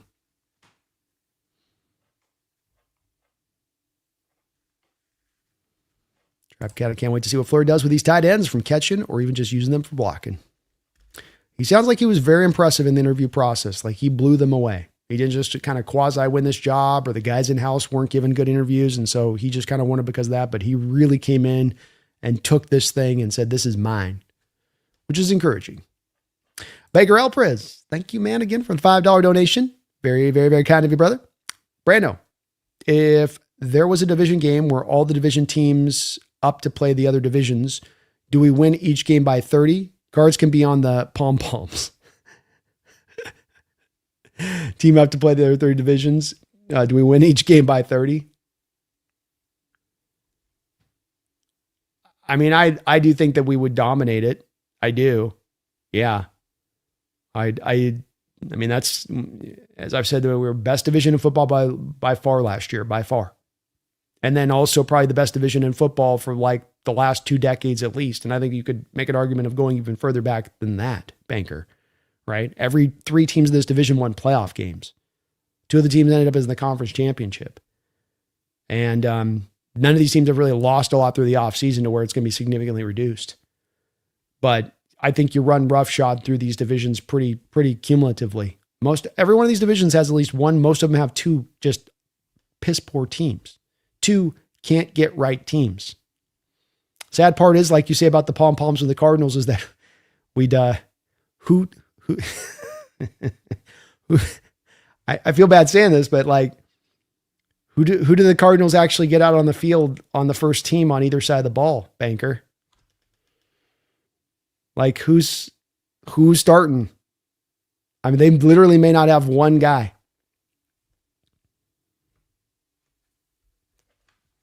But that's as much about how good the teams are in this division as much about how bad the Cardinals are, I suppose, there, Banker. It's a great question, though. We'd run roughshod, man. Roughshod.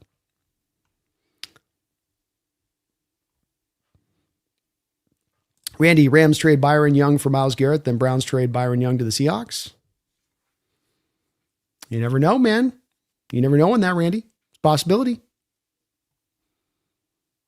Very much a possibility. Sorry about being muted there for a second, guys. I'm thinking this roster is set more than any other since 2014. 40 locks at least on the roster. Yeah. It is. You're returning almost everybody on both sides of the ball. You're returning full special teams. You're returning so much depth.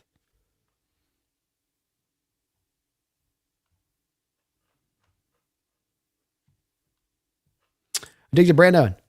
You have been doing great Clint Kubiak short clips with Kubiak's voice, but how about a Coach McDonald running into Schneider's office every 5 minutes? Did we get Garrett? I'm still working on my McDonald. He's a harder impression to nail. He's a little bit tougher to pull down, but I will try to do something with McDonald this year on that. And I'm working on my Kubiak series. We're going to have the next 2 videos out on that one here, hopefully shortly. Specs says, Brando, if Garrett does get traded, at what point in the summer do you see a deal get finalized? I think he's moved within the next couple of weeks, Spec. This is going to happen fast. And what I'm hearing in the background without any certainty, and I've even gotten some text messages since the show today from some of my people out there. Stuff is materializing in the background here. It's going to be sooner than later on this Garrett news, one way or the other.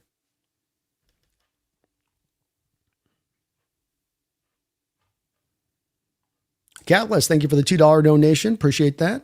We don't talk enough about Abe Lucas. He's great. Abe was awesome last year, man. Awesome. And really had his best year of his career quietly here. He was a top 13 rated tackle in the sport. So according to Pro Football Focus, he was the 13th highest rated tackle in the entire sport.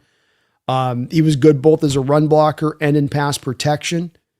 You got to see this guy after a full year of health of what he could do and what he could bring to the table. And previous years, by the way, 2022, 68.4, 23, 51.53.1, 61.9, and then up to 81 last year. And you got to see, Seattle's so smart in this one of having the long-term outlook and the prognosis and understanding, the knee's going to take some time. Yeah, he's got to work through it. But once he works through it to the other side of this, we're going to have a hell of a player on our hands. And that's just what he is. Absolutely rock solid out there at right tackle, and a phenomenal contract on top of it for John to get that done ahead of time. Just one of those places where John's been so smart about the deals he's given out, when he's given them out, the price he's given them out for.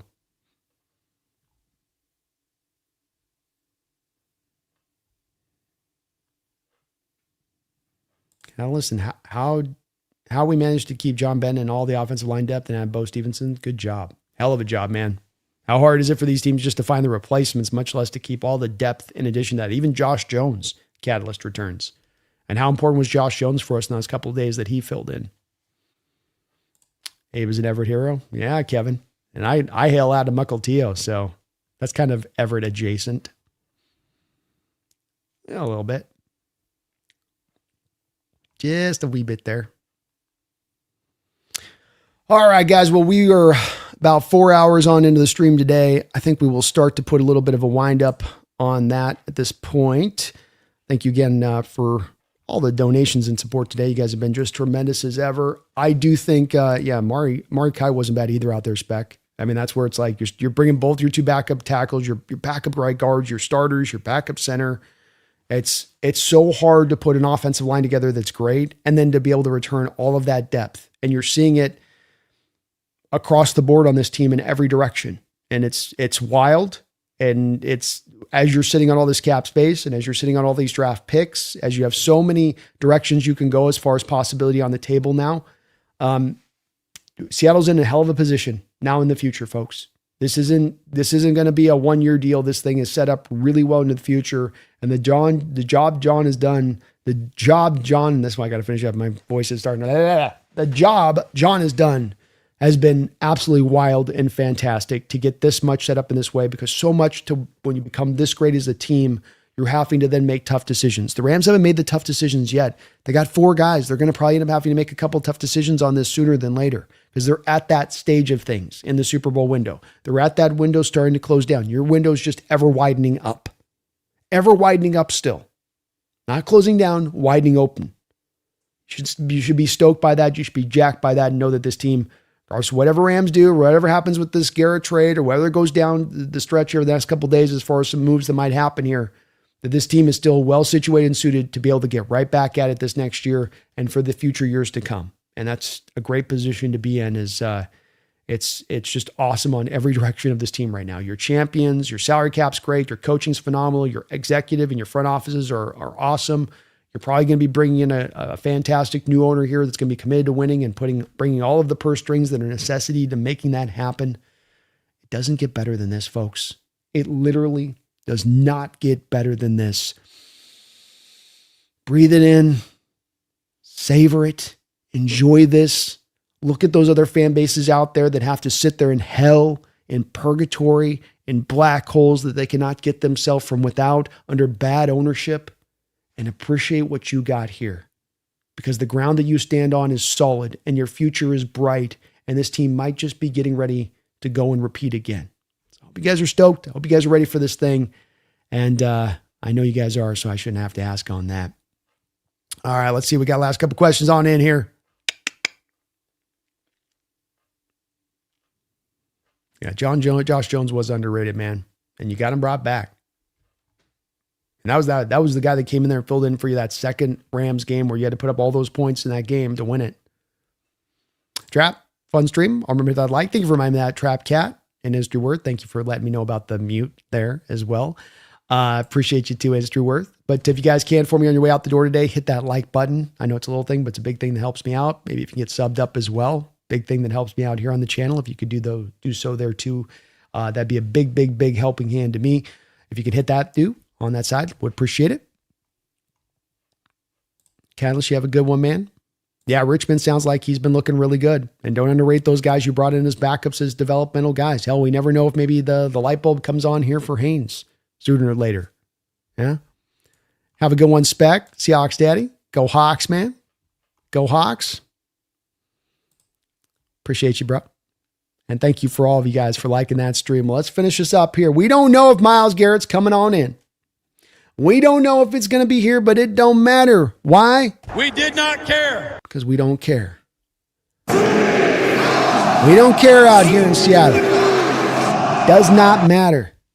We got $30 million of cap space. We have the least amount of dead money in the National Football League. We have more draft picks than anybody for the 2027 draft. And oh, by the way, the champ is here. The champ is here. All of that.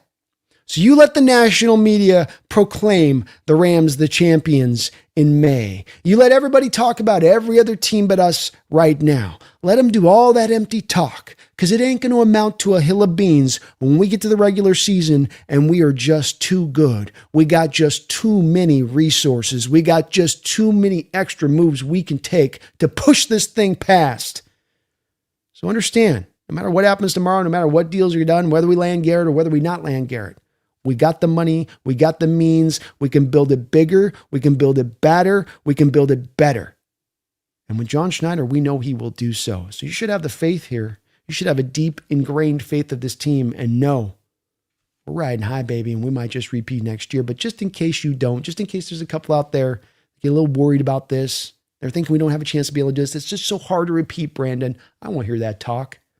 Not for the third youngest roster that won the Super Bowl last year. Not for all we're bringing back. DeMarcus Lawrence back now. He ain't retiring. So I'm going to remind you, don't you ever forget. Don't you dare. Go Hawks.